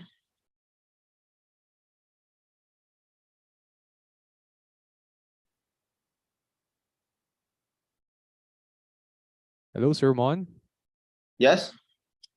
You may unmute your microphone. Hello, sir. Can you hear us? No, I don't hear. Okay, sir. I will just repeat the question. Can you hear me now? Yes, I hear. Sir.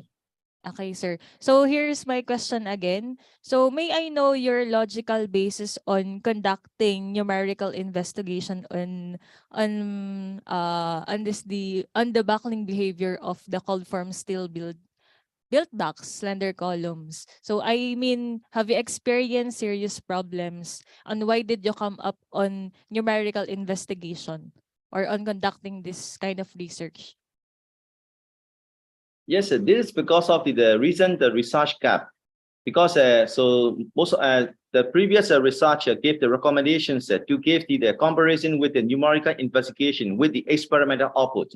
Because the foremost researcher that do the experiments for this type of columns by means of experiment. That's why here I made the investigations by numerical method. Okay, sir. Thank you po. All right, thank you so much, Sir Mon, for a successful presentation of your paper on numerical investigation on buckling, behavior of cold formed steel built up box and slender columns. And now, let us welcome one of our presenters who is present here with us today in this conference hall, Mr. Renante A. Diamante, to present his his paper about preliminary systematic literature review on the adoption of security as a service. Thank you.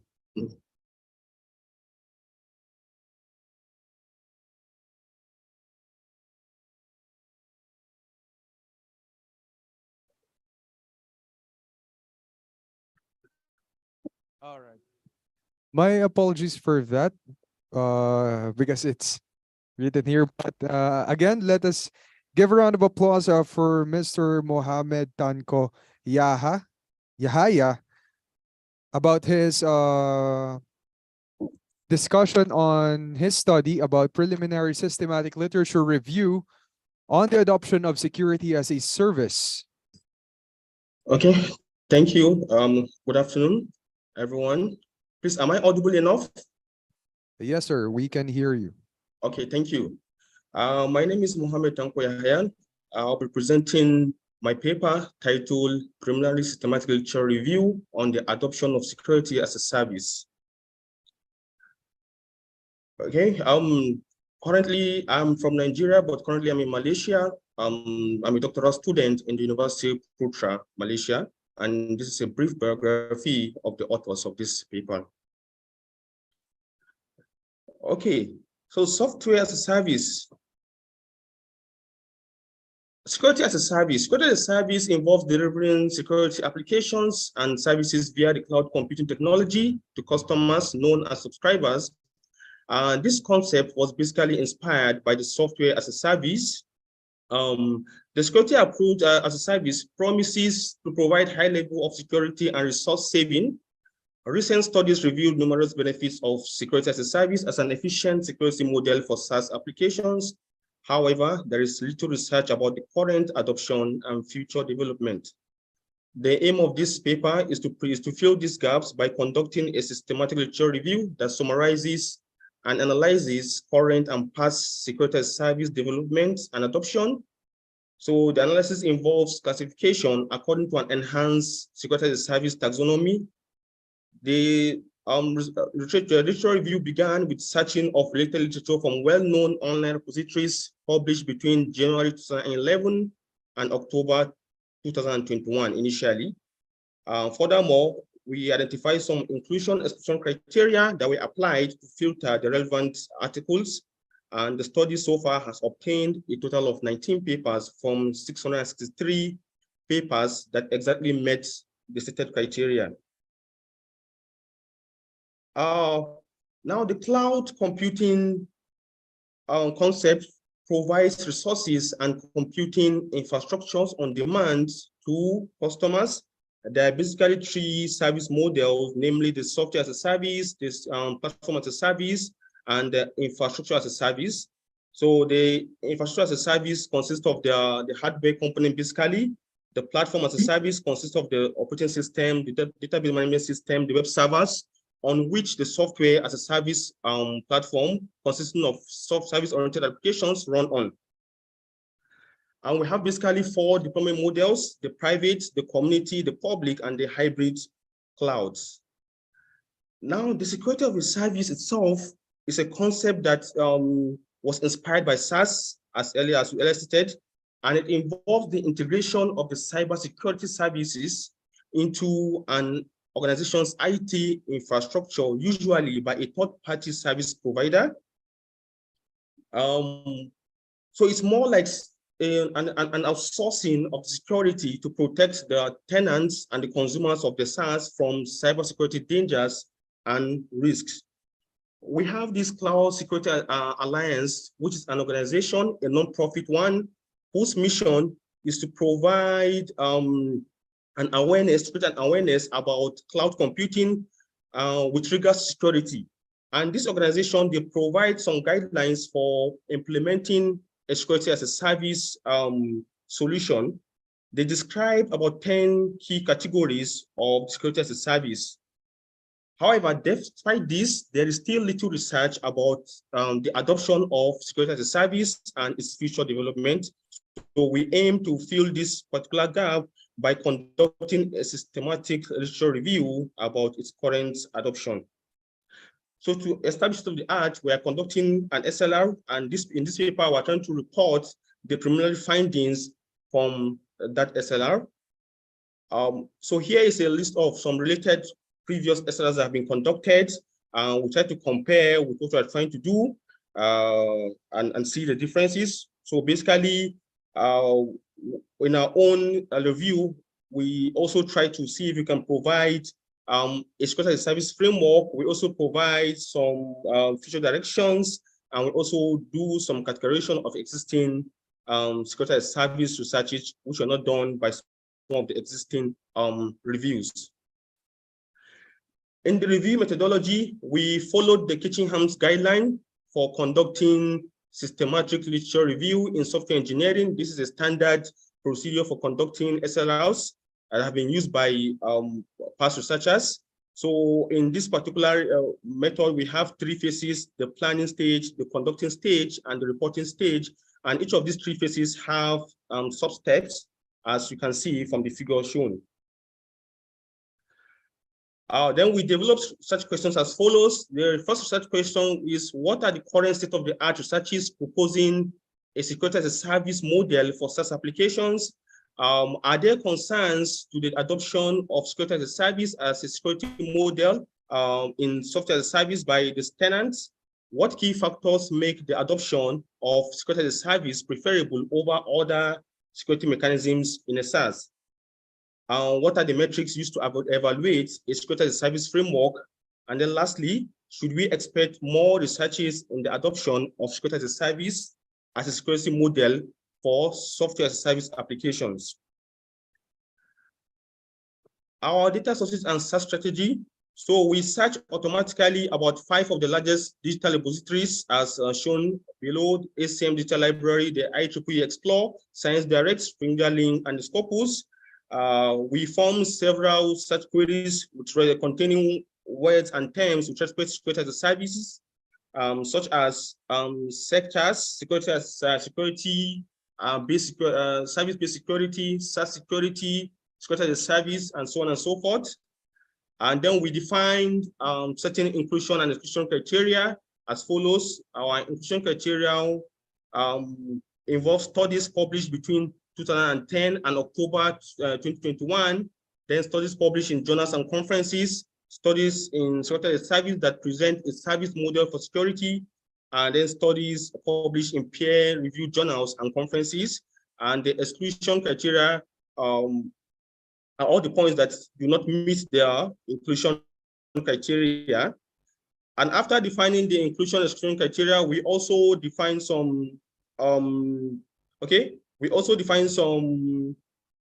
assessment questions, quality assessment questions, about 8 of them that we subjected the selected studies to in order to make the final selection.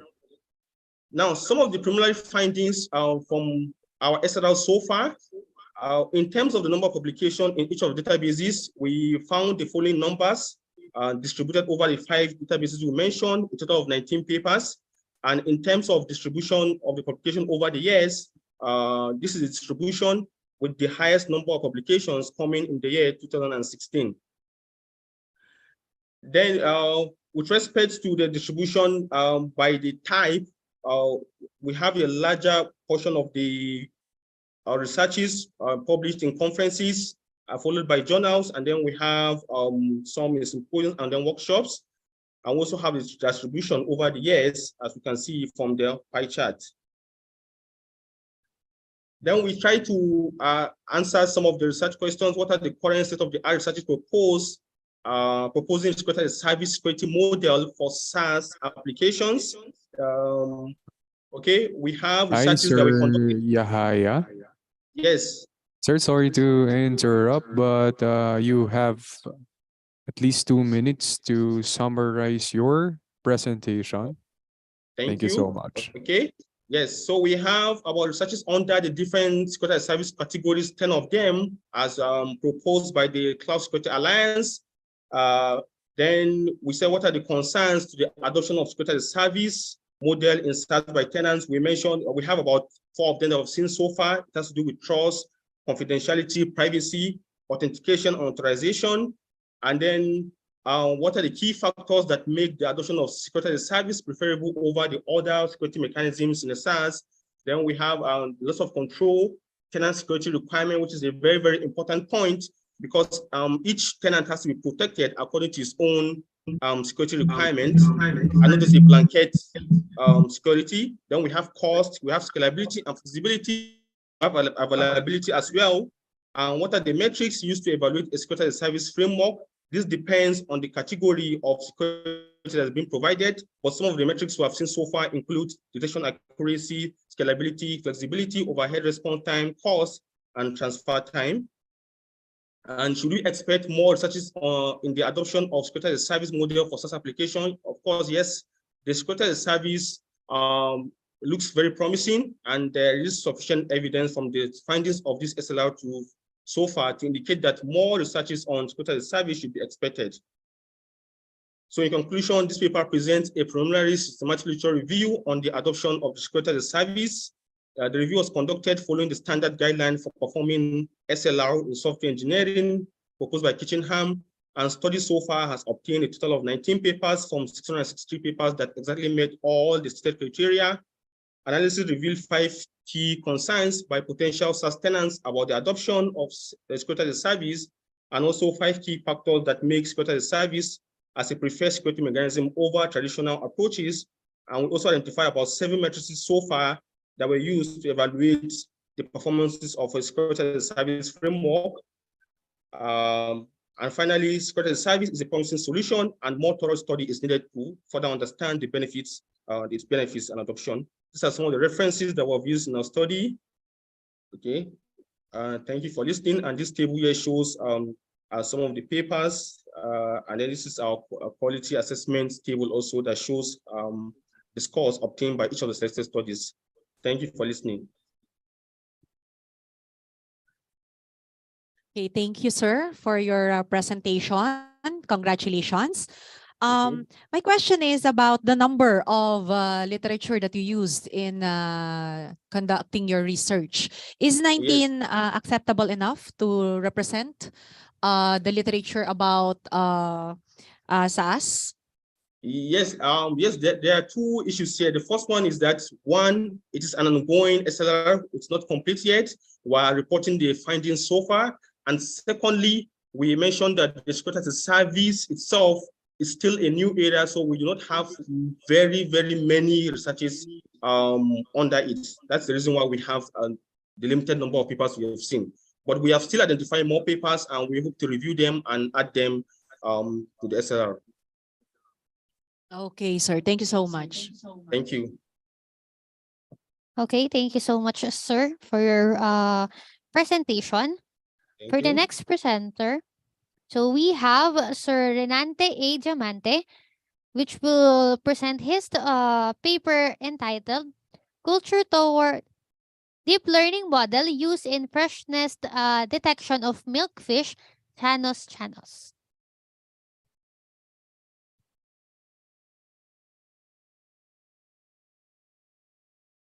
Hello.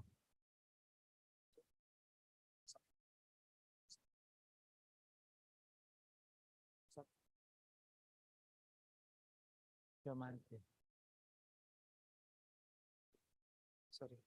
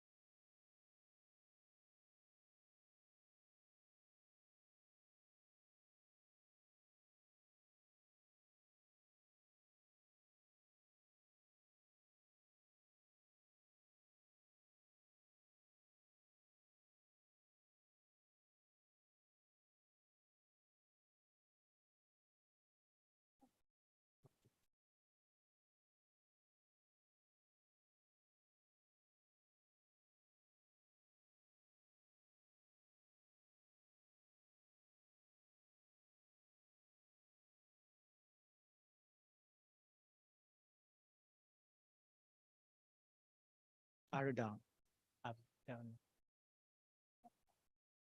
Pag nag-move, to move the next slides. Back.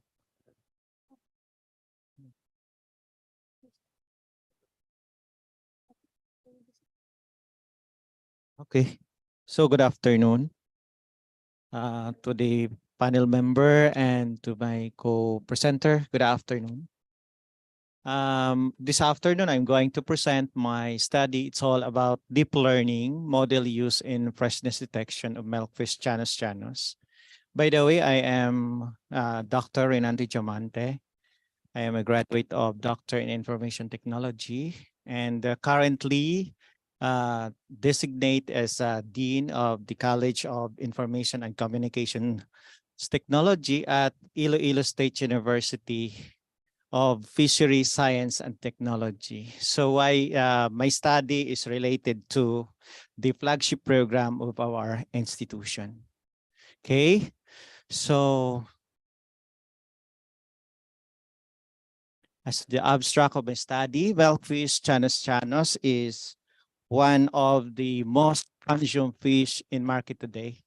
It is important to preserve the freshness in order to maintain the quality and nutrients of it. Preservation using ice is the most common way to use by the fish vendor or even a consumer. Freshness can be described by some objective sensory, biochemical, and physical parameters. Most of these methods are still in the stage of laboratory experiment and need for further improvements and exploration researches for practical application. In present scenario, image processing techniques was used. It is automatic, efficient, and non-destructive method for segmentation of tissues and monitoring the freshness of the fish. This study generally aimed to detect milkfish chanos freshness into fresh and not fresh based on trained cascade model and coefficient wavelet filter and convolutional neural network. The eyes, gills, and body tissue of milkfish chanos are segmented using clustering-based method, and its features are strategically extracted in the wavelet transformation domain using coefficient wavelet transform. So 6 scaling was used and wavelet functions coefficients to improve in pixel averaging and differencing lead to a smoother wavelet and increased capability in several images processing techniques. The researcher chose VGG16 because of its better performance on image detection. It has a total of 5 blocks of convolutional and pooling layers and a block of the dense layers. There are a total of 13 convolutional layers that have 3x3 kernels and have 5 2x2 max pooling layers. The study showed the accuracy result was 98%. Generally, the study showed that method used have improved result in freshness detection. So I'm going to skip my biography. Okay, background of the study. So here in the Philippines, there's a lot of bangus, in common names in the Philippines, bangus. That's which we called in common in English, milkfish. And the scientific name of that is chanos. Bandung in Indonesia. So in our school, we have a fish processing for canning, for something like that in bangus. So that's bangus production in the Philippines is much growing and growing, and because it's the demand goes high, and the health benefits, which is more on nutrients coming from bangus. So it is necessary for us to look for a freshness bangus from time to time. In buying the bangus, we need to look at it, the freshness, and then I use several methods, which is the convolutional neural network to detect the freshness Okay, so next, the objectives of this study is to develop a method that could conveniently classify the freshness of milkfish, chanas fish in non-destructive method. The fish freshness detector using convolutional neural network or CNN deep learning model as an alternative tool that can detect freshness. This is my literature map. I used the eyes, gills, and body as bases. And then there are several machine learning exist. The computer vision, the natural language processing, and the image processing, which my studies focus on the image processing. And in image processing, there are several methods that they used. SBM, wavelet transform, ENN, CNN, and KNN and CNN, which I focus on the CNN. My previous studies, my previous research, it was published last 2019 in Scopus. I use wavelet transform. And now I'm using the CNN, which is the latest trend in neural network. Okay. So this is my conceptual framework. The raw image, and then there are several processes in image processing, the red, green, blue conversion to grayscale, then to get the ROI or region of interest of the image. Then I extract the image using the wavelet and the feature analysis in wavelet domain. And then that the CNN is the one to classify if the bangos or milkfish is fresh or not fresh. Okay, this is the CNN classifier block. I'm not going to discuss the details of that. Feature extractor, then a classifier. Okay, in simulation, using MATLAB, CNN convolutional neural network, use that. Then I use the camera, the 16.0 megapixel on Windows 10 operating system and Core i5 in the simulation. So the data that I use is 287 images of body, 365 images of eyes, and 232 images of gills, a total of 884 images. Okay, this is the result. Total of 884 images. The accurate data is 755. So that is the formula. Okay, so this is the example of the result. Figure 7 shows that system cropped image of fresh milkfish eyes is in an image. 119 out of 119 image as eye, 110 validated as fresh, and 246 crop image eyes, 216 validated as not fresh eyes. So the result is 92.437% accuracy for fresh eyes validation and 87.805% for not fresh eyes. For the gills, 41 crop gills image, all of those are validated as fresh. And 191 crop gills image out of 156 validated as not fresh gills. It gives a 100% accuracy for fresh gills validation and 81.675% for not fresh eyes. 2 minutes. Okay, for the body, that's the result. And then this is the confusion matrix that I used. Okay. So that's it. That's it. And the result. In overall results, for the eyes, 89.9%, for the gills, 90.9%, and overall accuracy, sorry, na wrong supposedly 98. It's not 88. Okay, thank you. And then that's the example of the fresh and not fresh. Okay. And the conclusion, the researcher studied a non-destructive method image using image processing for detection of milkfish and Chana's freshness. The distinctive changes in segmented eyes, gills, and body tissues had been used in coeflet wavelet filter domains as discriminatory features and convolutional neural network. The study showed that the accuracy result of 92%. The study is considered significant to fish vendor, fish grower, and fish consumers. Generally, the researcher concluded that the method used has a good performance in terms of freshness detection. Okay, so next, thank you, and good afternoon once again.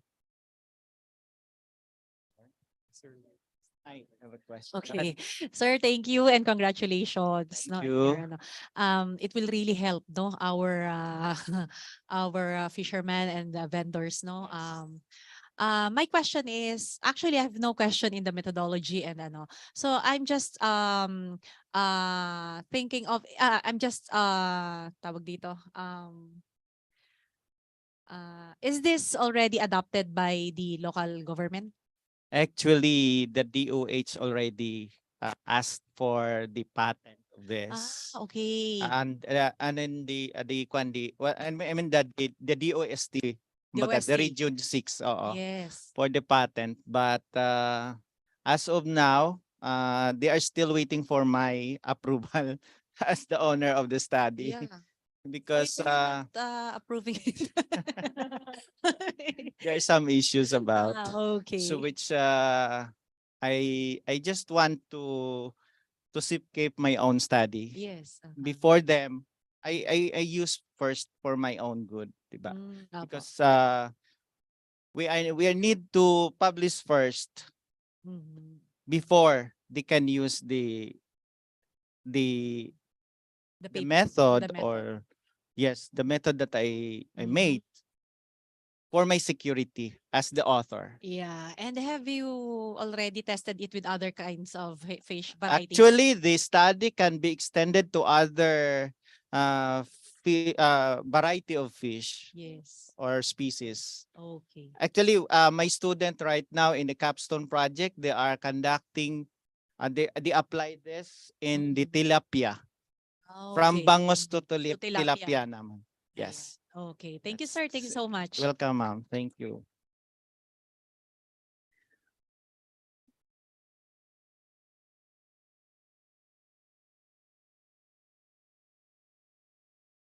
All right. Thank you so much, Dr. Jamante, for that very enlightening and very innovative study of yours. And now let us welcome our next presenter.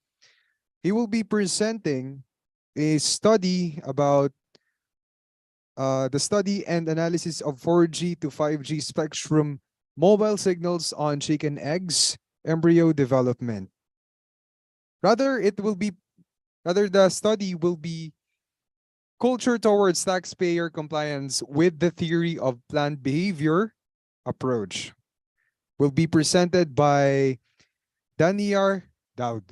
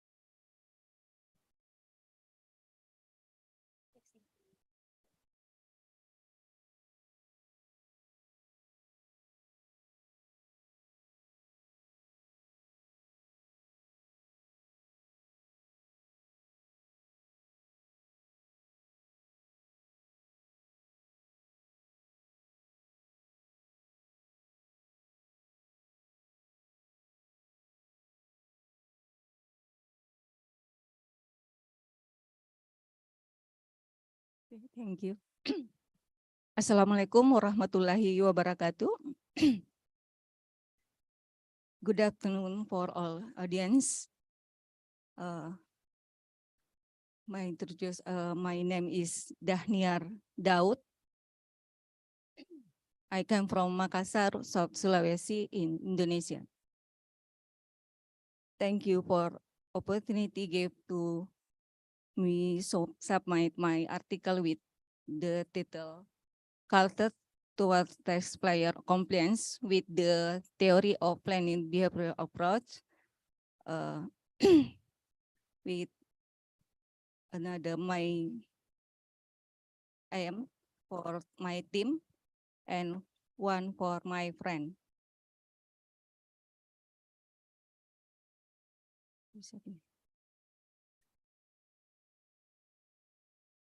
With biography, my name Dahniar Daud. I'm student Hasanuddin University and lecturer economic at Makassar Bungaya College, South Sulawesi. And my team, Professor Halia, Andi Kusumawati, and Syarifuddin Rashid, lecturer Hasanuddin University, and my friend Professor Jannati Tangisalau, lecturer economic at Makassar Bungaya College. And abstract this study, I'm to analyze the theory of planning behavior with a culture approach to taxpayer compliance. The culture approach use local culture from South Sulawesi, namely Siri na Pese. The object of research is personal taxpayer who have business in South Sulawesi. This study was analyzed using structural equation modeling or SEM, using a sample of 100 taxpayer in South Sulawesi, and the result of the study saw that attitude, culture, and perceived behavior have a positive influence on the taxpayer intention to comply. Attention have a positive effect on taxpayer compliance, while culture and perceived behavior have no effect on taxpayer intention have an influence on taxpayer compliance. The result of this study are in line with the theory of planning behavior by Anson. Keyword attention, culture, perceived behavioral attention, and taxpayer. I'm sorry. Anson 1991. Description. Even true is face several issues and a nation must continue to develop. Indonesia is a nation that is currently working continually to expand its economy in a number of areas. Indonesia has accounted a number of economic issues throughout this period, including high inflation rate, rising global oil costs, rising product price, and weakening of the rupiah against the US dollar, and a decline of consumer purchasing power. According to Eseliwati and Rizal, finance fees impact taxpayer compliance in Malaysia, but only procedural just that has a positive and subtle link with this tax compliance. The issue of taxpayer compliance is still a global problem. With a conceptual framework, attention, influence, intention, X1, X2, influence, intention, X3, perceived behavioral control, influence, intention, attention, influence taxpayer complaints, culture, taxpayer attention at explains, or perceivable control, influence taxpayer, and then intention influence tax complaints. With discussed one, the task result support the circus hypothesis. Does empirical evidence support the concept that institute significant influence the taxpayer intention to complete? Two, the tax result can support the suggest theory. This is possible to empirical demonstrate the claim that culture has major impact on the tax plan in inclination to comply. And then three, the test result support to the suggest theory. Thus, it is possible to demonstrate the promise that perceived has major impact on the taxpayer intention to comply. Four, the experiment finding support the hypothesis theory. Thus, it's possible to empirical support the notion that attention about the test complaints have a major impact. Five, the test finding demonstrated that the state theory is not support. Therefore, it's possible to demonstrate the notion that culture has a major impact on tax compliance. The sixth, the tax funding demonstrate that the state theory is not support with is therefore thank you, sorry. Impossible to demonstrate the claim that there is considerable perceived behavioral influence on tax compliance. And seven, the experiment finding support the proposed theory that thus it's possible to empirical demonstrate the notion that intention has a considerable impact on tax compliance. With conclusion, studying taxpayer compliance has long been an interest topic in practical application. This study aims to promote culture, one of the South Sulawesi native wisdom, and it can be demonstrated from research using the ancient theory of planet behavior approach for culture variable, where research replace one variable supply from theory of planet behavior. The culture has a significant impact on taxpayer intention to comply. However, this is different from culture impact on tax compliance, which was thought to be an outfit by culture is this study. It is interesting for scholar because today that does not correspondent to hot the result. It's claimed that culture affects tax observation. Acknowledgement for thank you faculty of economy and business University Hasanuddin University, and very much for Indonesia Endowment Fund for Education Republic of Indonesia. That's all. Thank you, ma'am. I'm sorry. Okay, ma'am, thank you very much and congratulations on your presentation. Okay, I'm just curious, no, because you have decided to study on the behavior of taxpayers, no, is there a rampant tax evasion in Indonesia? Thank you, ma'am. This research can provide benefit for Indonesian nation, expensibility regarding the before of taxpayer in following tax obligation. for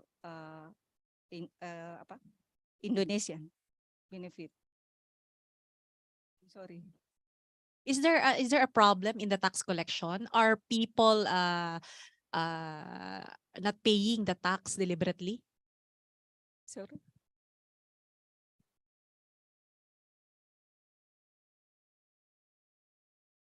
A person. Individual tax. Yeah, individual okay, tax. individual taxes. Yeah. Okay. Thank you so much. Sorry.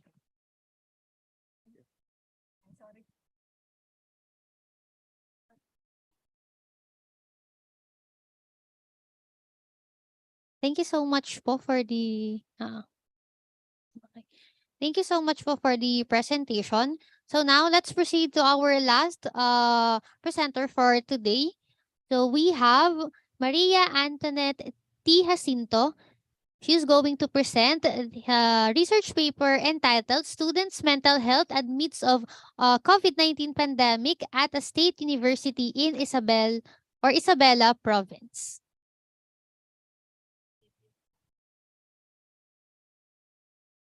Okay, so there's the video that will be presenting. So let's just wait for the video to be presented by our organizers.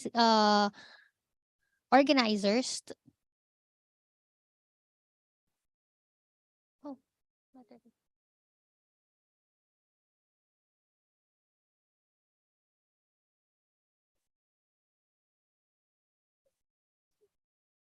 Okay.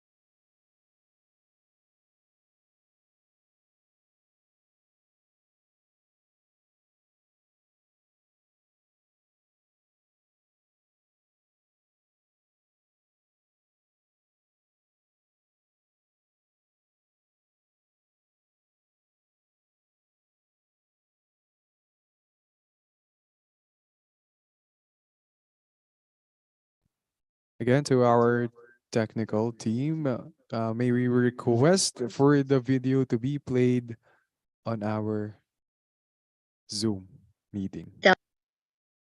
Students' mental health and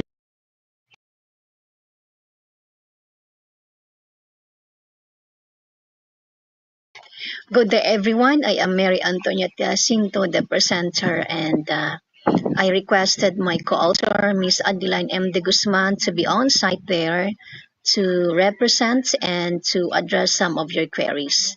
And for this conference, we are presenting to you our study entitled Students' Mental Health Amidst of COVID-19 Pandemic at the State University in the province of Isabela, Philippines. Our psychological, social, and emotional health are all parts of our mental health. It influences our thoughts, emotions, and behaviors.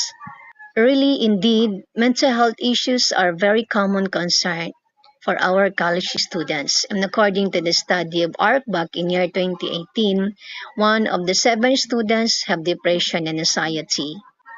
And indeed, the coronavirus disease or the COVID-19 pandemic has highlighted the need for mental health in various affected populations. And during the pandemic and the home quarantines, it really contributed to a lot of health anxiety and loneliness for them, based from the study of Bautista and Manuel in year 2020.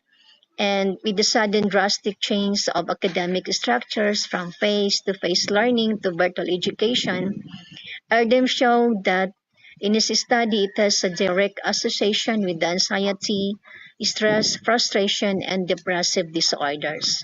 So it is very important for us to be aware of the mental and psychological issues. Our study aimed to conduct a survey-based assessment of mental health status among enrolled college students of Isabela State University Angadanan campus in the wake of pandemic. Specifically, we determined the following. First, the demographic profile of the students in terms of their age, gender, course, year level, and family income. Second, to identify the different stressors, barriers to mental health, and their coping mechanisms.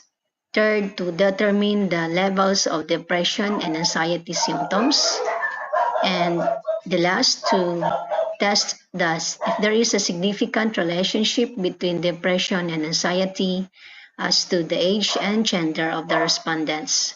The descriptive method of research is used in this study, in which we receive approval from the university prior to the conduct. So this study was participated by 722 college students from Isabela State University Angadanan campus across the different levels. And we used the online descriptive survey using the Google form, and which was circulated among the students of the university. We use also the frequency distribution to determine the demographic profile, the different stressors, the coping mechanisms, and the barriers to mental health care. And as to the level of depression and anxiety, we use the scoring methods using Patient Health Questionnaire or PHQ-9 and the General Anxiety Disorder or the GAD-7. As to the relationship between depression and anxiety with the age and gender of the students, we used the chi-square test and cross-tabulation. So the information obtained from the survey was totaled, collated, and statistically treated with the help of the SPSS software to facilitate the analysis and interpretation of data. For the results and discussions, a total of 722 participants responded to the survey, and the table 1 shows the profile of the respondents, of whom 66.10% were female and 33.90% were male. And most of the participants came from the BS Industrial Technology program, and they were second year students or sophomore, which belong to the age group of 19 to 20 years old. And when it comes to family monthly income, the table 2 shows that majority of them, or the 74.79%, have an income ranging from 0 to 5,000 pesos in a month. Among the different stressors during the COVID-19 pandemic, one of those is the academic related, in which the figure 1 shows here that 44.2% experience a mild difficulty in concentrating their studies, followed by a moderate fear and worries about their grades and plans. When it comes to health-related stressors, the figure 2 shows here that 69.5% infected with COVID-19 and 66.8% diagnosed with mental illness, and 53.10% of them have suicidal thoughts. And for the lifestyle-related stressors, in which we have 8 stressors here, it shows that the figure 3 presented that 46% had limited access to counseling services, followed by social isolation. As regards to their coping mechanism, figure 4 presented their mild condition in coping up through exercise, diet maintenance, and self-care activities, followed by engaging themselves through creative and relaxing activities. For the barriers to mental health, figure 5 presented here that they experience a 46.3% limited access to health concerns, followed by 45% barriers from themselves to see their problem within themselves, and 42.5% having a doubt on the efficacy of mental health care. As to the level of depression and anxiety, figure 6 presented that majority of the respondents, or 38.10%, experience a mild depression, while the figure 7 depicts that 44.70%, or most of them, had a mild anxiety. Regarding the relationship between depression and anxiety as to the age and gender of the respondents, Table 2 presented that there was an insignificant relationship between depression as to the age and gender of the respondents, while Table 3 highlights the results in which there was a significant relationship between anxiety to gender of the respondents at significant level of 0.004. As a result, after a thorough data collection and analysis, we came up with the following conclusions: that women aged 19 to 20 accounted to 66.7% of those who reported feeling anxious and depressed than male, indicating that gender and anxiety were significantly associated when the p-value is less than 0.005. Most students suffered from mild depression and anxiety, and the low family income ranging from 0 to 5,000 per month, or the 74.79%, was one of the major barriers to have an access to health concerns, a limited access to health services, and the main cause of academic stressors. Although the lockdown protocols provided also some positive and creative opportunities for them to be engaged in art, writing, reading, playing with pets, listening to music, and gardening. As such, we recommended the following: to allocate resources to expand counseling services, example like the conduct of telecounseling, such as the online kamustahan and online homeroom guidance and telehealth-related programs. To provide webinars for stress management and financial literacy, integration of recreational activities such as physical, literary, and arts in modules to lessen students' stress and despair, and to provide an academic assistance in terms of having a peer tutoring, peer counseling, the giving of pocket Wi-Fis and office supplies. And it is also commended that there must be an involvement of the local government unit or the barangay youth in putting up some of internet connectivity and the conduct of webinars. And it is also suggested to giving them a pastoral support, like having a spiritual retreat. So after our study, we're able to address some of the concerns based from the recommendation. So we conducted some of the webinars. We have this a webinar on managing emotions and coping academic stress in new normal. And we have also this mental health and stress management webinar. And once for a while, we conducted a telecounseling, that is the online kamustahan and homeroom guidance. And we able also to organize the per counselors group to reaching out our students to open up their issues and concerns that might their co-students will able to help them. So as of now, we continue to assess their needs through survey and monitor them.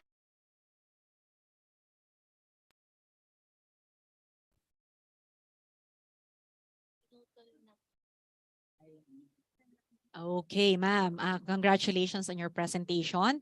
Okay.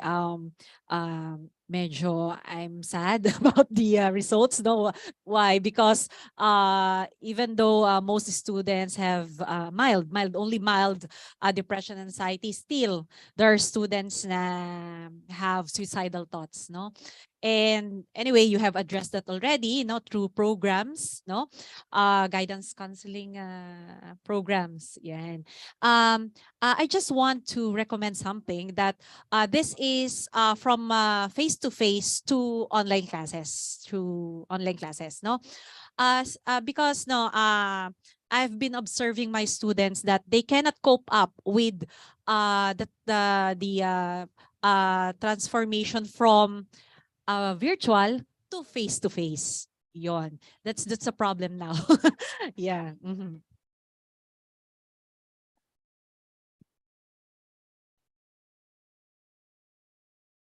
Yes, yes, ma'am. Then we have a revitalized guidance program based on the result of the uh, research, and then we are now upcoming to a more I tap the IT department also to have um the region to have a directory of mental health professionals, so that the children or the child or the students will easily call if they want to talk something about themselves that they are not able to talk to their friends. Okay. Sometimes talking anonymously to someone will help them Yes. relieve is the pain. Okay, ma'am. Thank you so much for that.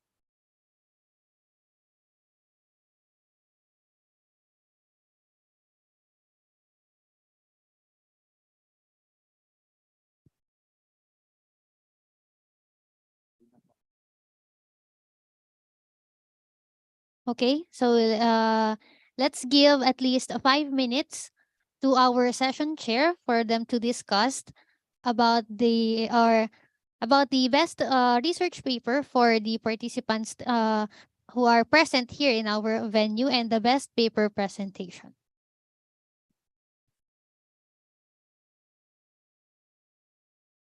Virtual po. Sige lang.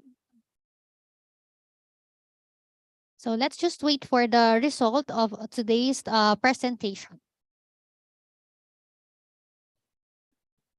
So after this, after the awarding of the best research paper and the best paper presentation, we will be distributing the certificates for all the conference participants.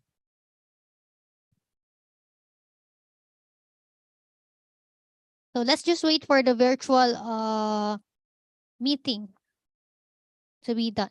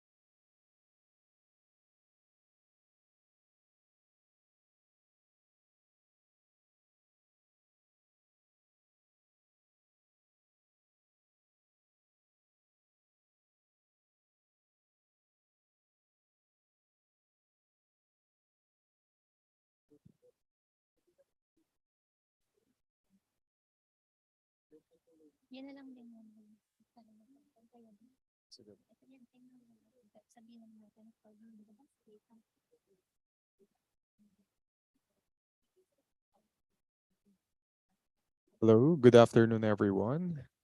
At this juncture, we are going to present the certificate of presentation for our dear participants who are present here with us today. And now, before we do that, let me read the content of the certificate to all of you. The certificate of presentation for the third International Conference on Advancing Knowledge from Multidisciplinary Perspectives in Engineering and Technology. This 26th and 27th of January 2023, Manila, Philippines.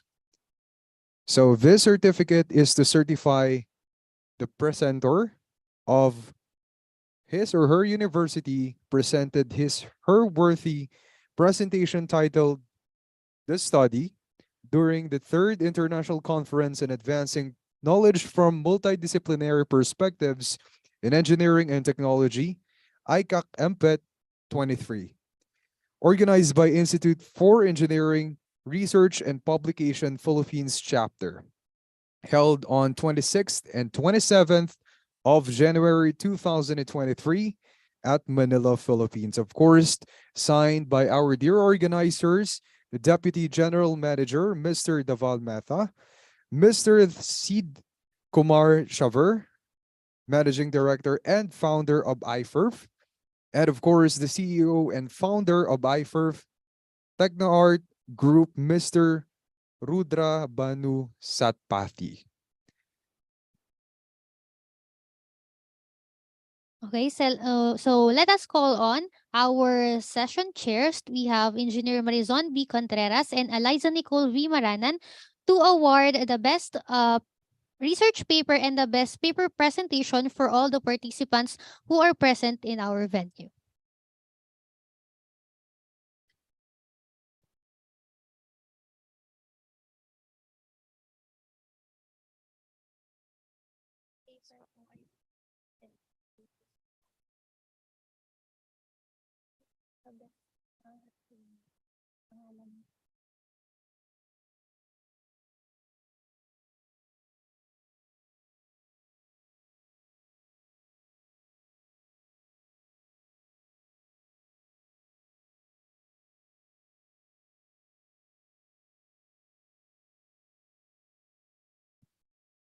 Okay, so again, good afternoon, good day to everyone. So congratulations to all. Yan, so let us have a big round of applause for each and everyone for the successful presentation.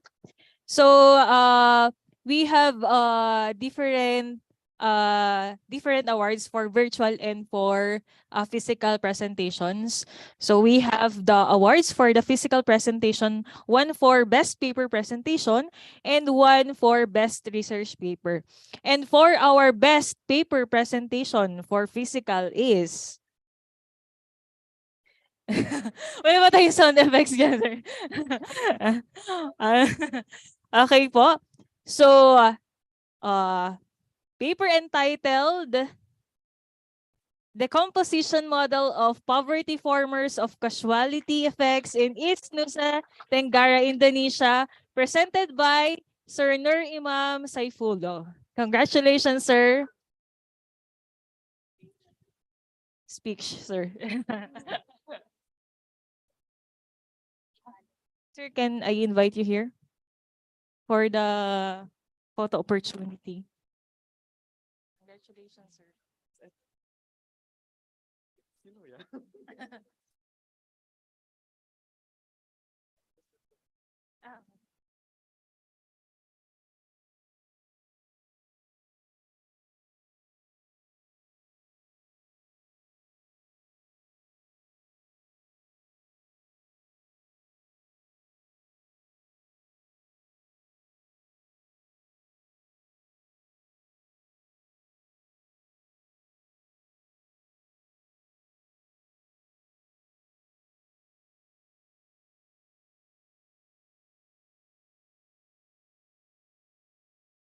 Okay, may I call on for Engineer Marizan Contreras for the announcement of best paper Okay, again, congratulations everyone. Okay, for our best paper, our best paper is entitled Deep Learning Model Used in Freshness Detection of Milkfish by Dr. Renante A. Diamante. Congratulations, sir.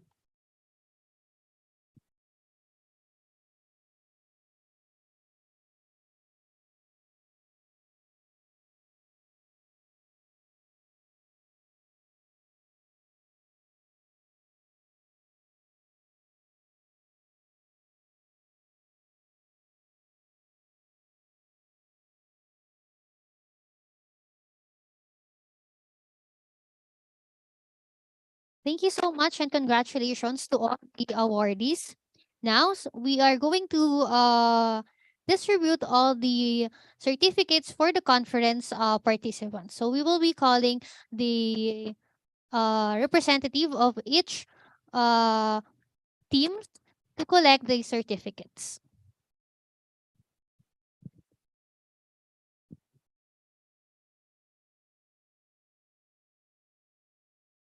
And now for those researches or studies that are authored by multiple persons or authors, the representatives will go here in front and collect the certificates for their respective team members.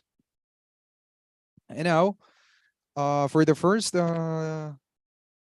study, which is titled Developing Factors for Composing Industrial Estate Readiness Model Using System Dynamics, may I call on the representative for City Afiani Musiara Rofa.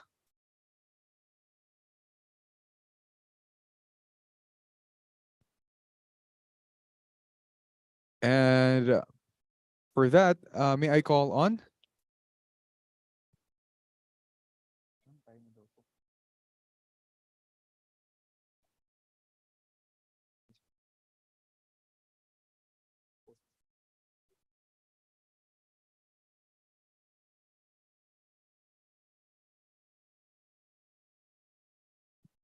All right, thank you so much.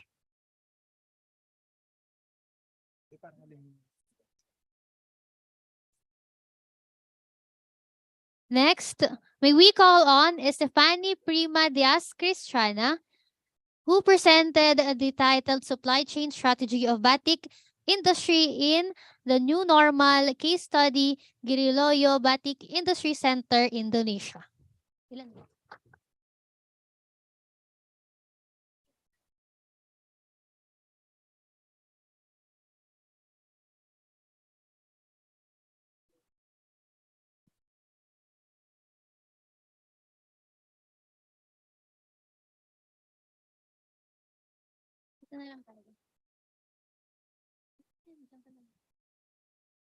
And now may I call on the author of the composition model of poverty formers of causality effects in East Nusa Tenggara, Indonesia, Mr. Nur Sini.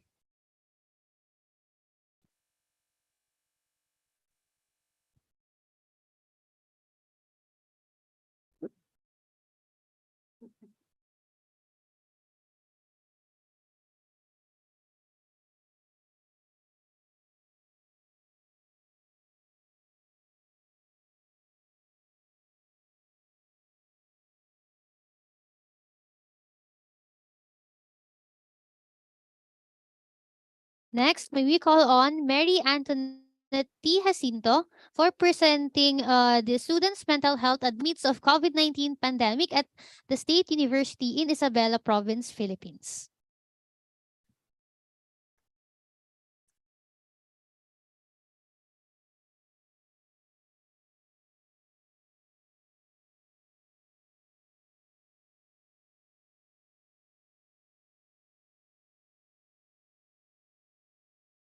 And now we have the next study, which is titled How Indonesia's Stock Market Responds to COVID-19. May I call on Mr. Eddie Harsono.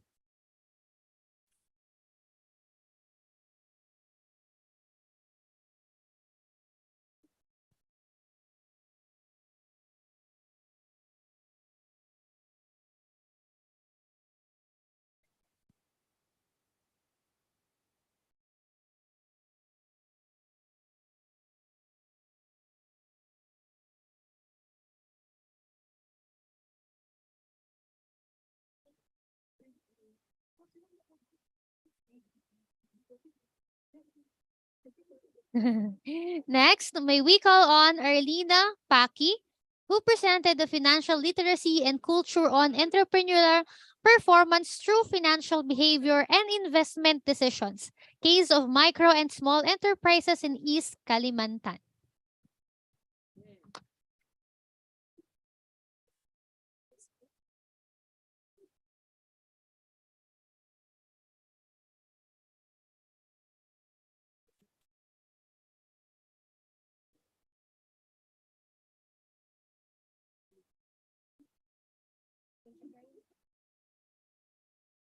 And now to recognize the next study, we have Culture Towards Taxpayer Compliance with the Theory of Planned Behavior Approach. Let me call on the author, Ms. Andy Kusumawati.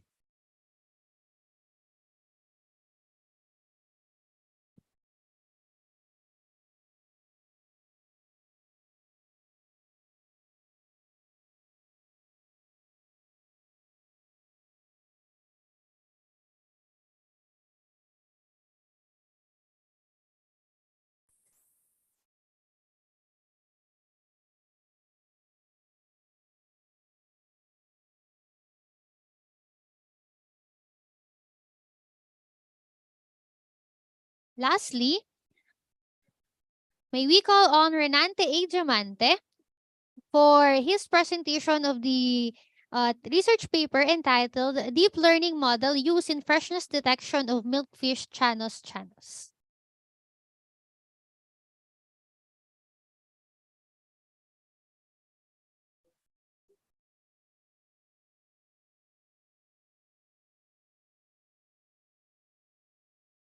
All right, thank you so much to all of our participants. We would like to, of course, on behalf of the organizers of this event, the ICAKMPET, and of course the organizers from IFERP, we would like to express our heartfelt gratitude to all of those people who made this event possible on the first day of our conference. The conference, which was a huge success and included as its motto, encourage and promote sensible knowledge in the field of engineering and technology, featured eminent keynote speakers from multiple universities. Of course, our keynote speaker and our chair person, Engineer Nicole Maranan, and of course, Engineer Marizan Contreras. Thanks to the kind response and active participation of the members of the organizing committee and editorial board, we are grateful to thank all of the speakers, delegates, and attendees for the crucial support and time for the third ICAK-MPET. Again, I want to thank everyone who took part. Stay tuned with us for the Day 2 conference, and you can participate virtually. This is the end of the Day 1 conference of the Third International Conference on Advancing Knowledge from Multidisciplinary Perspective in Engineering and Technology. And once again, I am Renz Contreras. And I am Laika Zinlad, and we are your moderators for today's conference. Thank you.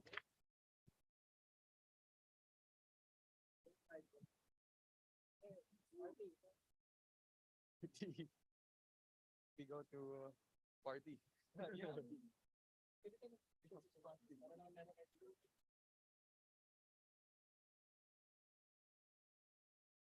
Pwedeng ito na lang ba? Ito pong background. Okay po.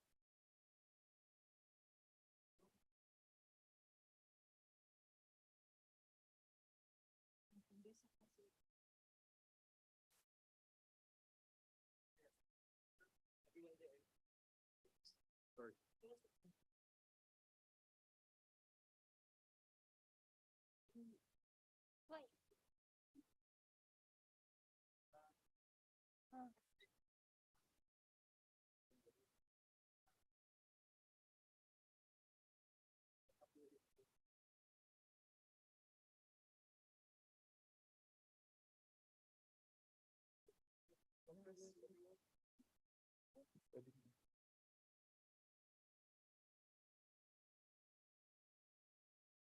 Why not in the outside? Because we have already outside. Oh. Depan aja deh kita deh. Depan aja deh yuk.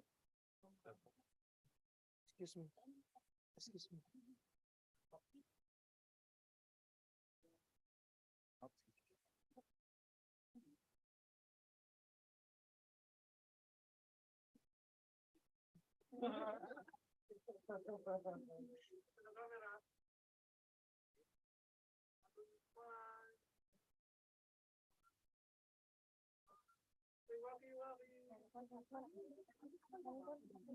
Pasok mo lang to. After mo. Pasok mo lang para. Okay. Saan ba happy? Opo. Happy. Okay, happy. Oh.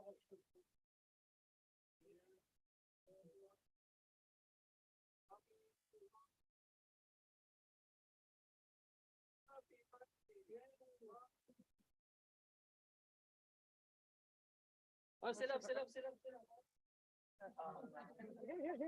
there, happiest. 1, 2, serious. Serious. Happy. Yes. Thank